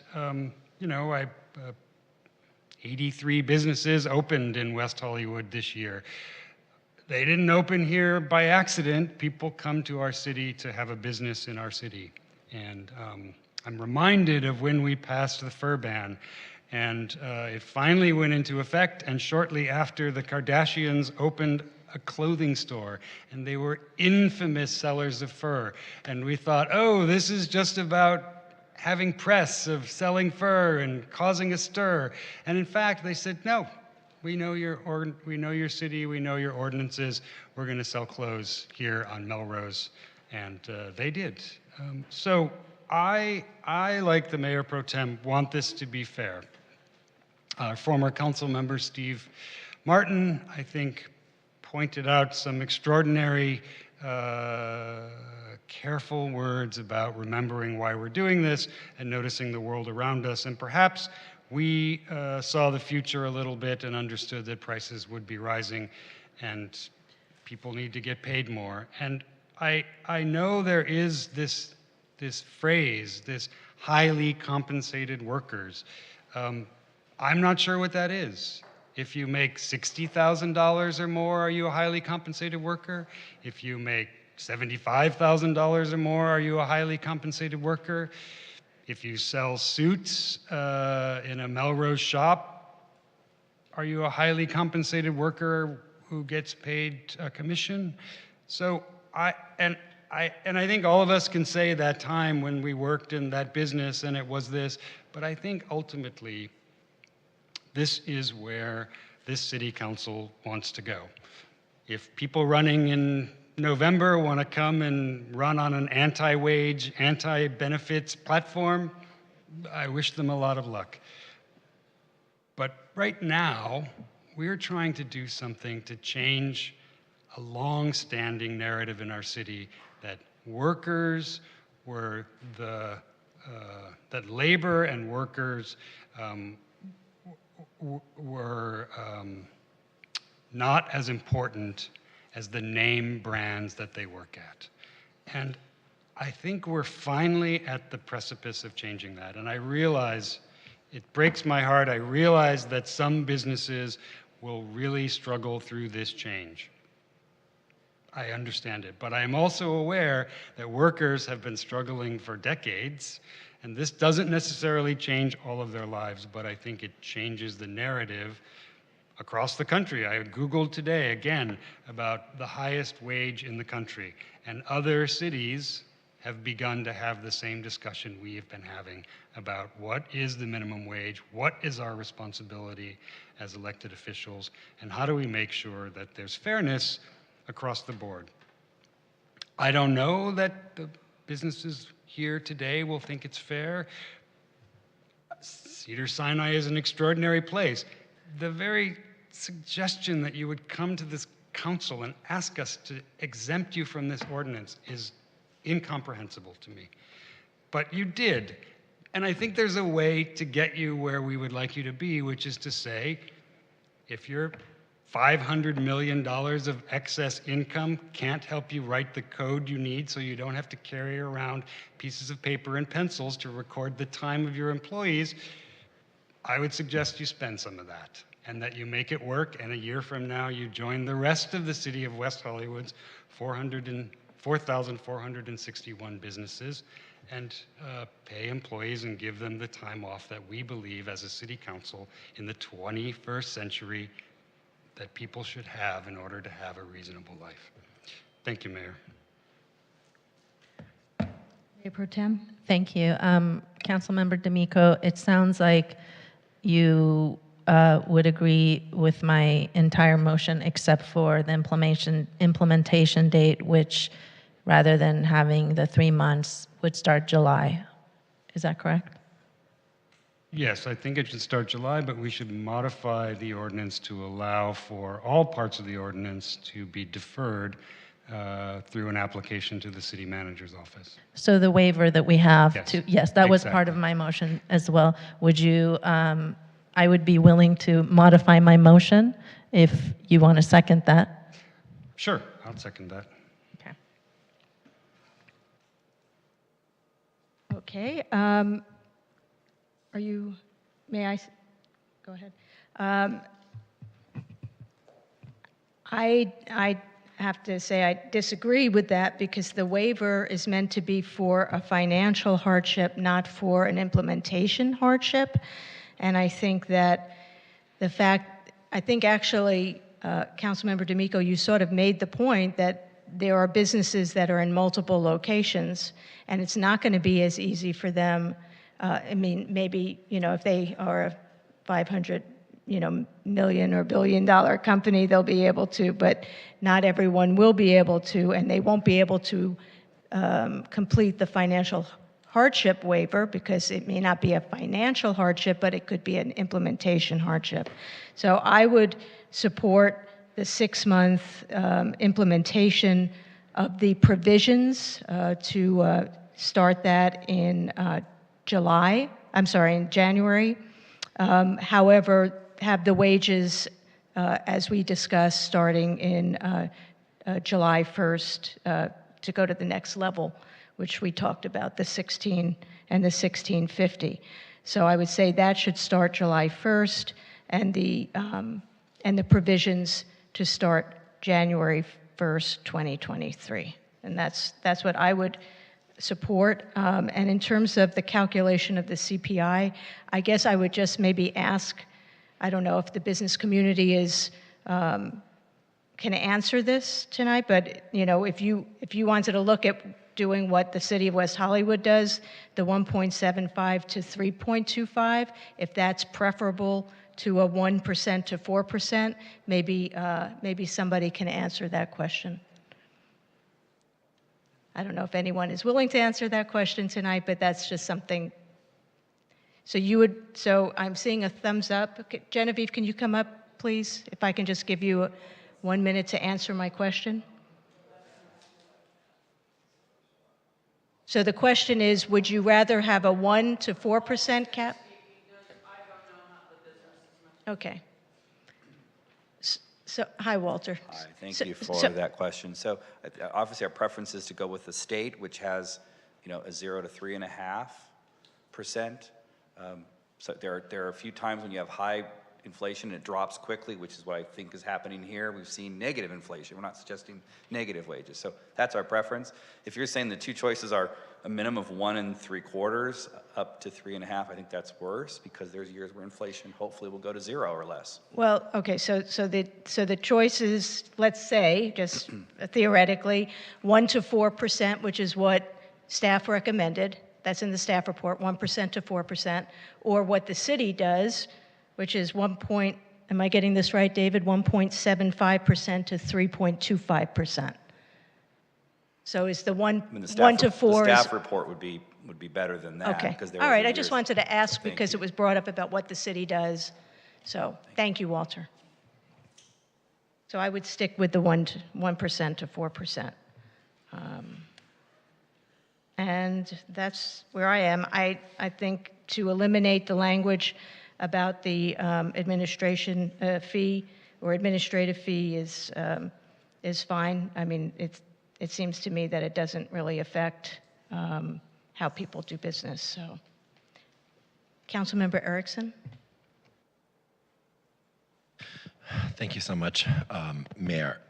I don't know why I made a motion. I made another motion. That's not my intent. I apologize for the computer screen. I want to thank all the members of the public as well as all the members of the businesses that came out and spoke tonight. This has been a long and engaging, I think, dialogue and conversation. This is a really important conversation. I want to thank former Councilmember Steve Martin, who came out and really kind of helped us set a reality of where we are. I do understand that no one understood we would be at some quasi-war with Ukraine, and I'm wearing a Ukraine button right now, but no one would know that our gas prices are what they are. For the record, the president does not set gas prices. That is all set through different means, so these things are out of our control within many ways. Inflation being at what it's at, I understand that, but this is a moment in time. But hearkening back to why this item was started was about prioritizing those that are in the city providing us that service. And that goes both ways. That goes for our businesses. We appreciate the services that you provide, but that also goes for the workers. And it's nice that we're having a conversation where everyone is at the table. I think I have not seen this in a way in my time at the city, both as an employee, as a resident, as now a council member. And so I'm appreciative of the constructive dialogue we've been having for the last couple of months. I too remember the fur ban time, Councilmember D'Amico, and I think I quoted this to Christina, who I want to appreciate calling me on her while she was away visiting, but talking me through how some of these work. It was the end of the world back then when the fur ban was coming down, if I'm not mistaken, and I believe it was end of business as we knew it, and well, here we are. But not to equate the two same things, but to understand that change is never easy. Change isn't supposed to be easy. But this is a change that we're looking at for 50% of the city who is under the age of 40, people who work service industry jobs, many of which who I've had to help in the past couple of months ensure that their employees are paying them the hotel worker minimum wage. There's several hotels that I've had to talk to code about to make sure that their employees were actually getting paid what they were supposed to get paid. It got fixed, it was easy peasy, and everyone is happy, but we work as a city to make sure that we're here to help everyone. This city has never been a city that is gonna go out there and fine in those ways, parking tickets aside, but understanding what that looks like. And I said this to several people I've spoken to, we are a progressive city. We're a progressive city and we do these things that put us in the newspapers or at the front of the lines, but I've never seen Danny or David or anyone else go out there and say, well, here's a fine for X amount of dollars, do better. We want you to comply with us as much as you want to comply with us, because that's how it's easily done. And I hate that this conversation has gotten political. I just have to say it. It's not been that way in this conversation, and I really appreciate that. But the words, we'll just wait until the next election, we'll just wait until January when we can do something again and redo all of it, that takes away from actually what this council unanimously is trying to do, and that is help workers and everyone earn a little bit more. I don't know if anyone else has tried to live off of $80,000 to $100,000 recently in Los Angeles or in West Hollywood. You can't do it. If you have student loans, if you have a car payment, car insurance, healthcare bills, all of these things, they're not sustainable. So when people say, oh, people are going to make $5,000 to $10,000 more off of $80,000 to what, earn $90,000 where they're still scraping by, that equates back to the problem that Councilmember D'Amico, way back when in November, talked about with this long history of what we're trying to understand and what we're trying to do. I am supportive of the cap. I am completely supportive of the average of number of employees to 2021. I'm supportive of the sick time and half PTO measure. I'm supportive of the cap of leave of 192 hours that Mayor Pro Tem did. I was in original favor of the October 1st extension for the leave provisions. As our city attorney put out and has talked to us, and as I myself have researched, I do not support the total compensation method because of the ways in which the liability to the city, and ultimately I do believe per case law we would be held in violation and it would be struck down. I don't support the admin fee. I don't believe it's going to the workers. I myself, when I order Uber Eats, I see there's a service charge and I know it's not going to my driver. If you click the more information thing, it says this money is not going to the person delivering your food. You have to read the fine print, but it's there. So it's going to the organization, Uber, by the way, which is making billions of dollars and has made billions of dollars. This is no different than the Kroger conversation that we had with how individuals that were putting their lives on the line to get hazard pay for 120 days. And when that ended, did Kroger lower any of their prices? No. But yet they reached a historic deal recently to ensure that workers receive just a little bit more. And they're not asking to be millionaires or even anything. They're just asking to get the fair wages that they're worth. I think that ultimately what we have here is a good compromise. And while I understand and was supportive of the extension, I believe a lot of these administrative regulations, if not all of them, could have been handled directly with staff and the businesses, and that's the part that I'm upset about. I know that when this item came about, I didn't say anything about directing staff to look at these admin regs further, because I always understood that admin regs were handled by city staff itself. But because these conversations have been made political, now us five have to deal with them. And that's the unfortunate part, is I believe that a lot of these regs could have been worked on behind the scenes where they're very comparable city staff, and it would have been handled appropriately. But you're asking five of us to make these conversations, and we're saying things like here that probably would never have had to have happened if we didn't have to have this conversation, because these things are always handled behind closed doors like with every other city. I think that what we can do is the art of compromise. I've heard and I've taken notes on everything that people are asking here for. I understand the 6-month delay. I wasn't supportive of the 6 months, but 3 months, but it sounds like the motion on the table doesn't include that. And everything else that we're going forward. And I hope that going forward, we can continue to have these constructive dialogues and conversations because of where we're able to come to an agreement tonight. We're not always going to agree, but I do think we're in agreement on a lot of stuff that we've been proposed, and I want to thank city staff for working on this, even though I don't believe we ever actually officially gave direction to do this stuff, but that is a position for another day. Councilmember Horvath. Thank you, Mayor. First, on the issue of why we are discussing this as a council. Staff did provide admin regs that were informed by feedback they received from the business community.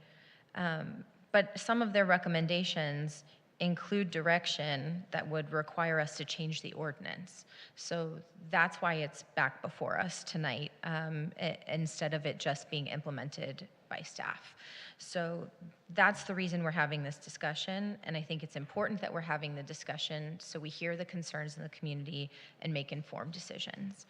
On the issue of total compensation, as I've maintained pretty consistently, lean very heavily on our city attorney to provide guidance, and I agree.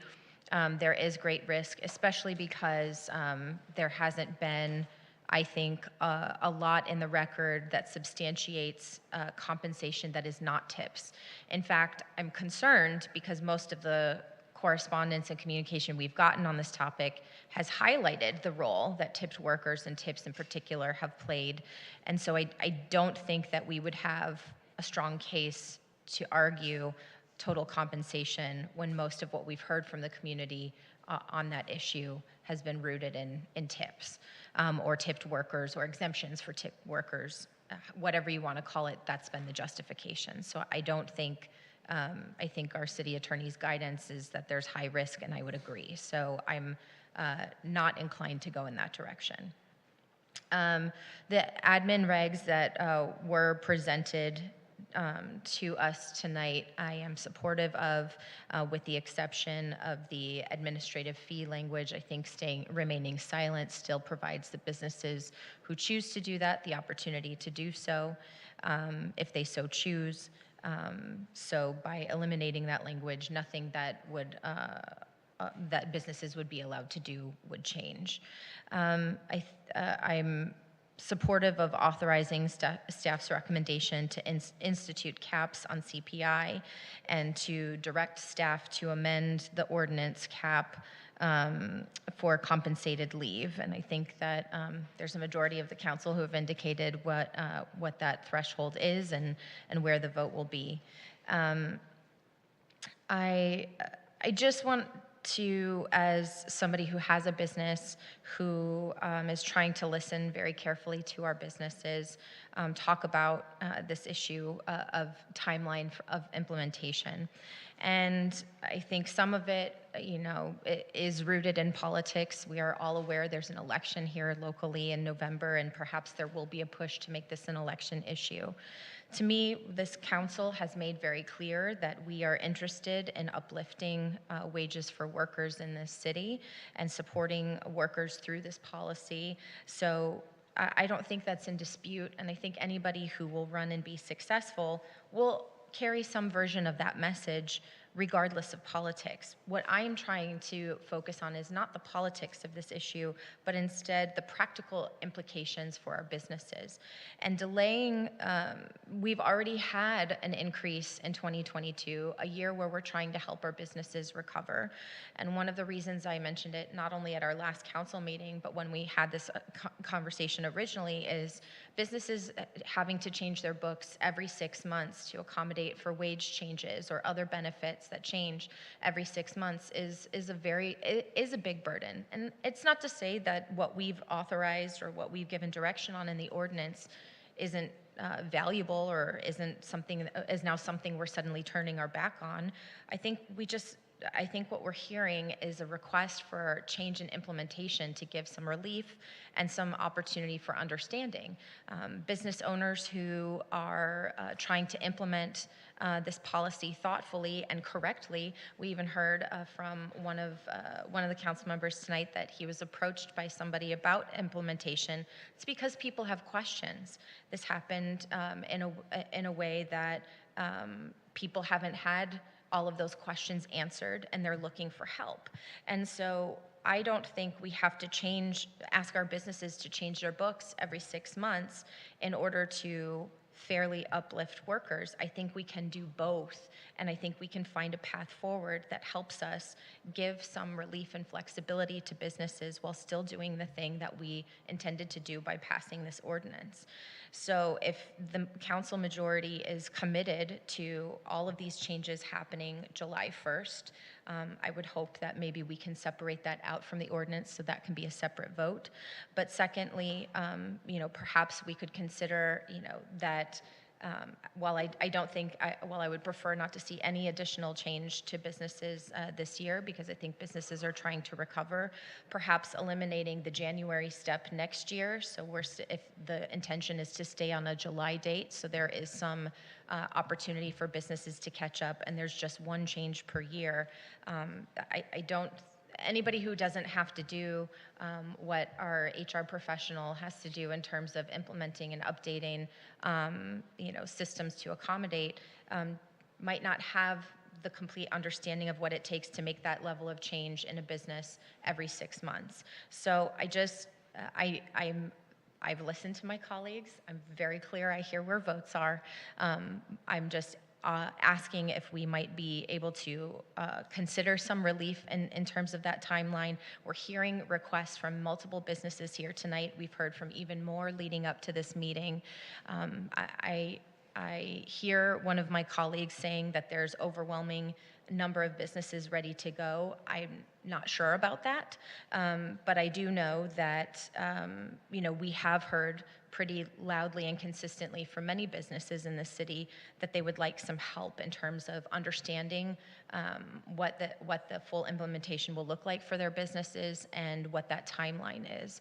And I hope that our city staff is also prepared to be able to help them on this accelerated timeline, because we are providing updated, we are updating an ordinance, and I know that there will be, based on the feedback we've already gotten, a lot of requests from our business community, not just for a waiver, but for additional help and guidance from the city staff beyond the waiver, so they can ultimately implement these regulations at some point.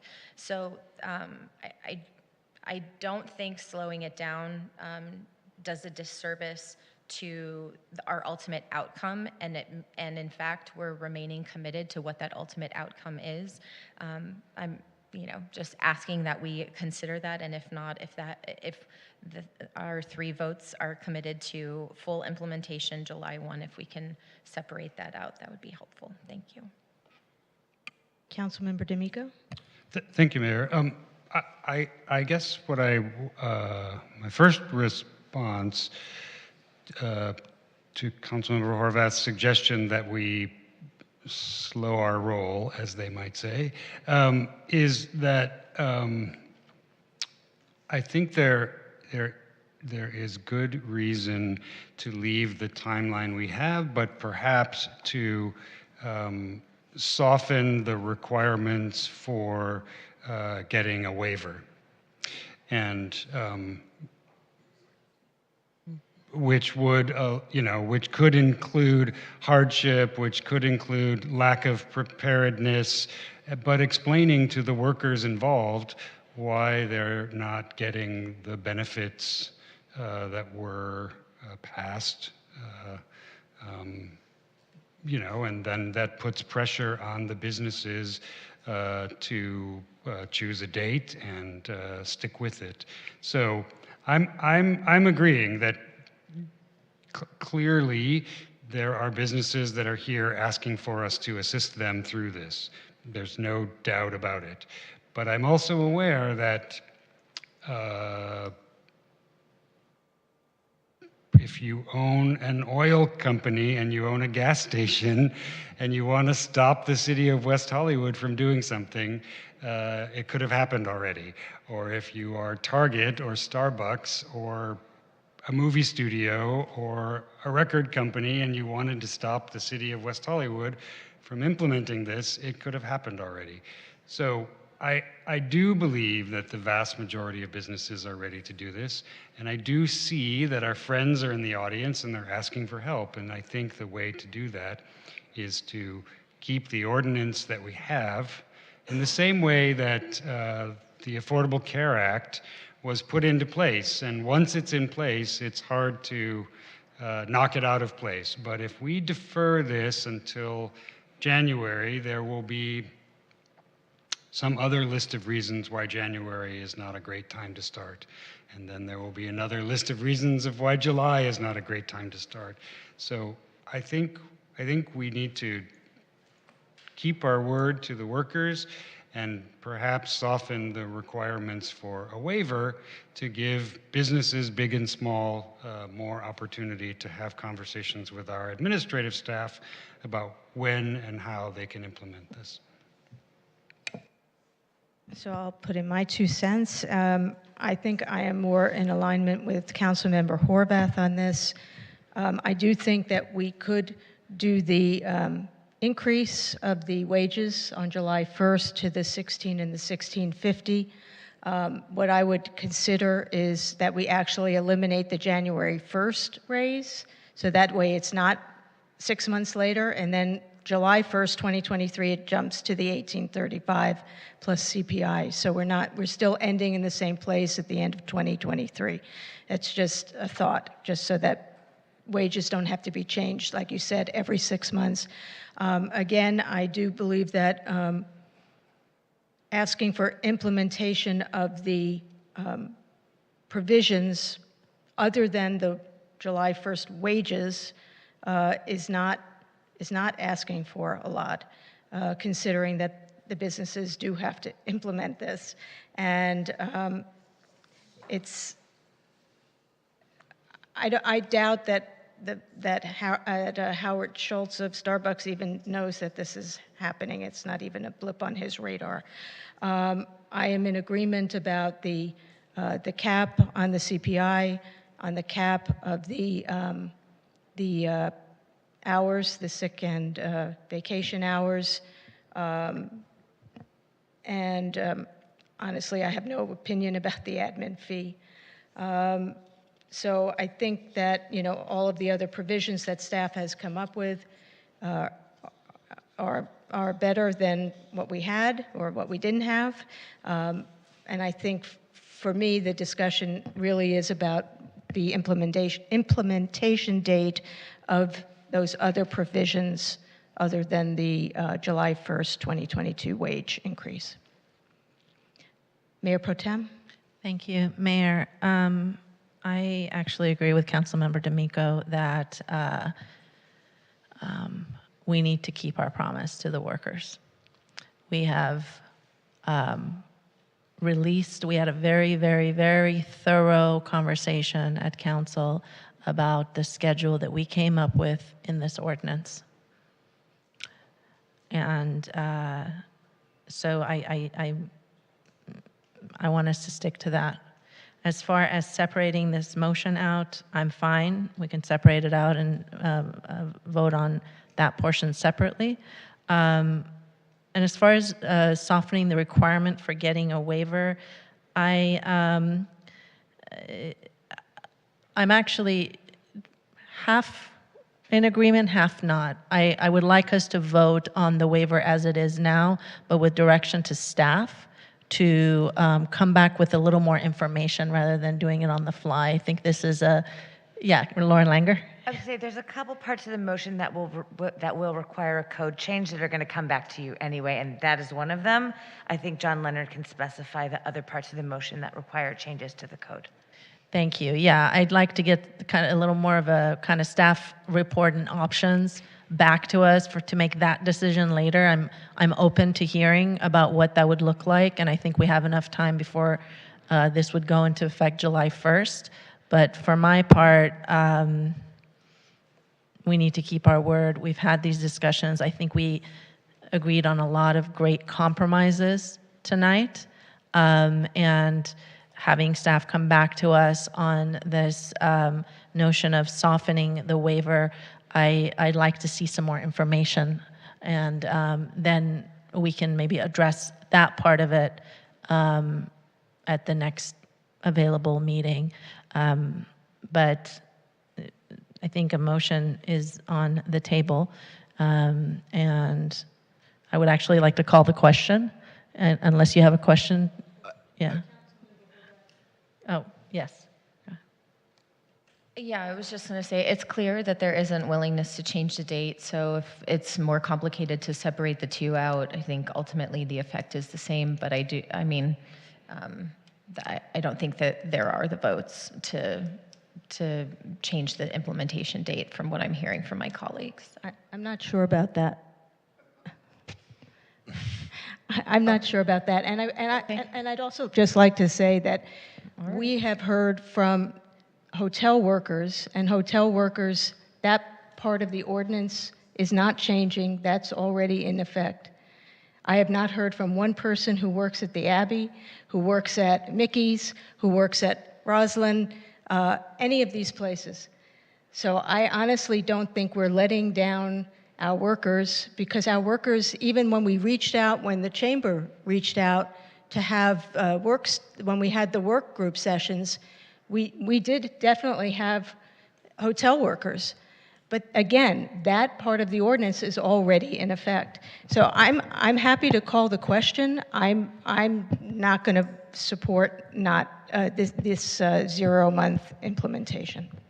But I'm happy to call the question. Mayor, if I may? Yes. John Leonard. Oh, is he still waiting? Yeah. Sorry, John. It's okay. Your hand is raised. Go ahead. No, I just wanted to sneak in before the vote happened just so that I could state the items that will be coming back. So we will come back with an item at the next council meeting, which is the date we need to come back for in order to make these items in effect by July 1st of this year.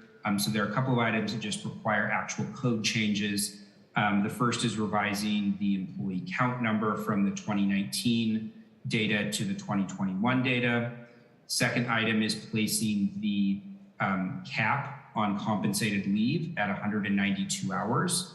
And then the third item, as we were just talking about, would be language changes to the waiver provision to soften that language a little bit and make it more inclusive of all the provisions and not just the wage.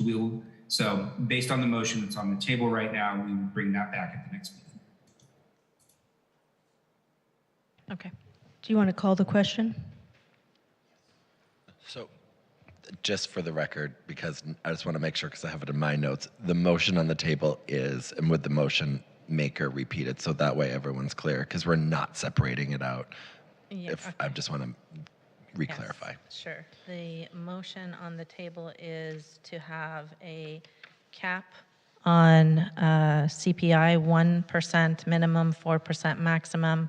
The number of employees, the average number of employees as recommended by staff in the staff report.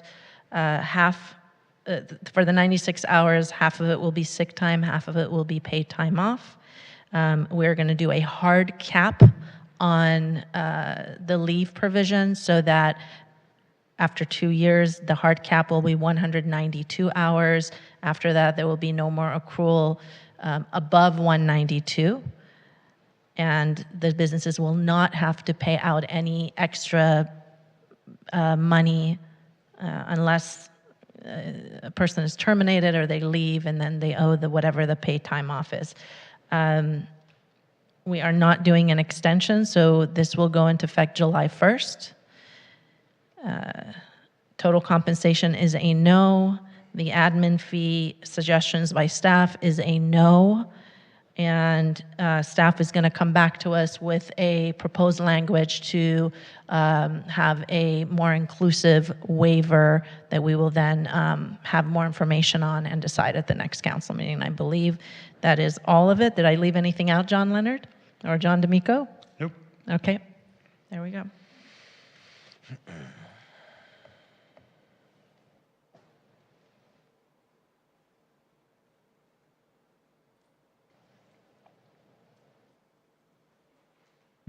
Motion passes 4-1.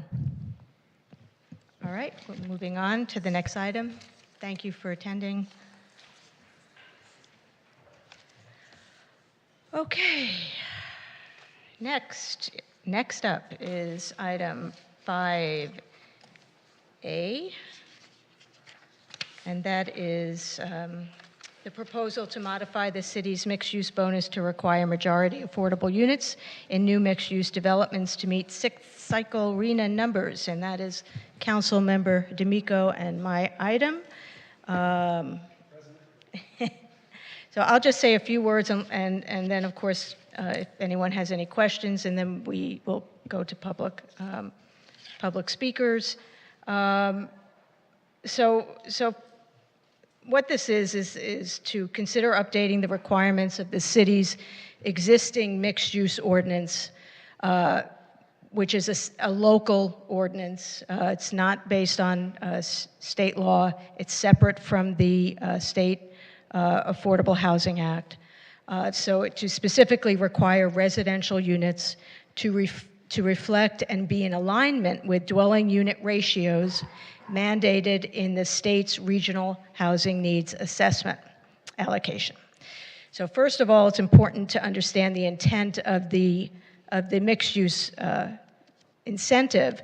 And first of all, it's a discretionary bonus, And second, the purpose, according to Code 19-10050, is to encourage commercial projects to provide certain features desired by the city. And if we look at projects currently in the pipeline that propose using the state density bonus and the city's mixed-use incentive overlay zone bonus on top of it, there are 3 projects in particular. 8500 Santa Monica Boulevard, the zoning is CC1, mixed use. The lot size is 31,000 square feet. It's 12% commercial, and the average unit size is 1,000 square feet, and there are less than 15% of the units proposed are affordable. On 7811 Santa Monica Boulevard, it's zone CC2, also mixed use. Lot size is 40,000, about just over 40,000. They're proposing 29% commercial, average unit size 913 square feet. And of those affordable units, less than 17% of the units are affordable. 8555 Santa Monica Boulevard, CC1, mixed use, lot size is over 61,000. Also proposing 30% commercial, average unit size 974 square feet, and only 15% of the units are affordable, and that this is the percent of units, it's not based on square footage. And I'm sure if you looked at the average unit size, if according to our ordinance, if there are over 20 units, the affordable units can be as small as 650 square feet, and whereas obviously the market rate units can be much larger. I think I would go to I'll go to Councilmember Horvath, then listen to some comments, and then I'll react to some of the comments that we've received. Councilmember Horvath? Your name's up there. Okay. Yeah, I don't know why. Okay. I didn't request to Councilmember speak. D'Amico, did you want to I did. I just wanted this? to add a couple of thoughts. So in this sort of set of discussions we've been having about housing, specifically the housing element, and now potentially asking the city to look at this, and my assumption would be it would be in connection with looking at the housing element as a way to put policies in place to get the number of units required by the 6-cycle RENA, 3,933 units. I think also, though the Municipal Code Section 1910050 refers to the location in the code, it does not refer to the year in which this zone text amendment was put in the code. In fact, this zone text amendment was put in the code long before there were any state bonuses, and it was an effort by our city to advance the idea that affordable units needed to be in all developments, and that ebbed and flowed some, development size, scale, et cetera, but for mixed use units and developments, we put this bonus in.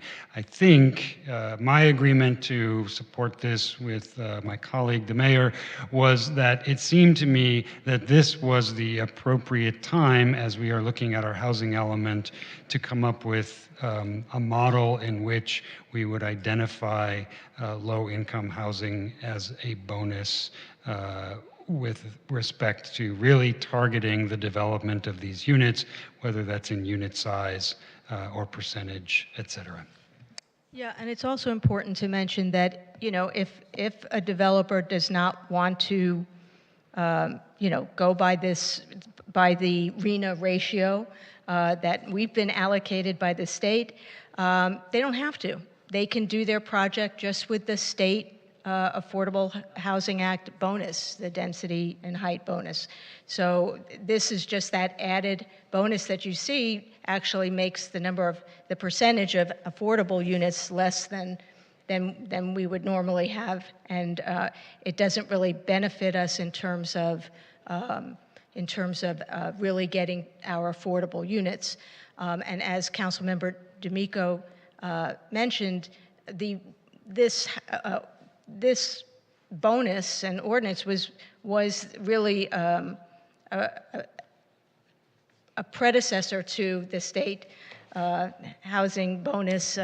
We were far advanced over the state, and so it's really, in a sense, a double bonus. And I think we think that we should get something really good out of it if we're going to be giving a bonus. I know that we received a letter. I still want to go to the public, and then I will address some of the items in the letter. I still have to talk. Gerard Wright, followed by Victor Omolchenko.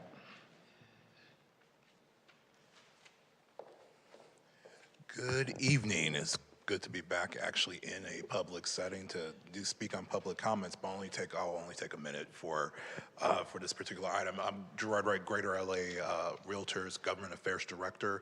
Just we're interested in this particular ordinance and see what comes out of it in terms of report back, because mixed-use density, especially in many different areas throughout the West Side, is going to be an important factor to build up our density, build up housing supply, do all those things that the state is requiring us to do on so many different levels.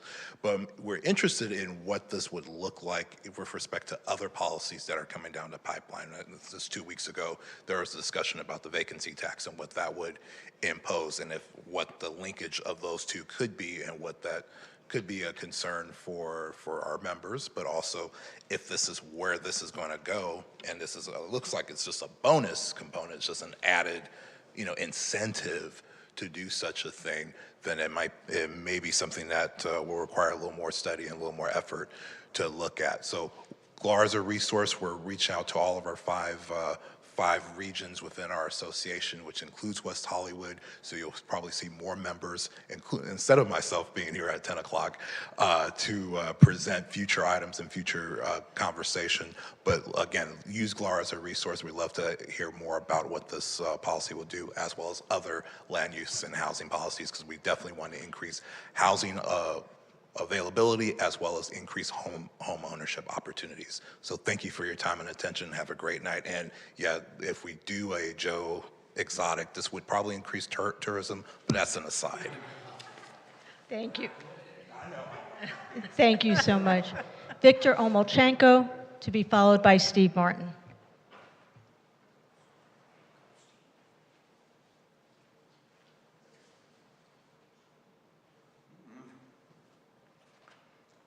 Victor Omolchenko, good evening again. If not now, then when, as you are looking over the housing element and trying to bring together this thing? One thing that's troubled me over the years, and this effort, I want to thank Mayor Meister and Councilmember D'Amico for this, for initiating this item to study opportunities to ensure affordable housing in the city.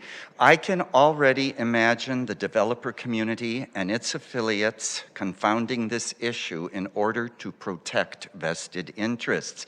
So on behalf of myself and my friends and neighbors who I have alerted to this issue, I thank you for thinking outside of the box and not being circumscribed by what are now state or local ordinances. One thing that's always gnawed at me, and I couldn't quite put my finger on it until you brought this item to the fore, is how, if there was a new development in a residential area and it was 10 or more units, 20% of the units were required to be affordable, okay? But then as these projects proliferated along our major corridors, I did wonder why their numbers for the affordables were below the 20% that was being required in the neighborhood streets. And Mayor Meister's description of those three projects, where mixed use was supposed to take development pressure off of our residential neighborhoods to provide more affordable housing along our major corridors, higher up in the higher buildings that were allowed. So therefore, I think that you should pass this effort, you should look at this, you should study it, and I would think that the numbers would increase if this zone text amendment did result, and the fact that you would hold the commercial developers of these mixed-use projects to the same level of affordable housing that is occurring in our residential areas. Thank you. Thank you, Victor. Steve Martin?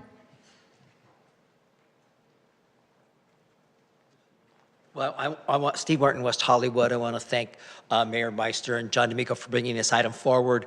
Yeah, there's a lot of stuff coming down from Sacramento all the time, and very often it's at odds with things that we've already done here in West Hollywood, because we've always been sort of ahead of the game. Even when we were talking about mixed use and sort of the abstract, I always felt that it was important to use the same number, because I didn't buy the whole notion that we were pulling development out of neighborhoods and putting it on the street. We're just doing two different things, but two things that needed to be done. Mixed use has created a lot of housing and a lot of affordable housing for West Hollywood, so we want to encourage that, but we also want to make sure that we can maximize the number of affordable units we can get, because we have such a great need, not just our homeless population, but we have a lot of seniors and long-term residents who are on fixed income, and the way prices are going up, I mean, they're just a few dollars every month left over, and then they could be out of their West Hollywood rent-controlled units. And we need to be as vigilant as we can to keep as many people as we can here in West Hollywood, particularly the people, the generation that created this city, and we owe that to them. So anyway, I really thank you for your vigilance.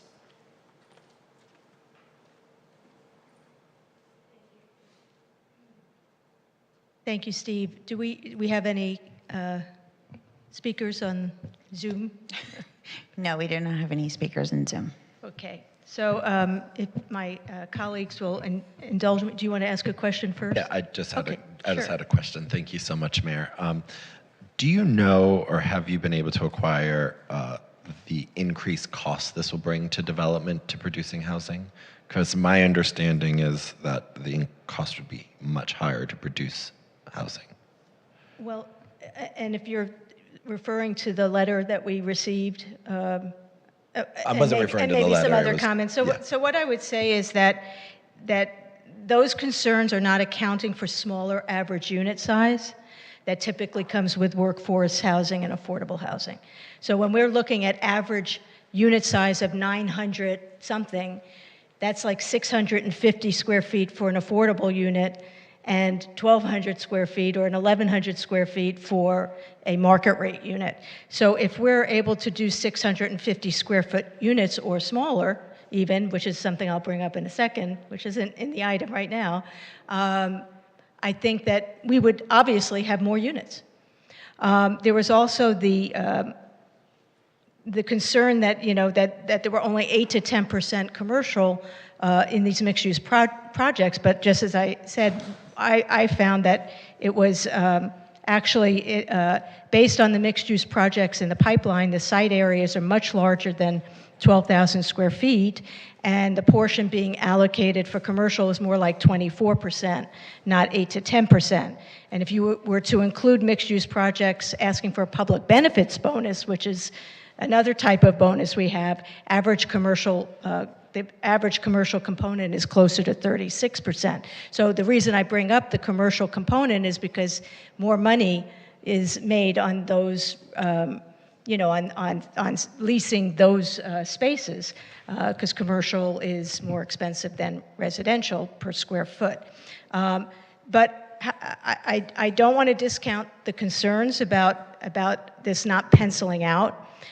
So the direction I would like to add to this is for planning staff to revisit the 650 square foot minimum unit size requirement in our code in order to see how we can incentivize developers to opt for the state plus the local mixed use bonus to meet the city's RHNA ratio rather than the state bonus alone, which will not yield us the affordable units we need based on our RHNA allocation. And then I would also ask that planning consult with UDAS to get an architect's perspective on economic challenges related to construction that may discourage use of this bonus. So I think that meets your concerns, Councilmember Erickson. Do you think it needs a CEQA analysis as well? Does it need a secret analysis? I think that would be based on state law, and that does not, I don't think that is something that we can decide. Although I would defer to our city attorney. Yeah, I think when the full scope of the zoning ordinance amendment is reviewed by the Planning Commission, they'll determine what type of CEQA analysis is required. Okay. Mayor Pro Tem? Yes, I'm just wondering if you would also be willing to direct staff. I think you kind of said it, but in like a different way. So I just want to see clarification. Direct staff to also come back with some creative ideas of what else could happen to incentivize these developers to use this this bonus, this new bonus that we would vote for tonight. So to any other ideas that staff has to incentivize and pencil it out, other than what you've suggested. Right, and I think that's kind of in here in terms of letting, planning, working with UDAS to see if there are design challenges that maybe can be made easier, size of unit. Again, if you're looking at 65% affordable, maybe we have some 500 square foot units, which we haven't necessarily allowed in the past, in order to have that affordable. Would you be, sorry. Go ahead. To be a little more, aside from design aspects, other aspects, for example, looking at parking, and other things that staff would come up with, as, hey, these are the list of things, and we think this would actually incentivize and draw these developers to want to be able to do this. Right, and I'm not dictating anything, but just saying openness to, yes. Yeah. Yeah, I mean, I'll be honest, the reason I didn't bring up parking is because there's already, with affordable housing, major parking incentives to decrease number of parking spaces. But I'm, yes, definitely open to having staff and UDAS work together to look at creative ideas to incentivize, and as well as possibly to disincentivize not being in the same ratio as we need for RENA. So in other words, looking at the state law and what we can do as a city to see if we can say, okay, if we have this, if we say, for example, that unit size has to be for affordable units has to be similar to market rate. Right now, in our code, if you're building something over 20 units, you can do smaller units for the affordable and have bigger units for the market rate. So maybe if we say, well, you only get that if you do the bonus. Okay. So I mean, but those are things, and I'm not saying that should be it, but those are things that staff can look at. Okay. Councilmember Horvath? Thank you. So just, I think it was said earlier, there was maybe some confusion around the state density bonus law was in 2007, but the mixed use ordinance, I think, came with our general plan changes in 2011. So I think there, continues to be reason for incentives, and I think that's some of what's motivating this item tonight. And your analysis of average unit size, I also think that, and I'm happy to be corrected if I'm wrong, that affordable units don't count towards average unit size when you're calculating. But besides all of that, my greater issue is that we just gave direction to staff as a council during the housing element discussion on how to accelerate and develop more affordable housing and deal with the requests that are being made of us from the state. And now without the benefit of that analysis, which we asked them to do, we're now telling them how to make the change. I believe this is intended to be a zone text amendment, so it's already made without the benefit of staff's analysis and input that we asked them to do. I think that we need to, I understand that we are eager to make these changes.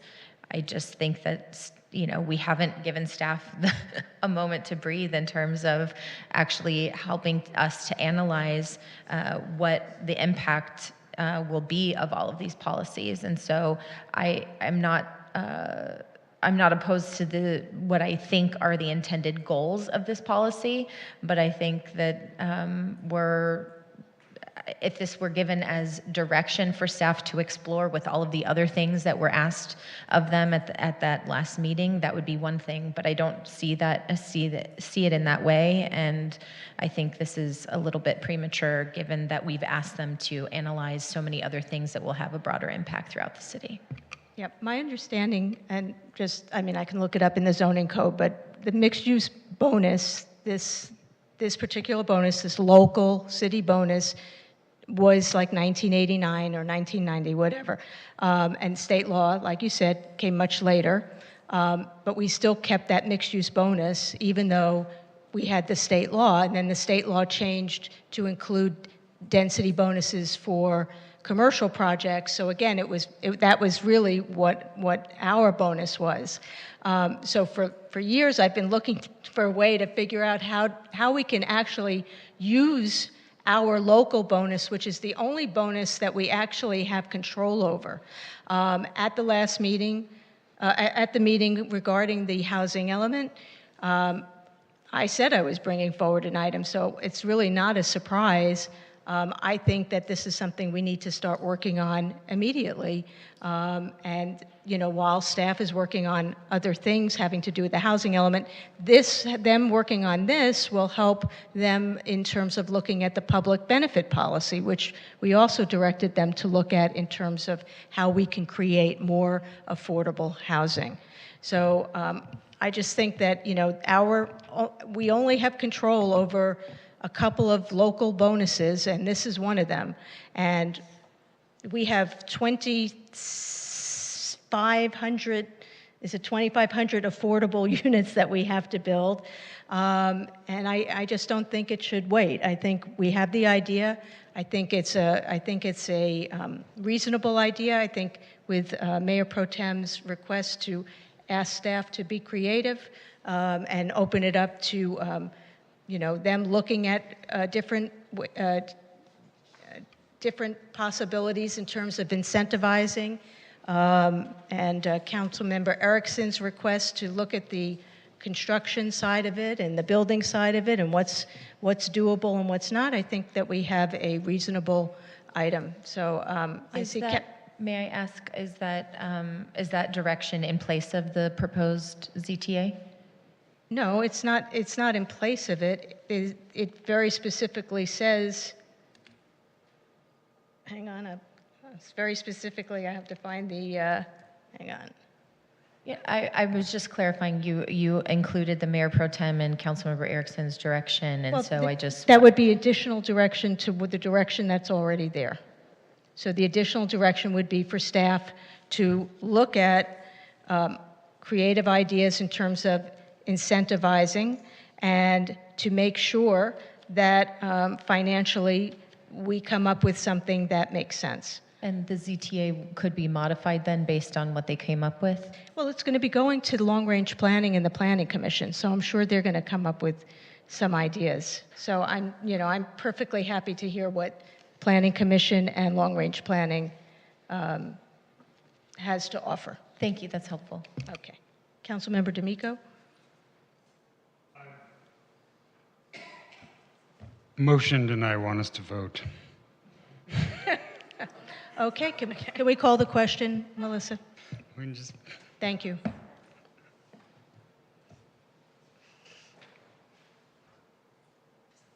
Motion passes 4-1. Thank you very much. Okay, now we're on to item 5B. Okay. Increase inclusivity through use of pronouns and display of the progress flag. And this is Mayor Pro Tem Shine and Councilmember Erickson's item.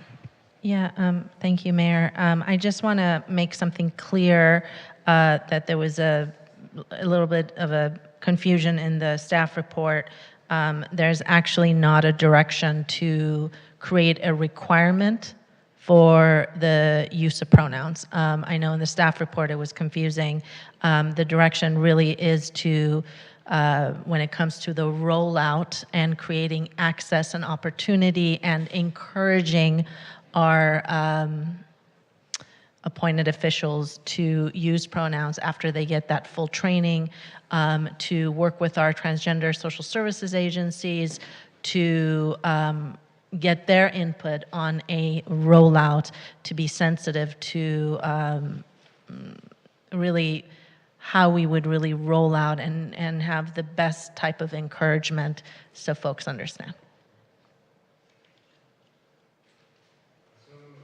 Councilmember Erickson, wait a minute. You know what? I'm gonna, let's go to the public. I think it's Okay, yeah. let's go to the public, please. Andrew Solomon to be followed by Brad Kiesler.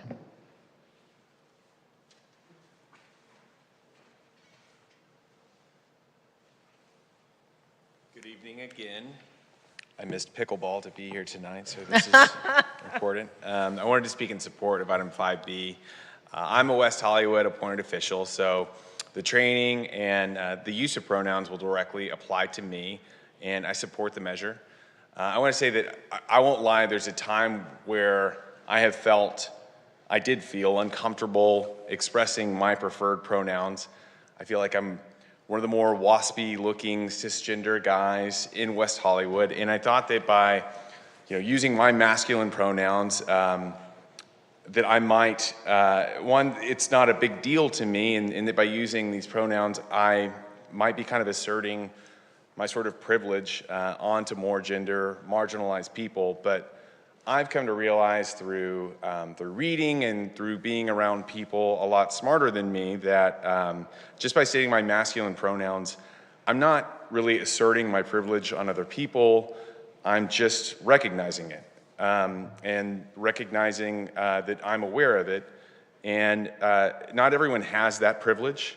And I just want to make sure that other people recognize that I want to create an inclusive space and a safe space for my friends and my colleagues. And for me, the same goes for the progress flag.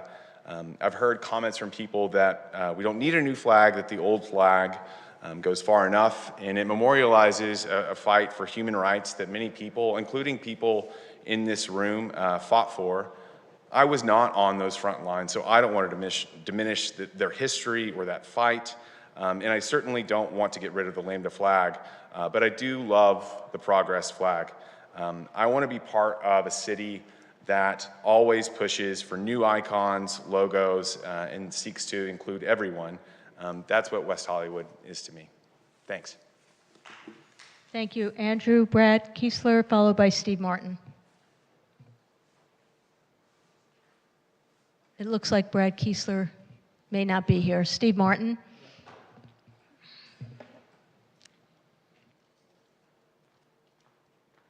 Steve Martin, West Hollywood. Thank you. Yeah, it's really hard to follow Andrew. He was very eloquent. And I have to say, I think with that clarification, which I think was necessary, I think people are for this. I think we can move this forward in a way, particularly because the training is really going to be helpful. A lot of people are already getting this professionally on a lot of different levels. And if not, people are getting educated through their kids in college and even high school. But a lot of West Hollywood people are older. They may not have access to this sort of training. It can only help focus the discussion. And even if people don't elect to display their gender preferences, I think it'll create a sense of respect for people who do. And that's what's important. As far as the flags go, we're going to work that out. And I don't think I think people are going to be sensitive to people's concerns about exclusion. But as Andrew said, we do need to move forward. Progress is progress. And I think with that, we will see some positive things come of this. So thank you.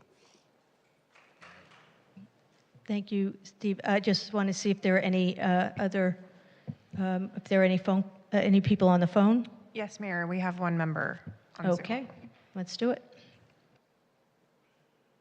Zakia, you are our next speaker. Press *6 to unmute, and you'll have 2 minutes.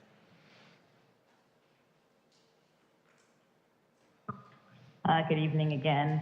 I really am in support of this item.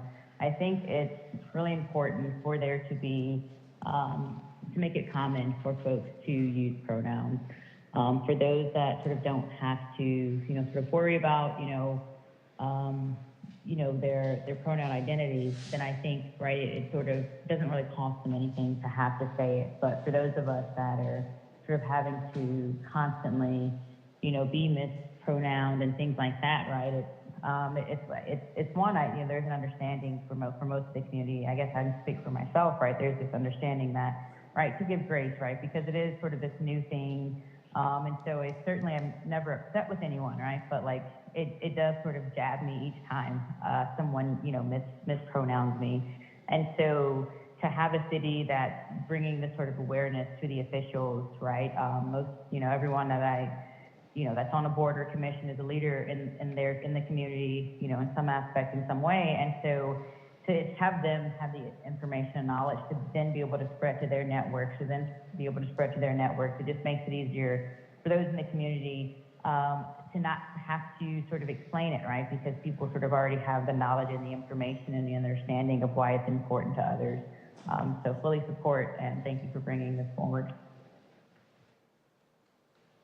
Thank you. Are there any other callers?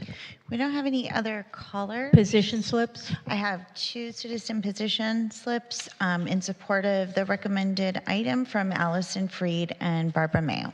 Okay, thank you so much. And Councilmember Erickson, did you have a question? No, I just wanted to thank the members of the public, but also clarify that yes, this is for educational purposes, and as our most recent public commenter just pointed out, I too have been present when Zakia has been misgendered, and I understand that that is painful. This is happening a lot, as former Councilmember Steve Martin said, in the workplaces. We all have to get them.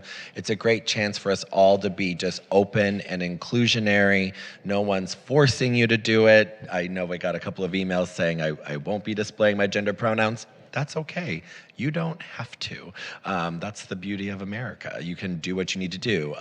But if you do it, it is an opportunity for us all to grow together and for us all to show that we are the inclusive city that we are. And with the flag issue, thank you, staff, for issuing the memorandum quickly to also show that both flags will be flying, because we all see the beauty of both of them, and that one isn't greater than the other, but ultimately how this city continues to show that we can be a model for other cities. And it would be great to see these types of trainings be open to the public when events are open like that, for community trainings, for business trainings that the city can offer to our residents and our businesses as well, who also want to partake in that.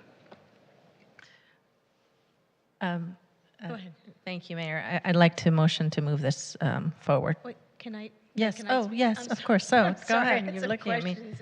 Okay, All right. So questions, yes. I just want to confirm then that this is not saying that this is mandatory. This is saying Yeah, that it's yeah, I clarified optional that. to for the use of pronouns, because I'm all for people who want to include it, and then there might be people who just don't want to note it for whatever reasons. And so just to confirm, this will not be a requirement. Regarding the training session, several years ago, I attended a training session on pronouns with Drian Juarez of Trans Can Work, which was offered to City Hall staff and any council member who wished to attend. I don't know that Drian is still with Trans Can Work. However, the training session was videotaped, and we do have access to it on our internet. It was an excellent presentation. So perhaps that's an option for the public who may not be able to, attend a meeting or Yeah. for the commissioners or advisory board members. Oh, that's great. I would just say, let's have the transgender social services departments maybe view that. I don't know when that happened. Things have evolved over time sometimes. Just make sure that they can give input on, okay, this is actually good, or if it needs to be updated, maybe we need to do a different one. But as far as the, so really, I think we need their input. Okay, great. And then regarding the flags, I wonder if we can do one of each. So one Lambda rainbow and one progress flag. We did do one of each. It's in the memo.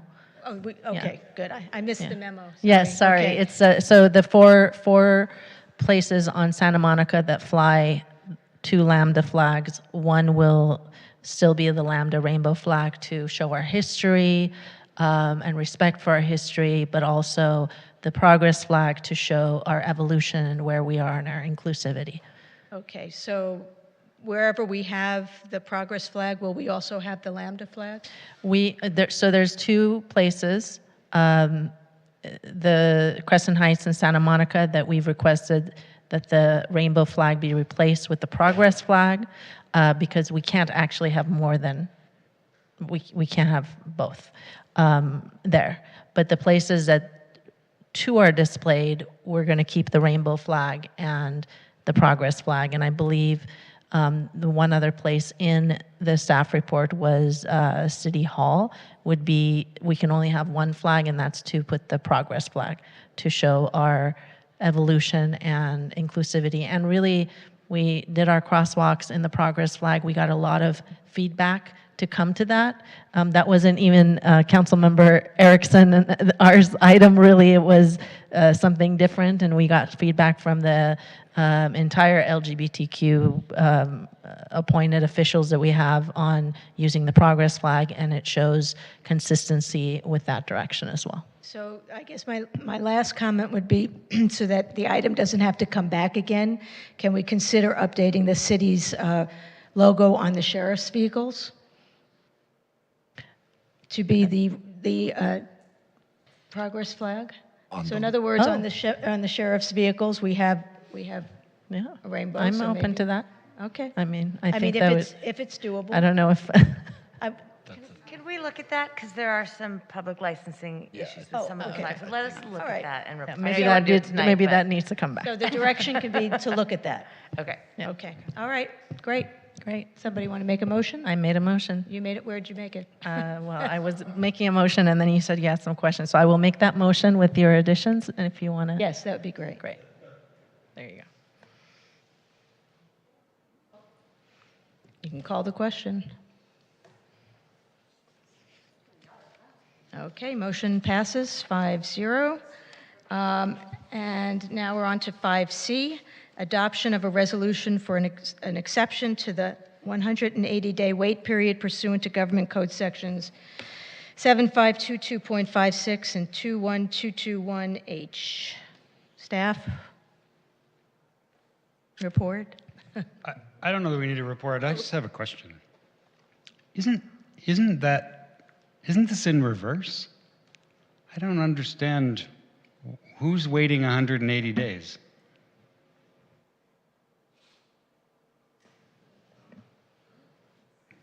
It adopt an exception to the 180-day wait period, but who's waiting?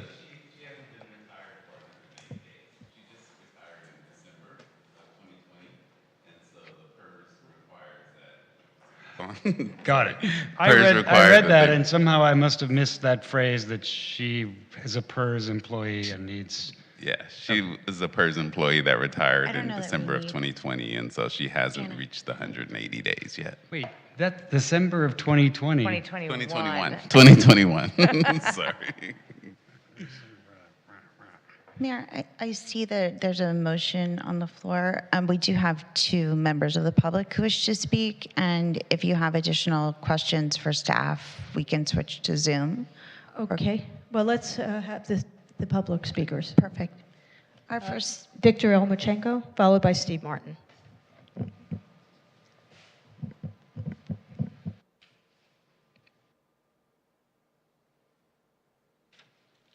We pulled 2I. Is that right? 2I we pulled.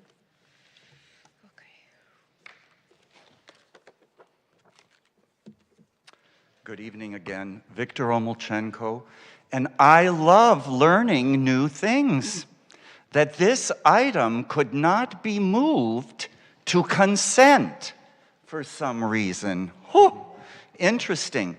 So what I want to say is, I know Ann McIntosh. I remember Ann McIntosh. Ann McIntosh worked on our last general plan, which I actually have a copy of, and here is her Ann McIntosh name. So I would be welcoming her back to the city. I found her very approachable and easy to work with, and I would just like to take this opportunity to say, and I know city staff has a lot of work on their plate, but given her experience, maybe as she comes in, and as a person, as Steve Martin had said, there's a lot of folks that want to age in place, and they do not want to get out of your rentals.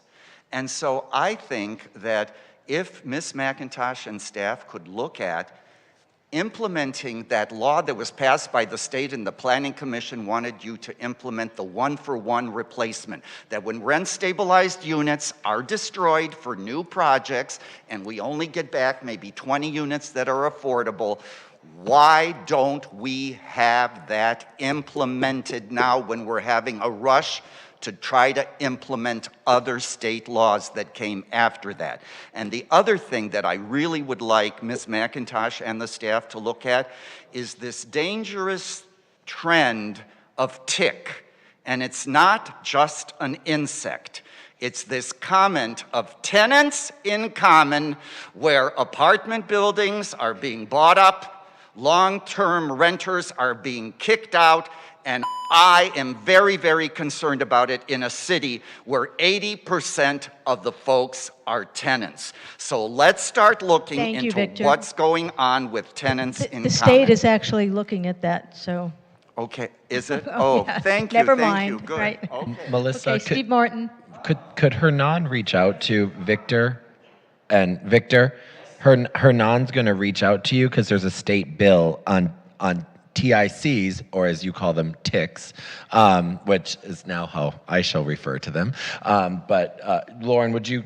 I know this might be inappropriate, Hernan but and John Hollop are going to Sacramento to testify at the hearing on the bill this week, and so there's some legislation pending to provide some regulatory relief to cities. But we'll watch the bill and we'll keep you posted. Thank you so much. Steve Martin. Steve Martin, West Hollywood. I guess we've digressed to ticks, but good, because listen, I'm very excited that Hernan's going up, and we're sending staff up because we'll be ably, competently represented up there. And you know, it's just an ongoing war out there to try to keep people in place. And I've been dealing with a lot of tenants and finding out that more and more apartment buildings here in West Hollywood are simply managed by a handful of management companies, probably owned by fewer and fewer people. And it's just really getting difficult because there's all kinds of fraud and issues with them telling people that they're going to be Ellised out. Anyway, I am way off topic. Thank you, Lauren. You know, the 180-day rule is there in place, and I'm going to take a different view from Victor. Unless there's some really compelling reason, I think that you should respect the 180-day rule. And part of that was, I think part of it should be at least, that we consider bringing in new ideas and new people. I mean, Ann has retired. She's not the only planner out there. And I think we run the risk of becoming increasingly insular in how we approach these issues and how we talk about these issues. It would be really good to get some fresh blood from somewhere perhaps a little bit more distant. And that's one of the reasons why the 180-day rule is in place. I mean, I know there's many more that I'm sure Lauren Langer can explain to you. But I really think that maybe this is a good time to wish Ann well, as we already have, but to look at some new voices and some new eyes at City Hall. So thank you. Thank you, Steve. Do we have any public speakers on the phone? No? Okay, no position slips. Any questions of staff? Okay, I'm just going to say that I'm going to vote no. I think it's a bad precedent, and I also just have concerns about what kind of input the public had on the general plan and on the Melrose Avenues bonus, on EIR hearings when Ann was here. So I am just going to vote no. But you can call the question.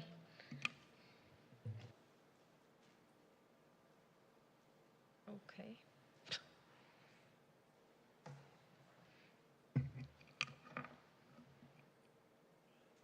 Motion passes 3-2. Okay, we are on to excluded consent, folks. 2I, approval of 2023 Arts Grant Program, and Mayor Pro Tem, you pulled this from the consent calendar. I did, and I'm going to be very quick. As I was looking through the grants, something stuck out at me, which was the Community Arts Grant. This grant category is intended to support nonprofit arts organizations with a history of supporting BIPOC and/or female artists and audiences.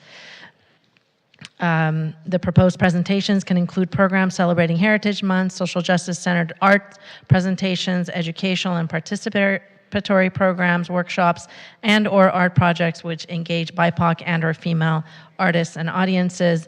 The maximum grant award for this category is $2,000 per application. The total annual budget for this category is $6,000. It's literally the only grant item in here that specifically calls out what I just said, which is BIPOC and/or female artists and audiences, social justice. We approved a cultural equity statement, and we also need to create equity in our funding. It is the lowest funded category.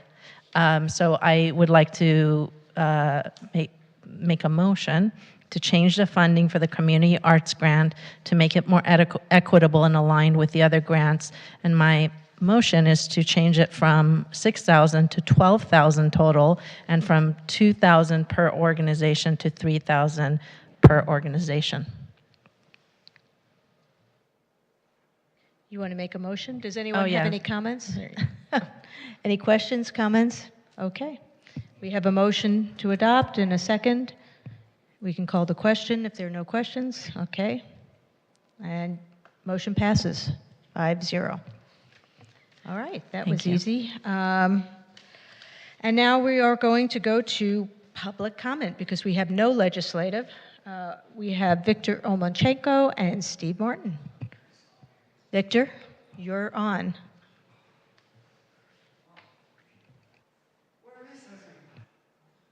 Jesus Christ, Victor. Sleeping.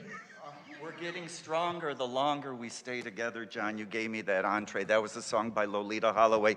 I used to be her booking agent in years past during the disco days. I'm Victor Omonchenko, West Hollywood resident. Folks, I'm just here to make comments to improve the process. And I believe that we need to have improved public noticing because city staff's rush to implement SB 9 began earlier this year with faulty public noticing, and it continues unabated as you approach your May 2 public hearing on upzoning Betty Way and Greenacre Avenue, and those are the last two streets in our fine city that are zoned solely for single-family homes. So I had provided some material, and I just wanted to, I guess it didn't make it onto the city's website, so thank you, Mayor Meister, for letting me speak again. But in the Beverly Press, we got this City of West Hollywood public notice locations, residential zones R1A and R1C. It would be much better if they could just have added in an additional piece of information that includes Greenacre Avenue, 34 lots, and Doheny Road, 6 lots, as well as residential zone R1C.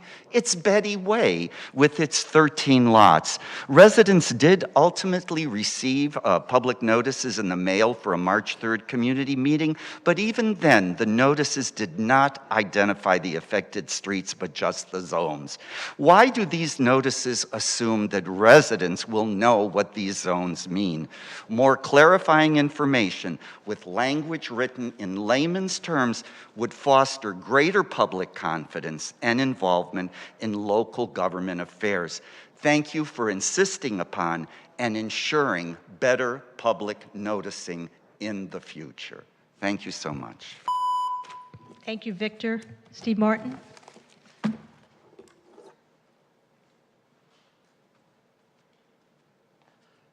Steve Martin, West Hollywood, and I'm only speaking because Gene Dobrin's not here, and I know that two of you never got to experience Gene Dobrin speaking at a meeting, well, from the dais, and she would be very concerned that Does you'd this be mean I getting have home. to drive you home?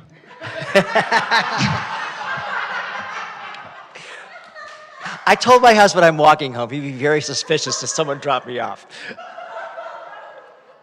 I'm not sure he would care, but he would be suspicious. But, you know, she would be very concerned you would be getting home before 11 o'clock. I do want to say one thing. I was speaking with a member of one of the neighborhood associations up on West Knoll, and like all of us who from National Night Out, there was some, we really appreciated the $3,000 that you gave us. I'm hoping you guys can do that again this coming year. And I think if we need to publicize that a little bit more, because we can get other groups to maybe do more, because this was news to them, and I think I'll be talking to them Friday about reconsidering doing the event again. Also, if you guys could, if the city could coordinate the tables and the chairs and pay for them, that saves a big chunk out of our budget. And also, it doesn't make any sense to have 6 groups of amateurs doing it when you guys have professionals that could do it for us. And it's just, there's so many moving pieces to these things. Anything you can do to make our life better would be great. But I think you get a lot of bang for your buck out of it. It's only once a year, and I think that it's worthwhile. The other thing, even though we didn't have complete consensus, thank you for putting to rest the item on the minimum wage. Nobody wants to talk about that in the November election. It was just really good to have some finality, and we have a roadmap. You have a legacy, and I think it's an important one. You all have a legacy, and it's an important one that the people will appreciate. Thank you. Thank you, Steve. And are there any council member comments? If could, well, he's looking at me right now with, sorry. David, is it possible that Jasmine or someone could just bring back an update on the National Night Out stuff in August to what he was talking about? Because I know Mayor Meister and I did the commercial neighborhood watch and the expansion of the neighborhood watch, and so it'd be great if, you know, something like that to address that issue, because that's exactly the type of participation we want. Yes, we'll bring back an item. Okay. And if there are no other comments, the City Council will adjourn to a study session, which will be on Monday, April 25th at 6 p.m. at West Hollywood Park Public Meeting Room, Council Chambers. We're adjourned.